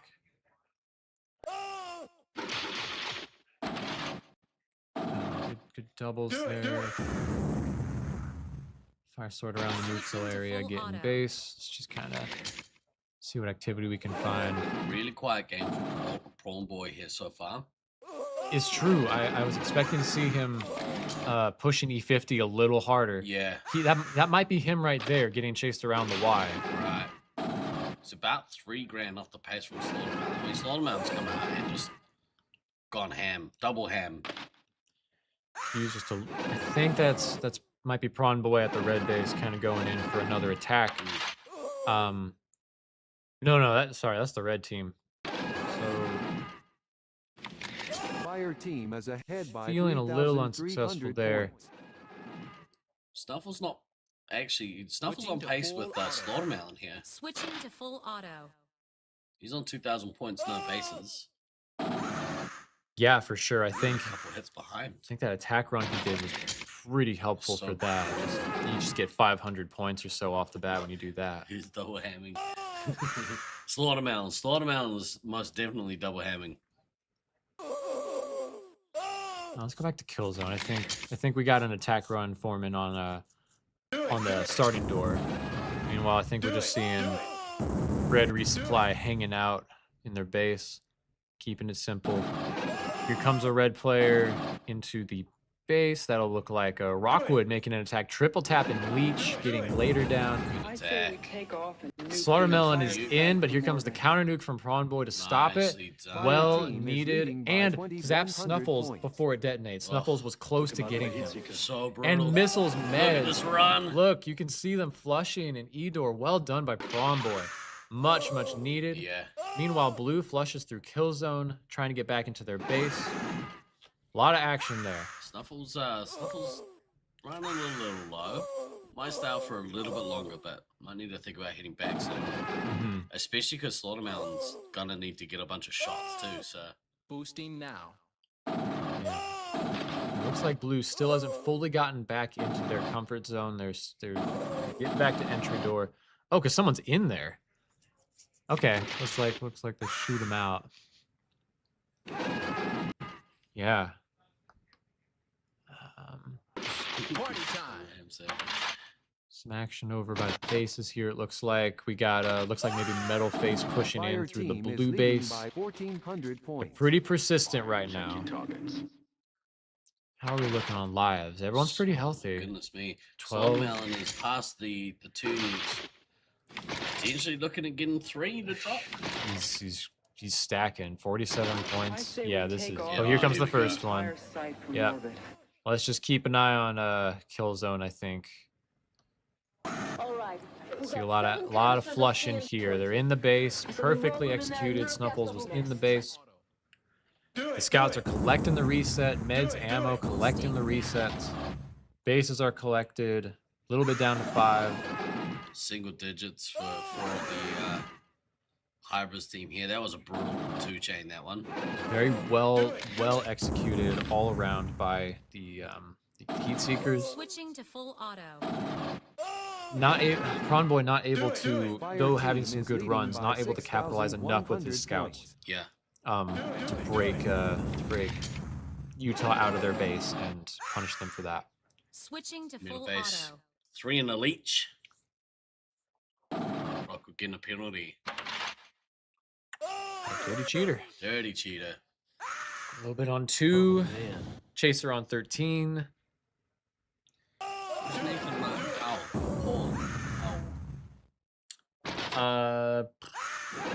Identify yourself. Nathan Markow. Out of Nerve retirement. gas the whole nest. Yeah, who are you? What's your code Killer name? Blade Oh and Little man, that's I it. needed that. Punching up for sure. A tough game for Hybrids. Yeah. Respect the effort.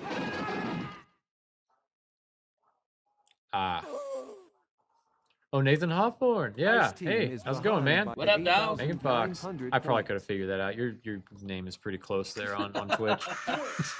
Oh, Nathan. Yeah. I Pretty needed good that. player. Won't come to Space Missile Marines away. nights and go to tournaments. The potential that they have. If only you knew, Nathan. But glad you're watching. Hope you're enjoying it. Cease fire! It feels like weirdly invasive when you have a member where you're like, oh, if you would travel and play this role, you could be so powerful.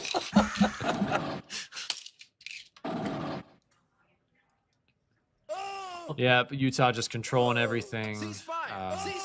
You see some of the Hybrids team trying to float around and survive.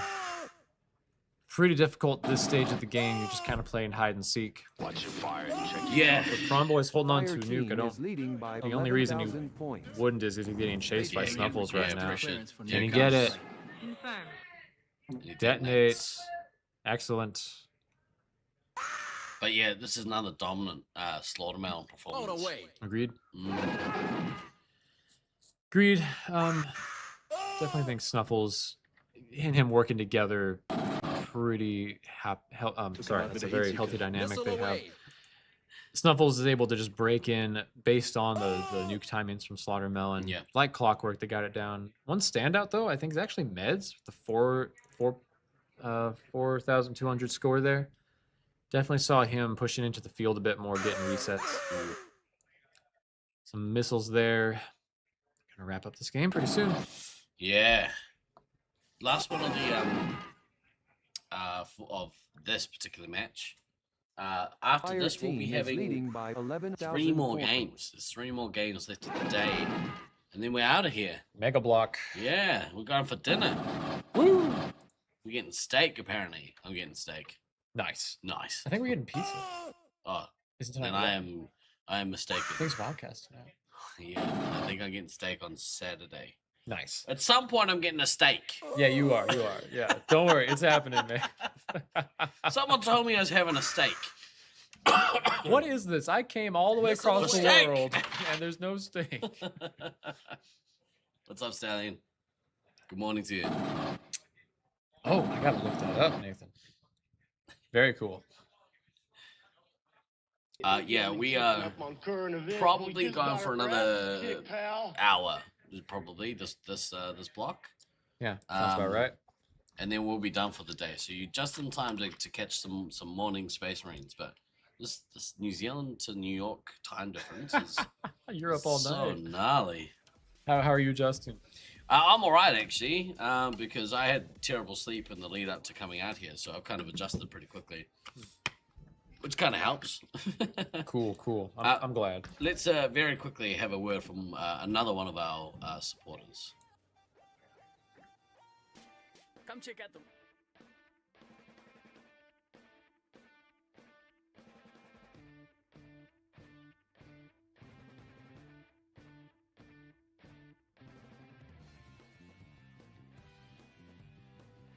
Wow, that was a good read, Steve. Nice job. Yeah, well, let's just hope there aren't any tech issues.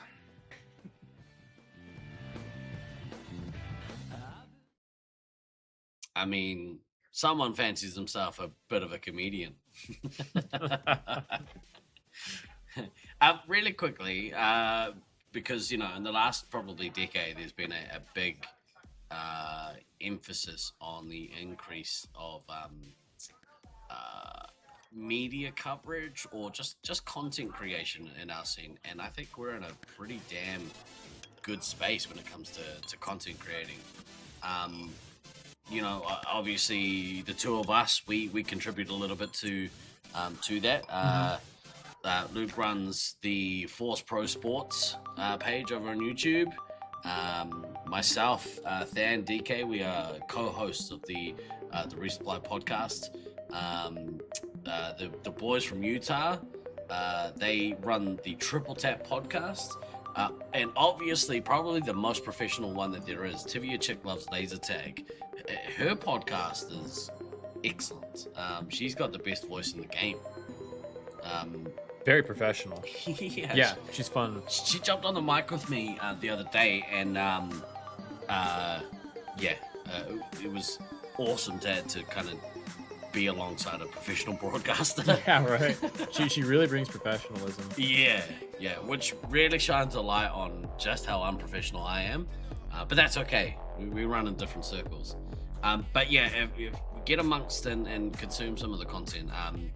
Every day you're working on the Zap Report. For those who don't know, what is the Zap Report? On my Force Pro Sports YouTube channel, I will post thoughts from yesterday. I have kind of categories. I highlight a player, I highlight a team, highlight a match. You know, kind of give a little update, the short news or whatever. It's kind of so every year I think the daily chronicles or DK's kind of thoughts on the days, or all these daily things that really help to include people who weren't able to come to the tournament, be a part of it. And that's the thing I think I like the most out of doing this particular stream, the commentary stream, is I feel that we provide a gateway for people who weren't able to come to Nets to kind of feel like they're amongst it. Completely. Yeah, because I think that's important. Like, I think people, they get FOMO, and then hopefully we FOMO them into coming the next year. Absolutely.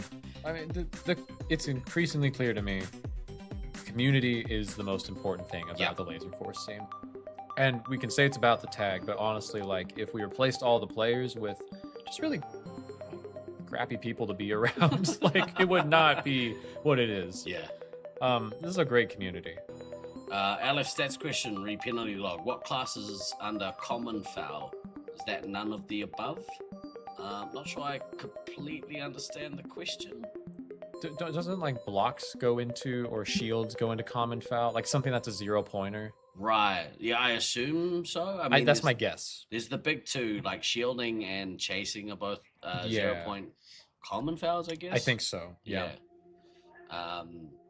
Swearing certainly isn't. So illegal language is a penalty that is counted, which I think is good.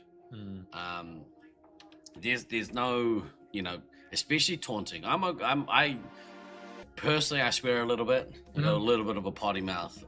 But as long as you don't direct it at anyone, if you're not taunting or attacking somebody, it's tolerable. But there's no place in any scene for like verbal abuse or anything like that. Taunting's a big one for me. Yeah, because I can't really handle people yelling at me or being mean to me. I don't like when people are mean to me. No, it's not good for the community. A glorious day, Nicole. Yeah, we can talk about that. A long time. Yeah. Let's look at this game though. We have the Syracuse C team versus the Sweet and Savory, all the way from California. Yeah. Yep, here comes the game. Razor Wire's back on Medic. Ice team has keeping the same lineup otherwise for the Expendables. We've been singing the praises all week for this Spooky Commander team. Oh, that's interesting. That's interesting. Part of me wonders if like there's any world where they flip before in finals, because we've seen that strategy a few times in our history. Maybe they're testing it out here just to see. Yeah. Maybe just due to has taken the lead. Pretty finite nature of these standings in the block. All right. Let's change things up a little bit. Let's give Spooky the opportunity to go out and show us what she can do. Has taken the lead. Yeah, why not? Can we do the 3 cams? Yeah. Oh yeah. That one, yeah. You're good. All right. Do it. Ice team has taken the lead. Love it. Love it. Now we're teaching. It's like teaching someone how to drive. Right. How do I push a button? Fire team has taken the lead. Yeah, man. Sweets missile into Dogebuster. Hallange getting nobody down and getting everybody down. Holy cow. Let's go, Halange. Halange. Seeing the action, they must have gotten flushed while I wasn't looking. Might have gotten flushed. Yeah, seeing one of the red players over there at the blue base. Looks like red is set up pretty comfy in the E-door. Ice team has taken the lead.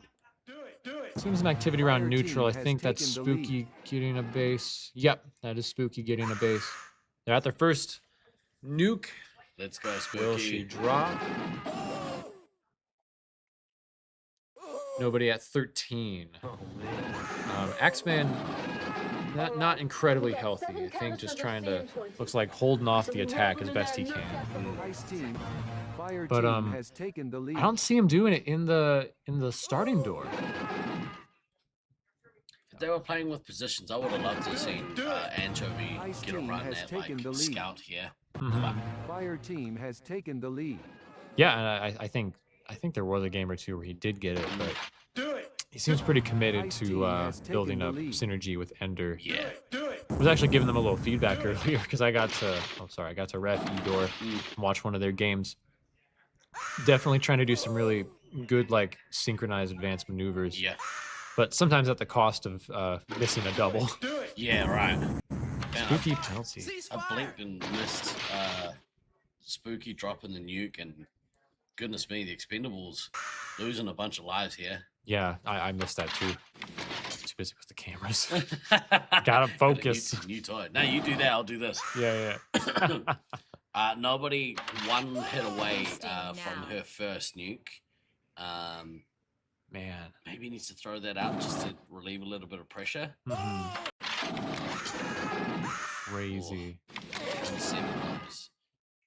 Razorwire's doing a good job though. Woe's down to filling up. 4. His team is ahead by 2,800 See, points. Woe's oh, no. 3. Nobody back in some resupply, so Spooky already got her bases only at 9 special points, so not in jeopardy of another nuke, but Woes is at risk right here. Getting killed out. Looks like Spooky is on her. Woes tags Halange. Ebo Mike popping off here. Ender gets a tag into Woes. 1 life. She's got to be caught out somewhere. Separated. Full auto. Nobody needs to drop this nuke. And Woes needs to find the medic as soon as within that 8-second window, really. Probably not able to find her. Woes tags Halange again. Just staying alive barely. Nobody, you gotta drop this. No, Halange got her. Nuclear strike. Oh, and the nuke His comes. team is behind by Too 520 late. points. That's unfortunate. Yeah, it is unfortunate. Very unfortunate. Halange don't work though. Halange on Fire team has taken the lead. $4 grand with only the 1 base, so Yeah, still work. that's pretty good. Pretty good. Spooky as well. I like that attacking tandem with Spooky and Halange. Yeah, Ice team has taken the lead. except Spooky's a dirty cheater. Now going for another nuke. She's pretty close to that. Fire 17 team has lives. taken the Or lead. sorry, 17 special points. Boosting now. Expendables losing a scout is pretty devastating. Yeah. You're already kind of trying to punch up. Spooky trying to break in. Nobody tags her down. That's unfortunate. Oh my gosh. Ghost says I have another grandchild. Babies having Who babies. is it? Who is it? Ghost. That's rock. We have a family Party tree in time. Loveland. All right. Yeah, We got it's more like a trunk. CN20. I have So we roll them in there and nerve gas the whole in nest. the Loveland family tree. I have a wife, 2 ex-wives, a sister, 3 children, and a bunch of grandchildren. Excuse me. Unfortunately, they're actually getting nuked out of the game. It is, it's one of those things. He's doing everything that he can to kind of keep the pressure off his resupply. It's so hard to manage, Those Ice Razor. team is trailing by like 5,400 defending and taking your own points. lives, like right, like Boosting now. it's The rough. wall of red there, man. Sweets on the tier. Halange leading the action. Seriously, 6,000, scoring Awesome. higher than her commander. It's a pretty great game Pretty from Halange, great getting game. that scout out. And you do wonder, like, they were trying this out, trying to switch Spooky and Sweets. Yeah. Cool. But also, how does that affect the other players? Yeah. Did Boosting Halange now. have an easier time syncing up with Spooky's Yeah. attack style? Was there something about it? Obviously it's not like a 1-for-1. You try this against a different team, it might go very differently, but hey, I wonder.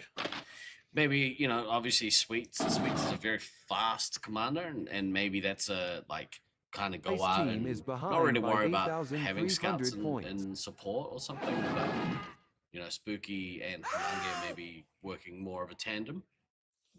I don't know. Yeah. I don't know from one. Yeah, for sure. Blown away. Missile into nobody. Yep. Kind of rooting for Hallange to top score here. That'd be pretty fun.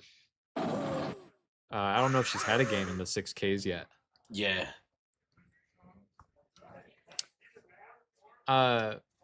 Esmerize, needed that. what's your code name?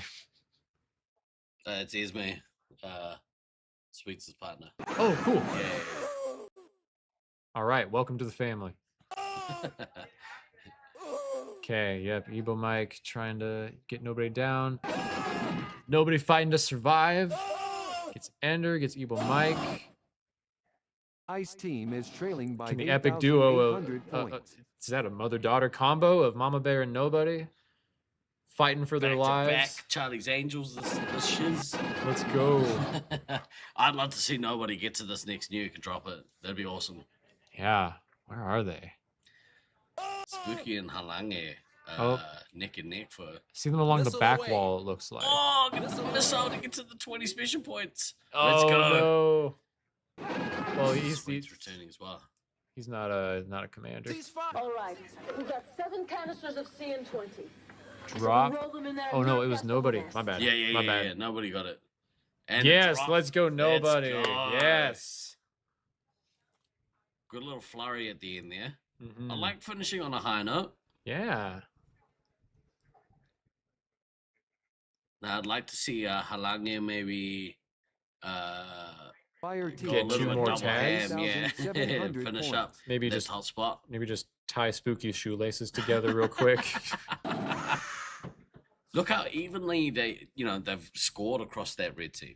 Yeah, for sure. I mean, all the top 3, obviously with this Elam sweeps we get awarded the base, but all in that kind of same scoring area. So everyone doing a good job at, doing what they need to do. Yeah, for sure. Finish them. She's finished it. Yeah, man, she's still going. Let's go nobody. Oh. It feels good, even if you're gonna die. Just get your nuke out. Yep. Little personal win. Yeah, and got to that nuke off a missile. So again, still looking to be aggressive even on the back foot. Oh, definitely. Seriously, like why hide or why try to? Go out swinging. Be aggressive. Be proud of the way you went out. Very well fought. Good effort by the Expendables.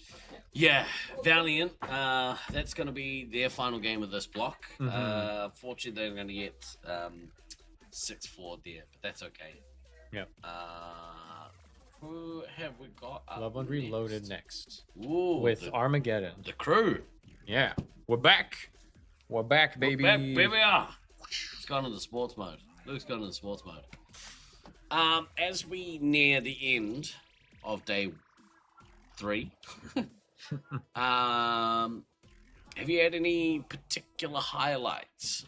Anything that stands out for you Day personally? 3, man. Even if it's from the last 2 days, Okay, so I think that's 24. It felt like there were 3 pretty distinct tiers of teams. Yeah. And they weren't beating each other very much. Last year, it felt like there was a little more overlap.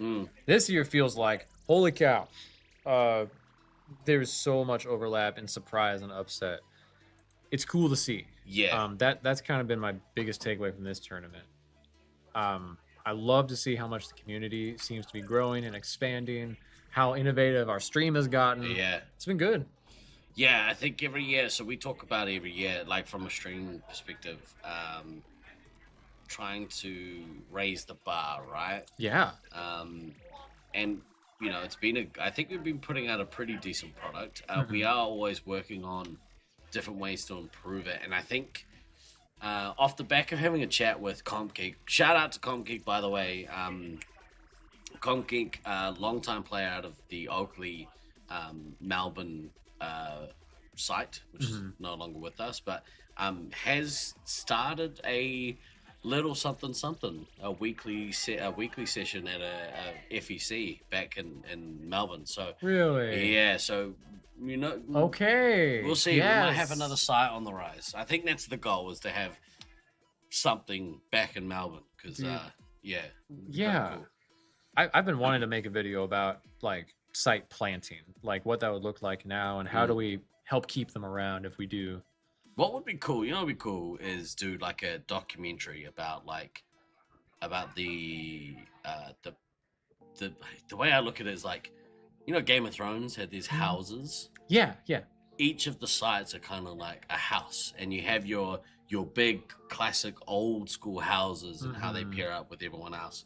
I would like to see like a documentary about the history of, of the SM5 competitive scene. I think that would be kind of cool to shoot. I agree. I haven't been thinking of doing a documentary, but we did a interview with some of the Detroit players. Yeah. And we got like the lore, start to finish, when you started playing and how it had gone recently. Yeah. I'd love to do that with every site. Yeah. Like if you want to come on and talk about the Auckland site history, I would love to have you.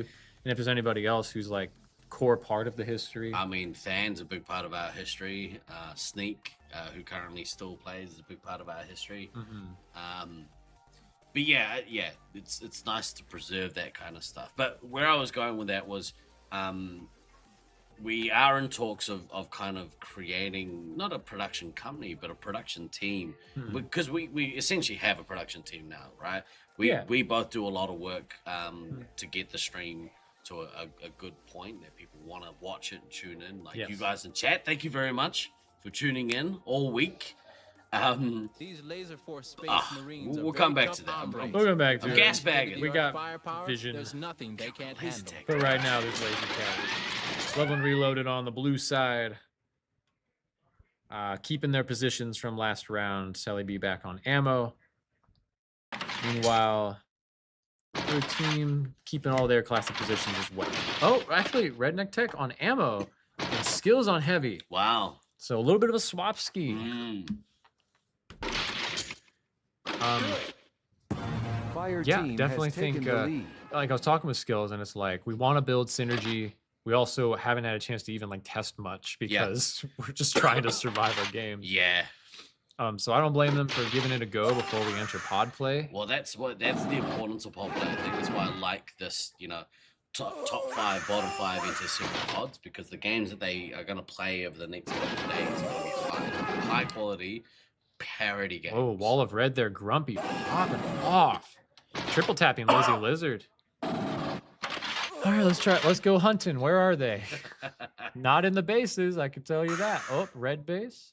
And what about blue base? Anything in blue base? No, not looking like it. No one managing to get any lives off either medic just yet. Some activity around neutral there. Some people now set up an E-door. That looks kind of like Armageddon set up an E-door. 600 points. Fair Turkey on a base run. Saba with them. You know, with these teams, let's actually get an angle a bit closer to the red base here. We see Grumpy going for a base. If you do this one, you do red base here. Yeah, I think you should do red base. Door here. Okay, let's try it. There you go. There, blue base there. If you watch them come in from the left and then turn from the right, that red base. Oh, I like that. Yeah, it's nice. Actually, since someone's in the blue base, how about we go more like maybe neutral? You're the driver, though. You do what you want. No, for sure. Try and find the angles here. How are we looking on? Skills down to 4 lives. We need to get some resupply here. He did get a missile off earlier, which was good to see. Putting some of those fundamentals into play. Yeah. Oh, here comes the nuke. Absolutely. Okay, much needed from Stealth Elf. Skills on 4. We see them maybe floating back around kill zone and blue base there. Looks like Love and Reloaded was able to flush them. Stealth not able to get any resupply there. That's a big one. He got a couple of resets, but Fear Turkey losing 6 lives. Skills is down 4 lives for a long time. But you're right. Fear Turkey getting hit 3 times and down to 14.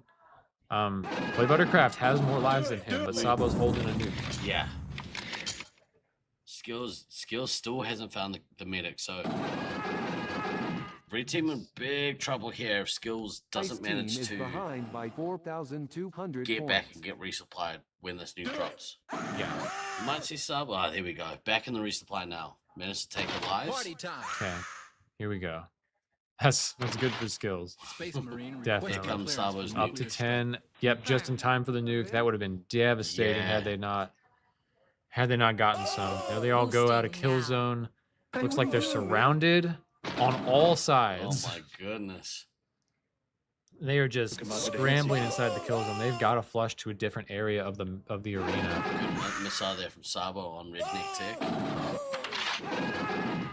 Let's look right here. Still nothing over in E door. The action's moved away from that. Let's go back to the start door there. Okay. This is good. Yeah, a lot of back and forth. Red has had some points where they've gotten a whole wall of tags. Yeah. Just shutting down Reloaded. They're in a dangerous spot here. Skills and Grumpy both at single-digit lives. Play Buttercraft down to 7. Need to divvy out some lives here, and Stealth Elf is going to need some too, so a lot of pressure on them at the moment. Stealth Elf Still getting double missiled right there. One from Sabo, one from Lizzie. Goodness. A lot of back and forth there. Goodness gracious. Sabo having a good game here. Up to 5-8 after 10 minutes. Or sorry. Yeah. 5 minutes have passed and Sabo's about a 6K there. Lizzie Lizard with the missile. She got 2 missiles off, and I think she also took 2 lives out of the medic. She is Crazy. dominating. That was a crazy wall by her. Here comes the nuke. Holy cow. This is the knockout punch right here. That was awesome. Like Lizzie, and then like just went on a tear, and then that nuke from Sabo to back it up was just Grumpy on 1. Well, this is one of those areas where you might think someone's going to die. Someone's going to die, but Grumpy's still on 1. Buttercraft on 2. Nope, there they go. Looks like Sabo broke in and got Grumpy. And medic on medic violence. The Fear Turkey killing out by Buttercraft. Nope, Black Hammer killed him out, but he got his medic on medic hit. just adding to those stats, man. Yeah. Do it. There you see hands up, walking out of the arena. Someone's still hiding in kill zone. I think everyone flushed, but one person stayed behind. I don't know who it is. That was kind of like a jab to a uppercut from that team. It was a brutal combination. Completely agree. Yeah. Here we got someone in E-door. Looks like there's a little bit of play around the Y there. And then someone around neutral base. Blue's just kind of hunting on the cleanup here. Stealth Elf with 1 life and 0 shots. Fire team is trailing by 3,100. Reloaded, looking pretty full and healthy here.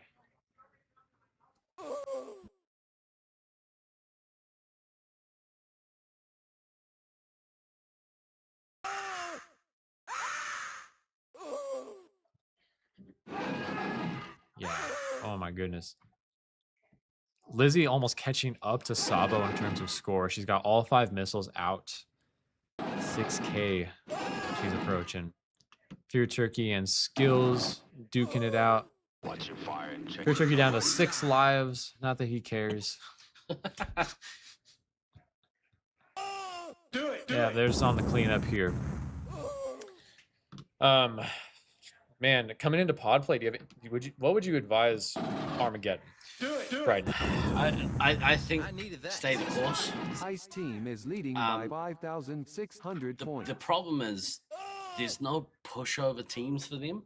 I mean, they'll get an opportunity to play the Syracuse C team again, which is the closest team to their skill level, and that's got to be another barnstormer. I mean, they managed to take the match. So I think Syracuse C. I think Syracuse C are in a better spot though, because Axeman and Nobody seem to be in quite a good group. So yeah, it's true. That game's going to be really interesting actually. But I would say they've got positive aspects. They just now they need the reps. I just want to say Skills almost getting to 5K on that game. That is actually a sign of life. I wonder if that is the better combo. I agree. I think maybe a little bit more effectiveness there than Redneck Tech at heavy. Redneck Tech has been doing a decent job, but it's hard for him to. It's always been hard for him to get the resupply, and it's such a balance when you're playing heavy, and it's almost on your resupply to know how you think is a heavy and to know, okay, I know when I need to shoot them and I don't even need to ask them. I know that they would want me to get them now. Yeah. And unfortunately, with hybrid teams that haven't played a lot together, it's really hard to figure that out. Like there's only time is the only way to kind of figure that out. So, but I think they've still got positives. Like Stealth Elf, I think just needs to stay the course. Done a pretty good job at Commander. Yeah, very good job. Yeah, I do like Skills at heavy. I think that might be the goal. To your point, right here, I'd say try that out in pod play. You still have time before finals. Now let's have a quick look here. I'm very interested to see. Now, to me, and that's not the right one. But we've been singing the praises of Lizzie Lizard all week. She's been so impressive. Let's have a look and see what her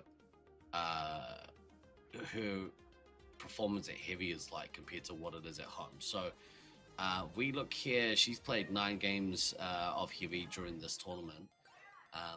Look at that average score. She's managed to put, an additional 500 points, essentially 400 points. Mm-hmm. That jump up for average MVP, huge, insane. Yeah. The accuracy here should be very, she's very accurate anyway. Like that's crazy. The hit diff is above, and the average medic hits as well for this tournament have gone up. So she, by the looks of it, is, I would say, significantly outperforming what she would normally do at home. What do you think? Well, one thing on the score, Lovelanders have lower scores at home because we are far more likely to elim at home. Yeah, so right. That is part of it. But absolutely, I think a huge piece of her success, one, comes from playing to her strengths. Here in this arena, she's been given jobs that, like, she can break teams. She can get missiles onto the medic. She can play mind games. Oh, there we go. We've just seen it jump up off the back of that last game. So boom. It just crossed over to that averaging $6,000 as a heavy is good. I also want to say I think she, above most players, really benefits from having a team that listens to her. Yeah. And like that she can synergize with, because she is a great team player. Yeah, and I mean, for being such a young player, and by young I mean her professional career, if you will, is still pretty young. Seems to be developing into a pretty good leader of people. Completely. Yeah. Very much look forward to continuing the rest of the tournament with her. I'll just stick to the present. I am curious because she has played a couple at medic. Does look to be outperforming her home stats at medic. Maybe a little down on accuracy, but I think that comes down to the maze. But pretty even across the board, I guess, there for medic as well. But she's really doing work as the heavy, right? Like that's kind of what she's maining at this tournament. Right, and a very specific style of heavy too. Yeah. All right, let's have a look. Okay, let's see this. All right, let's go. Final game of the day. Final game of the block, I think. Is that right? Game and block. Tomorrow we start pod play. Goodness me. So this is it. Altitude issues on, I think altitude's blue, actually. Yeah. We got that. Following the schedule. We got that mixed. But that's okay. So Loveland on the weaker side. Suppose, is it the weaker side this tournament? I don't know, Ice man. team has I'd have to check. Maybe I can pull that up on my phone or something. Just because normally Syracuse slightly favors red, from what I understand. Fire team has taken the Loveland cannot let them control the arena like last time. Because they may be lulled into feeling, oh, we got our base, we're doing fine. But if they're not controlling that's like, it's a false sense of security. Yeah. They got Sergeant Tucker heavy, the Babe commander. They're going back to the lineup that they used when they fought against Syracuse A. Let's see if it works.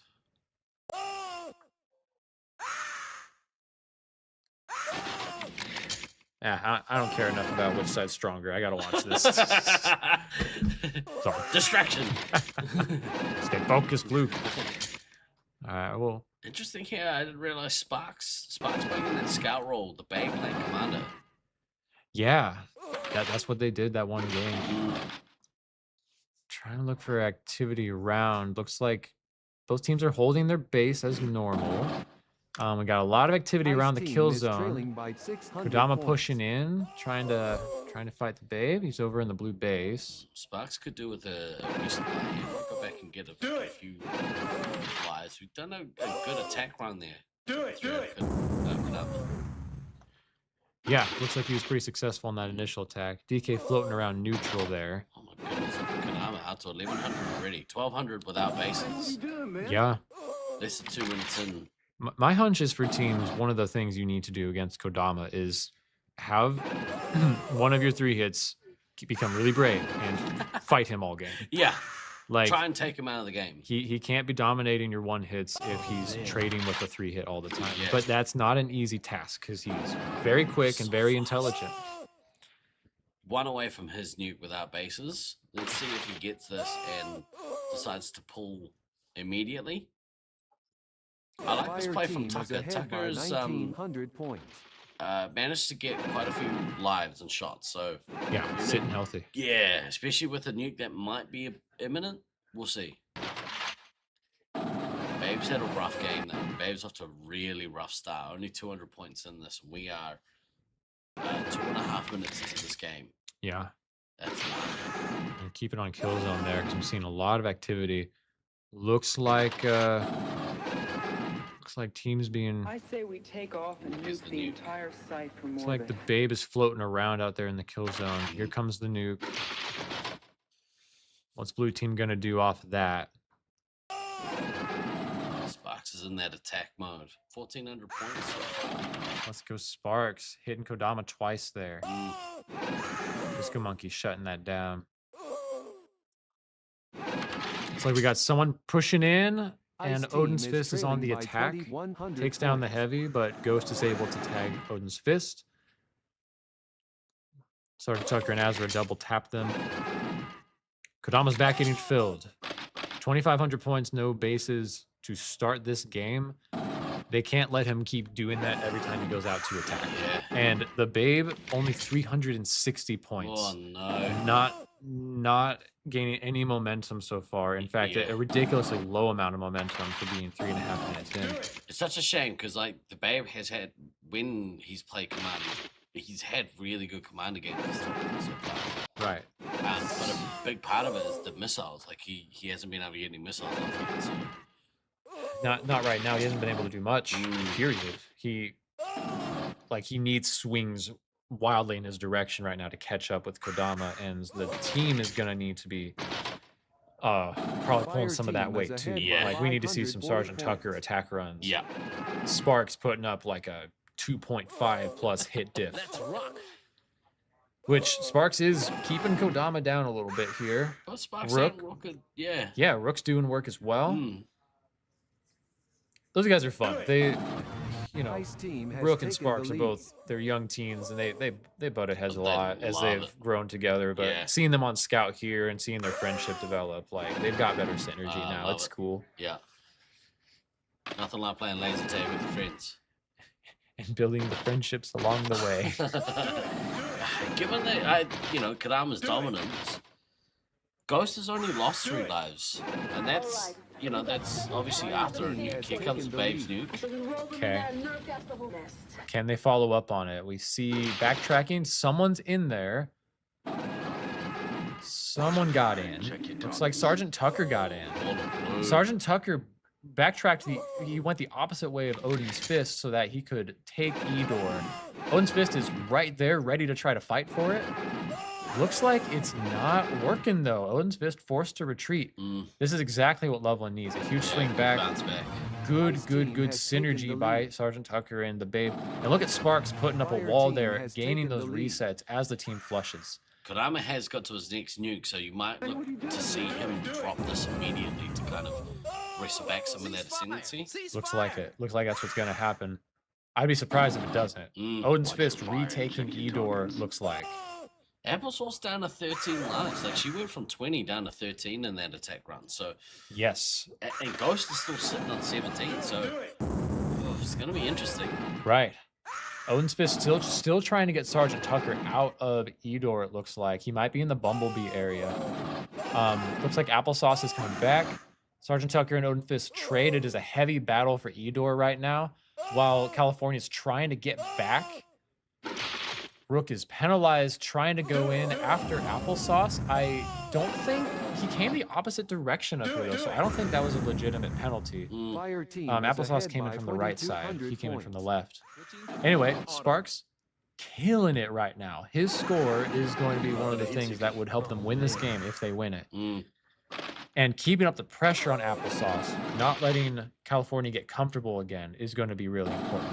And I was blown past this for this second nuke. Might look to get enough special points to get to 2 to drop 2. Yeah. Applesauce down to single digits, down to 9 lives. So I don't know. I don't think he should hold it. I think he should. Nope, I agree. Kodama stacking right now, like he may think they're doing better than they actually are. Maybe. Yeah, we're just not seeing too much action. Looks like California got reset up in the E door. I'd like to see the Babe go and get his next base just to get to that second nuke a little quicker. Yes, absolutely. You need the pressure to continue. If you can drop before Kodama drops his nuke, that will help you catch up. Oh yeah, and at this point, he's kind of playing the support role. Like that'll give Sparks the opportunity to go in and get a bunch of resets. Absolutely. California's staying really healthy, but Loveland has actually more lives, just by 10, little advantage. Loveland is super full right now. If they can perform a strong attack run here, hopefully getting Gabe a nuke pretty quickly. Yeah, unfortunately, because the Babe is struggling, it's taking the pressure off of Applesauce. She's able to resupply the rest of their team. Switching to full auto. Do it. Still putting 3 to the Babe there. All right. Yeah, We got 7 absolutely. canisters of CN20. Yep, here goes So we roll them Kodama's. in there and nerve gas the whole He'll be able to mess. drop another one pretty quickly. He wants to try and get a few resets here. Unable to do it. Gets One into Rook. I don't know if anyone Takes a broke in resupply. on Loveland's though. Why did he take a double resupply? It's annoying. Yeah, it looks like Loveland just floated into kill zone a little bit, and now they've taken back their base. There's Sergeant Tucker making sure they got it. Sergeant Tucker, this game and the Syracuse game, he feels like the best solution on heavy right now. Yeah. I know the Babe has solid. been doing well, but like the way he did that attack run, like we need to see more of those attack runs out of the Babe. Yeah, I'd really like to see the Babe and Sparks. Oh, Rook popping off there. Sorry. Combination. Good nuke there from Kodama. Here comes another one. Yeah, he's not gonna let them keep that momentum. Yeah, detonated. There's a few hits. Medic hit for Odin's Fist. Death Knight, triple tapping. Both medics on 7 lives. The Babe desperately needing points. Needing to tag people. Like 2800 for a couple of minutes. You just gotta admit, like, this is not your best game. Get the base and drop and start trying to farm. This is not good. He has been shut down. I don't know how. Survive this game. Absolutely, yeah. Here comes the nuke. Ghost down to 3. Good on the Babe for getting that base and doing. He listened to me. Look at that. Yeah. But not much follow up. Looks like Sparks is in the E door trying to break through, but Special point Sparks. Didn't they not use their rapid fires? Too good for rapid fire. Don't need it. I love rapid fire. Oh, same dude. Babe got lives. Babe got Ice team lives. is Cool. behind by You're gonna need a few more. 7,700 Ghost is down to points. 2 lives. Applesauce at 3. It could swing either way. I think Olympus is ahead at the moment, but Kodama gets a medic hit. He's in, tags the Babe. The Babe desperately needs some help right now. Ghost at 1. Death Knight tags Rook. oh, the Babe needs. I'm holding my breath. Can Ghost stay alive and get a few more out? Ghost tags Disco Monkey. Where is Ghost? What is happening? Resupplies the Babe. Do it. I think Ghost is under attack right now, wherever he is. Boosting now. Ghost gets the Ghost Babe gets the again. Babe. Who needs lives? Get the team lives right now. Yeah. I mean, if he can manage to fill up the team and they have a final push. I think I see them at the end there, over by Dave's cubby. Oh, You right. see it on neutral, but Disco Monkey's trying to come in, Fire trying to get team that is medic ahead hit. by 6,000 points. He's alive. He's okay. A lot of trading out there. Kodama tags down both 3 hits. Sergeant Tucker gets Kodama. I'm just looking for blank zaps Ghost. Ghost is still alive, and the Babe is. He has enough to get back out there, and I would go. You do not have enough leeway to wait on this. Meanwhile, just over California 4 looking minutes left. so healthy right now. Sorry, just over 3 minutes left in this game. Yeah, now's the time to Oh. go out. Switching to full auto. Ghost still alive. Doing work. Both the medics here are doing work to keep their I team say we take off cranking. and Here nuke comes the Kodama's entire nukes, site yep. from orbit. Good nuke there by Kodama. That's going to be the end of Ghost game, but good effort, that like end run to give the Babe a bunch of lives. Fire team is leading but he by is way off the pace. 7,100 He's, points. ooh. Yeah. Not sound happy. Not sound happy. Did not sound happy. Putting his heart into the game. Well, let's see if Loveland can rebound. Babe, Misceline, Kodama. Disco Monkey putting down the entire team. Oh my gosh. Disco Monkey and Kodama have them. Oh my goodness me. Reset City. That's gonna be probably game over for them. In terms of score, they're not making that up. In terms of score, they're not making that up, and they're not going to get the elim here, I don't think. It's unfortunate. The Babe is definitely, he showed that he can be a very good commander here. I'm not pinning this on his talent at all. No, he just had a bad game. Something that California did shut him down. Yeah. I mean, having like 300 points 3 minutes in is not normal. They did something. So Maniac and Jack, I'm curious to see what slowed Olympus down here with Gabe performing so far behind, why they couldn't push this harder. I mean, Sparks has had an awesome game at Scout. Yeah, it's true. It's really unfortunate. You know, Party time. really unfortunate that that the Babe had as poor a game as he did. But again, bad games happen. Like, it is what it is. Oh, it does happen. It totally happens. And he's making up some score here. It's not going to be the end of the world. I think he could probably learn a lot from this game if he's going to continue playing Commander. Games like this that make you recognize, oh, I've seen that before, and I know what not to do when they do that. Fire team Anyway. is leading by 6,400 points. 60 seconds until extraction. Man, single digits for most of Loveland here. Kodama almost had another nuke. Applesauce has not been touched for minutes. For like maybe 6 minutes? It's, yeah, pretty crazy. That's a long time. Okay, there's a medic hit. Sergeant Say Tucker, I've had enough. I'm going in. Man. One life, gonna get me a medic hit. Which might as well. I'm gonna look to drop this nuke take here. off and nuke the entire site from orbit. Good nuke Yep, drop. there it is. They're gonna kill out the majority of the team. Whew. Well, they're not gonna get the elim though. Fire team is ahead by 9,300 unlikely. They might get it. If he gets, It's got to be a missile 5 right seconds now. Until extraction. 4, 3, 2. Oh, was it a missile dodge? Mission complete. Missile dodge to save the game. Missile dodge to save the game. Whoa, let's go Sparks. Come on, that's cool. That's really cool. Wish we got it on camera. Maybe it was. Oh, man. wow, They survived. they survived. Unfortunately, you know, they did need to win that game. They were 10 grand behind Cali. Kodama and Disco Monkey. Look at that score. Yeah, the wall of shots from Disco Monkey that game was insane. He was resetting people left and right. Yeah, that was really cool. That was a good game to watch, actually. And, you know, unfortunately, it kind of falls a little bit onto the Babe. And that's not to say that the Babe's terrible. Because No, it's not about his talent. It was a game state thing. Yeah. He put up 12K against Syracuse A. Yep. Something about this did not work. Yeah. I think maybe just right off the bat, like, because it took him a long time to get to that first nuke and just could never get into the game. But that's okay. Kodama hit him 40 times apparently. Dang. Whoa. 33 dude. from Disco, 40 from Kodama. Wow. So they just got him and pinballed him maybe.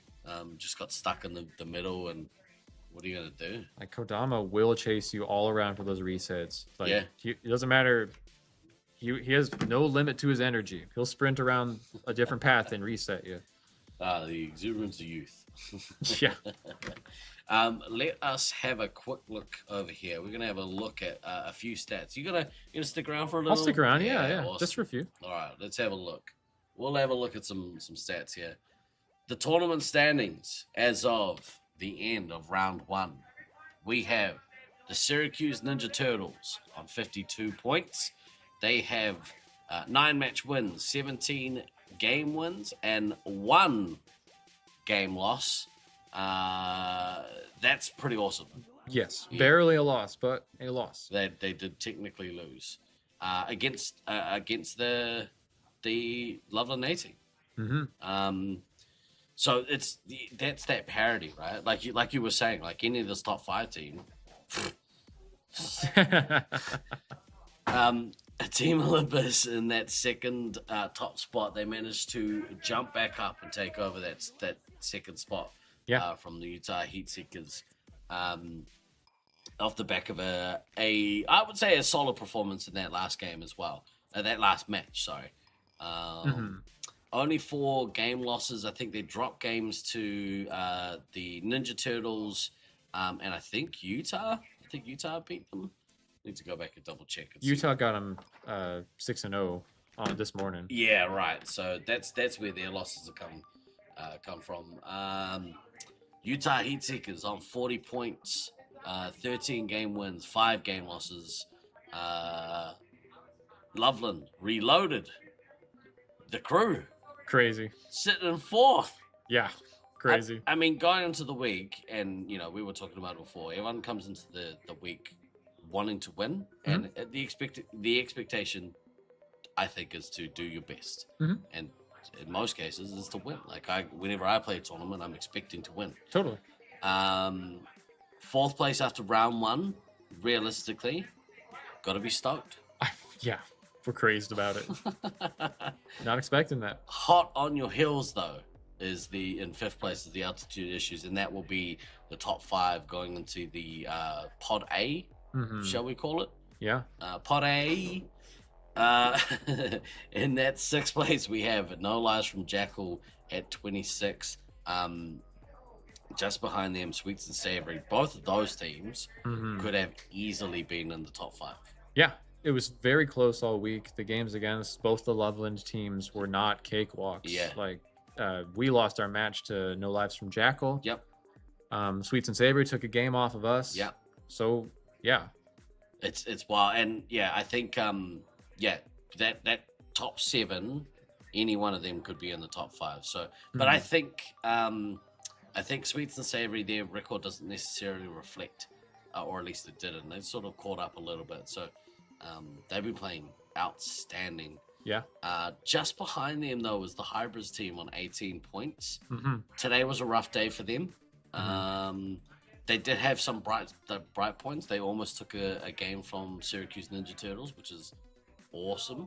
Yeah, they really did. Armageddon in that 9th spot, and the Syracuse C team in that 10th spot. 17 losses, 1 win apiece, and the difference there being that Armageddon took the match against Syracuse C. So yeah. I'm wondering how it'll be if hello. Yeah, how points are going to be added up in round play, because we may have teams on the bottom with more points than teams who are in the top pool. But I suppose you can't go any lower than a certain amount. Yeah. If you're in the top pod. I'm really looking forward actually to tomorrow's rematch between Armageddon and the Expendables. Me too. So much. That was one of my highlights from the week so far. Is that match was so good. Yeah. And quality teams. Yeah, down to the wire. At the end of day 3, let us have a look over here at some individual stats, shall we? Top 5 scouts. We have Evo, Hate on Me. He's only played 8 games at scout, but doing pretty good. 1.78 hit diff. Yeah. Pretty damn good. I think he's been kind of their one-hit flex when someone's had to sit out. Yeah. Behind him, his counterpart, Beans. He's played almost all of his games at scout, What a beast. Yeah. 1.94 hit diff. Like, yeah. Yeah. He's going after the 3 hits. Look at 433 3-hit hits. That's insane, dude.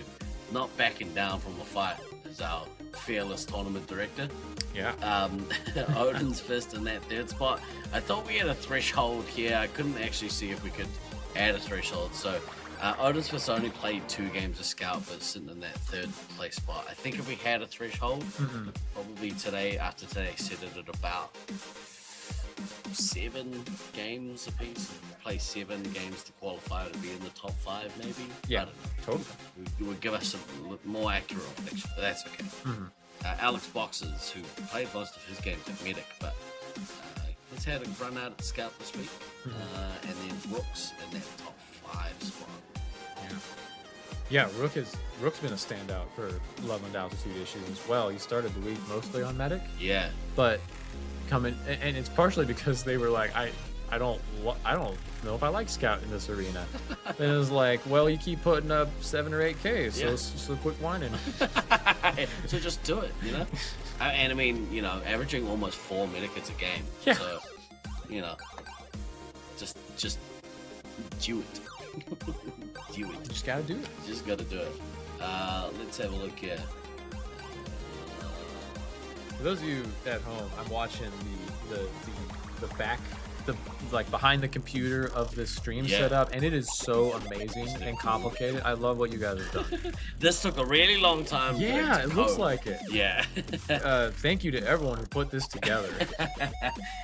That's where Comp Geek shines, actually. And we were talking about it before. You know, the potential of having a production team running these streams. Comp Geek is an integral part of that team. So yeah. Look for next year. I think we've talked about him becoming the producer. Ooh. So he produced last year's stream. Yeah. We might have to. I should have gotten to produce this year. I think it would have made for an even better product. But You that's did a okay. great job last year. Thank you. Right. Ammo. I mean, look at that guy at the top of that ammo leaderboard. Pretty cool. Mr. Mischief. 12 games. That tells me that you are on par for a potential MVP year at the role. Can we? I just want to address. Yeah. Why are we tracking accuracy for ammo carriers? It's a good thing sometimes to just be firing down a hallway, wasting shots. What? Like it's an advantage. It's mostly because I needed to fill out a column. But I think accuracy is still important. Not as important again as a lot of the other roles. Still gotta hit your shots.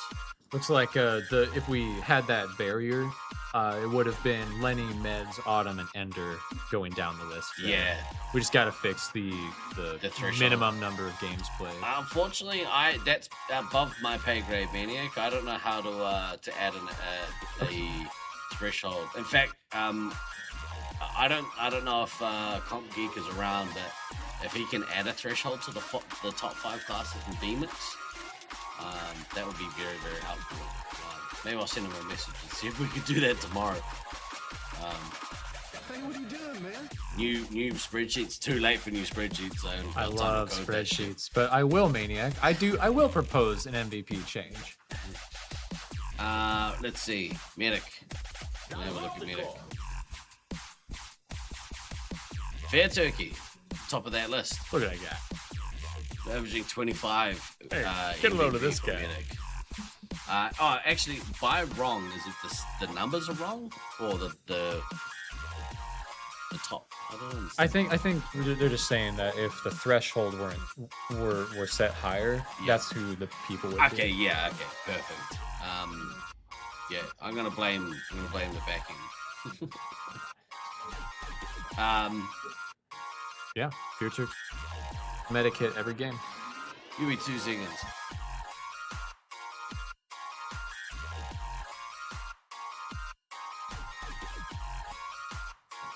I'm exercising my power as the stream guy to kick everyone out of the room. Did you like that? See how many people just left the room? Yeah, you point, they move. They also bring you coffee when you demand it. So real big shout out to Ruth. And actually, Jalatan been sorting me out as well. So the support team here have been immensely helpful. Good.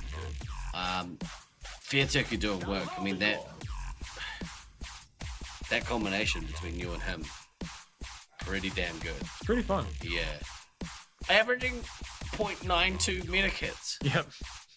What a machine. That's crazy. And then, so Princess on here as well, putting in some work. Probably the next kind of relevant medikit. Doing a good job, absolutely. Yeah. Let's check out the heavy. 1.55 hit diff.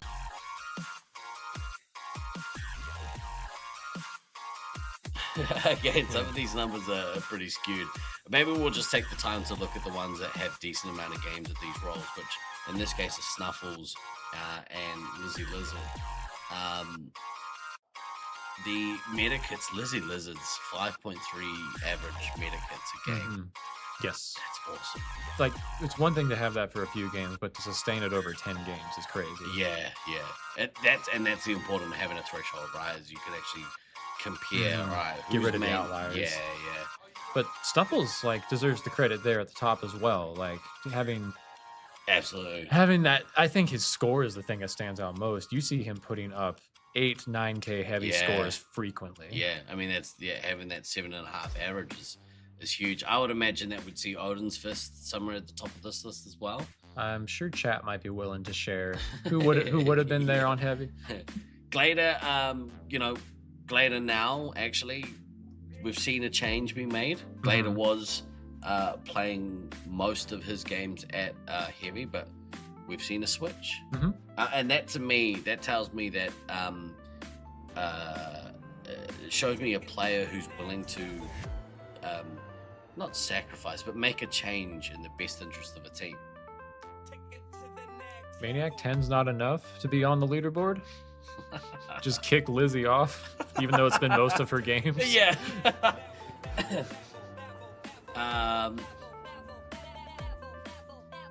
Who changed? Did somebody change the stuff? Maniac said he fixed it. Oh. So he's on the back end working right now. Oh, good effort.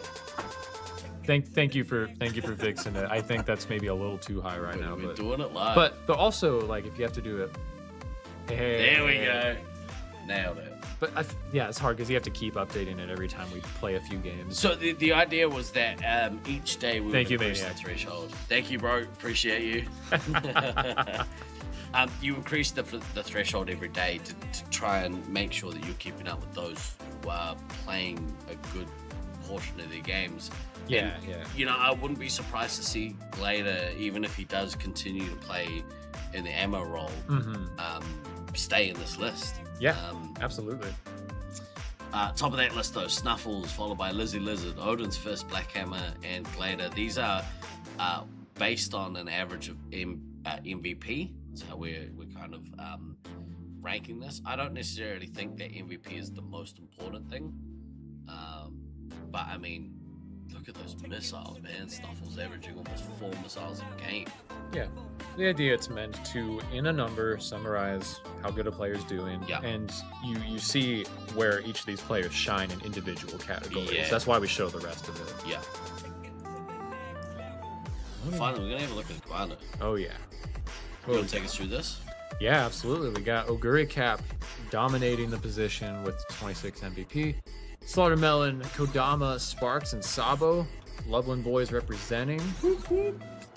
Checking out for any cool stats here. I mean, just Oguri Cap with so many more medic hits on average than all the other commanders at this tournament. 7.4 compared to 4.69 would be the next highest for Kodama. Pretty even on nukes. Oguri Cap definitely getting a good missile over the other commanders each game. Kodama's winning on hit diff with a 1.2 and score. Meanwhile, Slaughtermelon, I don't know what makes Slaughtermelon good. I guess he's just here for his reputation. No, he's doing good in all those other categories. He's just not in first. Scrub. Sparks actually has the highest score average of all of them. I've been really impressed with Sparks. he might have one of the biggest egos for a young man I've ever experienced. But to his credit, he's able to back it up, you know? Oh, when you're good, I suppose. I keep telling him, don't let it go to your head, bro. Yeah, he's had some very choice words to say about Rusty, and can only imagine he's mostly serious. What has he said? He basically said that Rusty has somehow cast a spell on everyone to make them think that he's actually as good as he is. Mm-hmm. Doesn't believe that he's as good as he is.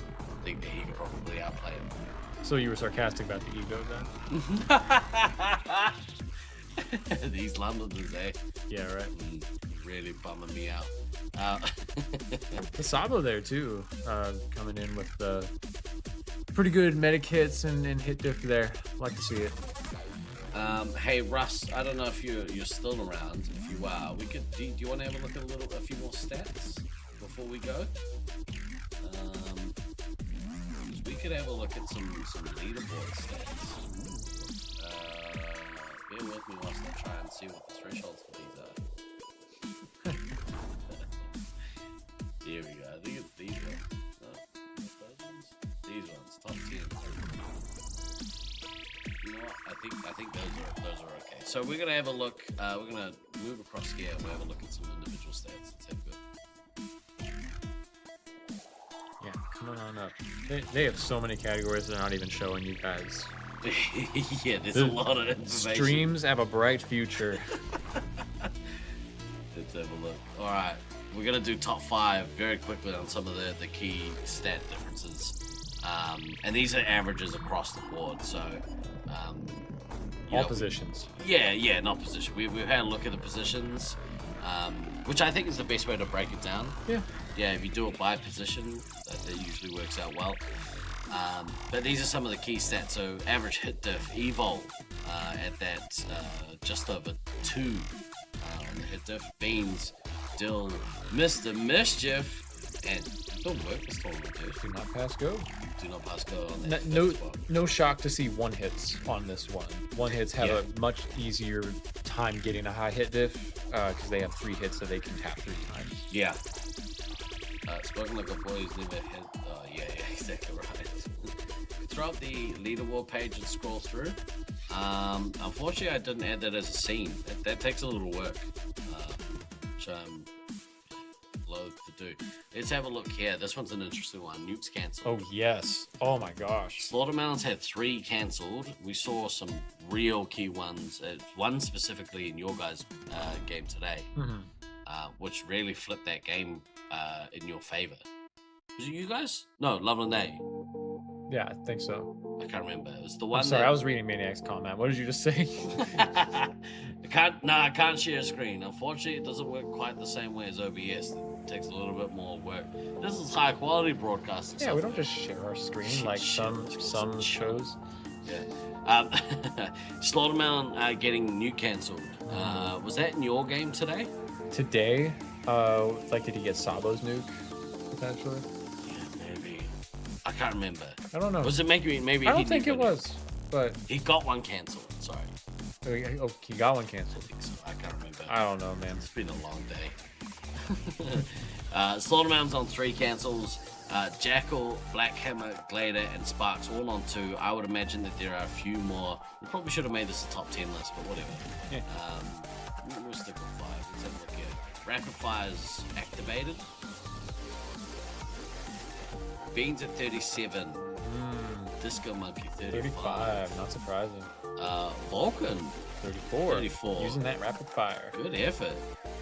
Rocks and Prawn Boy following up 33 and 30 respectively. It was interesting. Earlier we were seeing like Sparks not use his rapid fire, just sitting with 50 special points. It's like some scouts don't use it. Yeah, it's weird.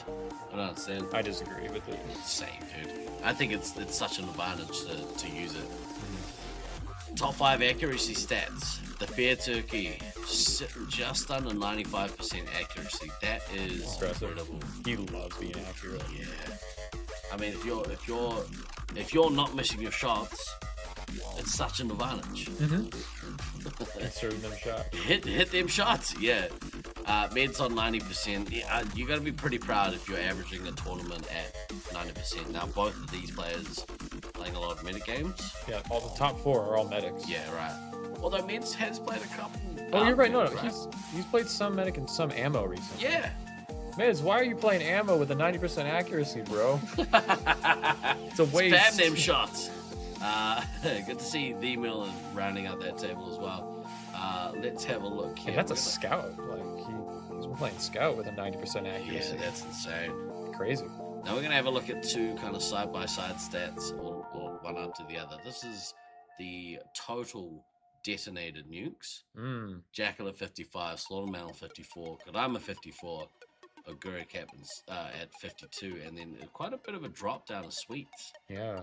At 45. Sweets has been great. Yeah, but especially because Sweets has mostly just played Commander. Yeah, well, you look at the standings, like, Sweets may not have had as many opportunities to last long into the games as these other top teams, but, like, he's still really up there, and he has been a standout player in this tournament. Fix the top 5 spreadsheet, no longer needs to be updated. Thanks, bro, appreciate you. Thank you. Now we're going to have a look at this next one, which is the average nukes detonated. Agreed, Poison Ivy. Your main targets want to be hit when you're the medic. Yeah. That's good.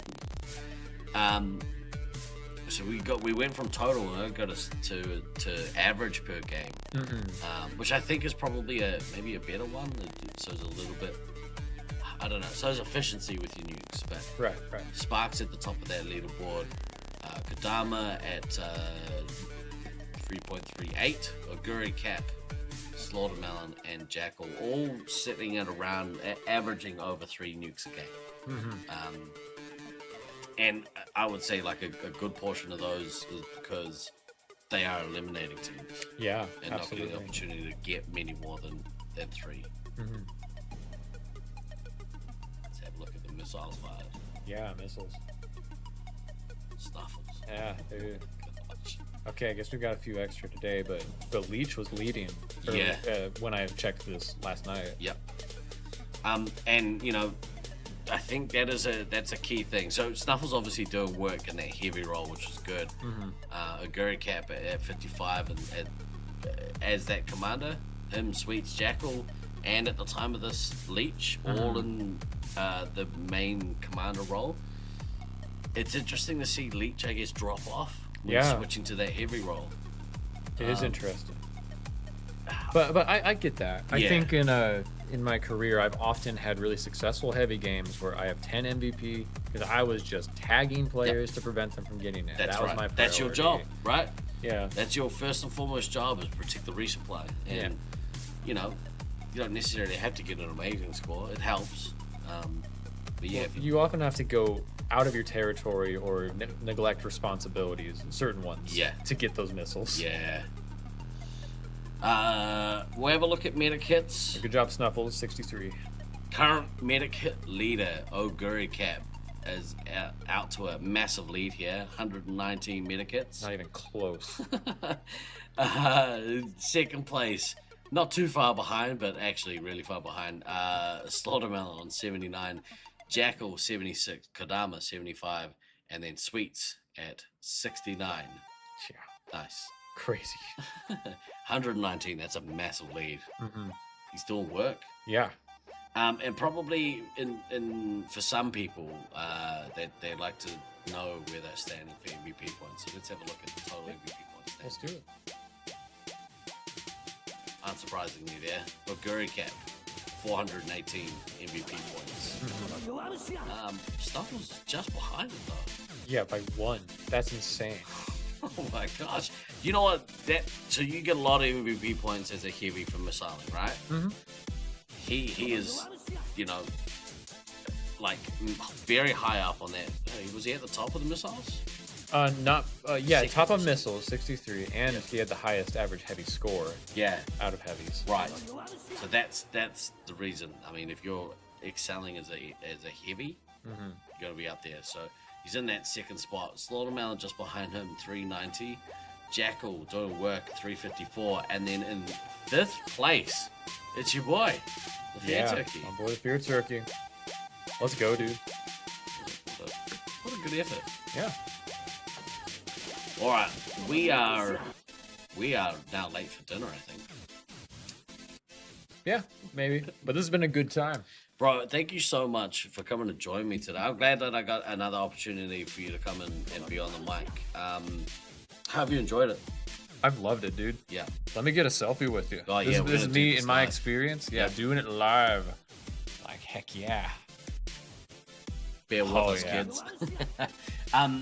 So, that's a good one.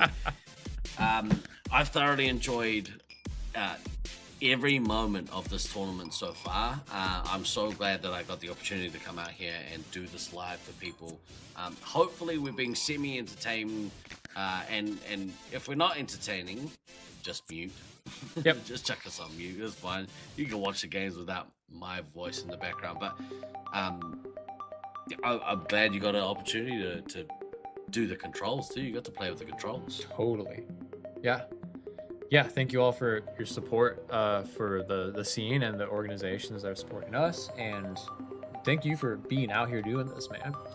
Like, it's cool to have you on site, like, so that people can hang out with you and come jump in the commentary booth. It's been really fun, actually. Like, every time I've come out of my cave and had a quick walk through the foyer, people are lining up, and Ebo Mike said to me before, he's like, oh my god, I went home and spent hours watching the stream back and absolutely love the commentary. So please keep stroking my ego, people. I love it. I respond very well to praise. Mm-hmm. Tomorrow, that man in chat, Rockwood, we got to get you on the mic as well, sir. Please carve out some time, and we'll get you on the mic with me. We'll get all the laser tag podcasts. But we are now going to go have a bit of a feed, have a couple of beverages, and hopefully an early night to bed. I'm exhausted, dude. How are you feeling? I'm exhausted, but that doesn't stop me from staying up until 2 looking at all the stats and games. Well, you still got to do your Zap report as well, right? But I love it. That's so good. One thing I wanted to say earlier when we were talking about all the content we're making is like, one, I hope people feel like it's okay for you to also make content. If there's anything that, and the second thing is like, I don't do it because I feel like an obligation. I do it because it's fun. And if anything is ever not fun, I don't do it. This is all for free, and I think that's part of what makes this so great is like we're passionate. So I love doing it. I will keep doing it. Put some shoes on. Walk with my bare feet. I haven't put shoes on now. I'm looking forward to putting my socks back on. You know, for those of you who are getting a little bit of FOMO, good. It's kind of the point we started. The Resupply podcast actually was born out of trying to FOMO people into coming to Nats. So, yeah, I hope that every little bit of content that you consume, you enjoy. We enjoy making it. Like, yeah, it's. I would assume the same for you is true, but you get a real like sense of creative fulfillment doing this kind of stuff. So, yes, absolutely. Yeah. And like when I was in the scene, like or early on, the people that made content like made it so much more fun. Right. Yeah. I mean, we're all at the end of the day like nerds for this stuff. Yes. And it's nice to have a little bit of representation, like in a internet full of irrelevant content. I'd like to be relevant for someone, so we're in our niche. Yeah, 100%. All right, man. Thank you so much. We're gonna round out day 3. What an epic day! Come and join us tomorrow from. I think we start. The first games are at 11:20 a.m. Eastern time, which is about 2 hours later than we started today. Not super great on the timing for anyone in Australasia. I think it works out well for the UK. Being 27 is not old. True, but being 40 most definitely is. Tomorrow we'll go until, let me have a quick look here. Tomorrow we got the tag for a cause. Yeah, we do. Are you playing Highlander tournament? Oh, of course. Yeah, me too. But if I get missiled out, my ego is going to just like crumble. There is no more like, fight me, bro. Yeah. Game than Highlander. 1v1 me and Highlander. I'm entering. I'm looking forward to Yes. playing tomorrow. So, Let's go. I'll have Now, I'll try to relive some glory. Big question, Yeah. really important. Are alliances allowed? Definitely And not. what does that mean? Alliances in the Highlander. No, like it's a legit super good strategy to, like, I mean, I'm not aligning with you, but I'm also, let's not shoot you. It's And then one I'll of the backstab you later. One of the most offensive things I've ever heard. No alliance. Yeah. Ain't nobody on my team. Ain't nobody on my team. Well, me and you will team up. You sound like someone who an alliance is going to come along and take your space and just you out of the game. Yeah, definitely. Yeah. Hey, do you want to team up? Yes. We'll be going tomorrow until probably maybe the last block starts at 8:30.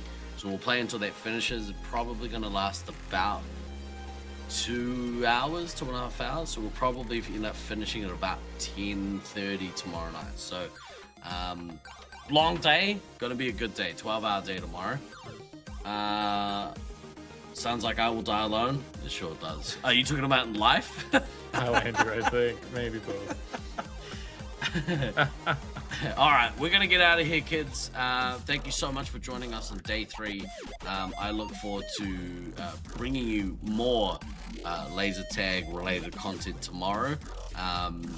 Are you gonna come and join us at some other stage during finals, maybe? Oh, no, well, actually, I told you at the start of the week, I'll Yeah. probably be out pretty early in finals, so I'll come join you. So- I guess at this point we have to see. Now I actually, so now that I remember, I do have a couple of special. Scythe is traveling apparently. Scythe, you better be still, but he's gonna come out and do commentary for finals. Oh, you just dropped that secret right there. Yeah, okay, you heard it here first. I might So, also. no, bring in anybody you want. If I happen to be free and there's no one, I'll come on in. Yeah, please do. Thank you so much again. We're getting one more of these. We will see you tomorrow, kids. 11:20. We'll start the stream hopefully at 11 o'clock. We'll see you then. Thank you so much for joining us today. Enjoy the rest of your day, rest of your night, whatever it is that you're doing. Be safe. Always remember to backtrack, kids. We will. What do you say at the end of your show? Bye. Way less cool. So good. So good. I love it.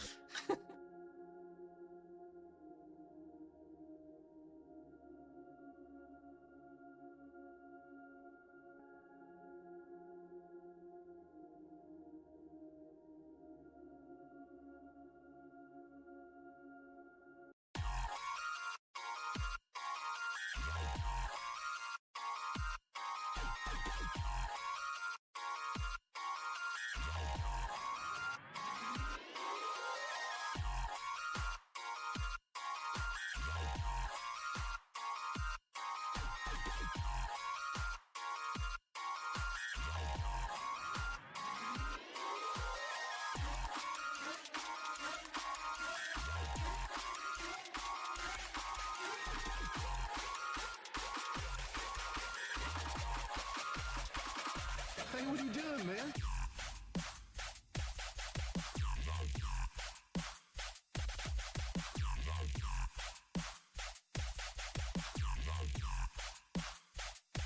I love the car.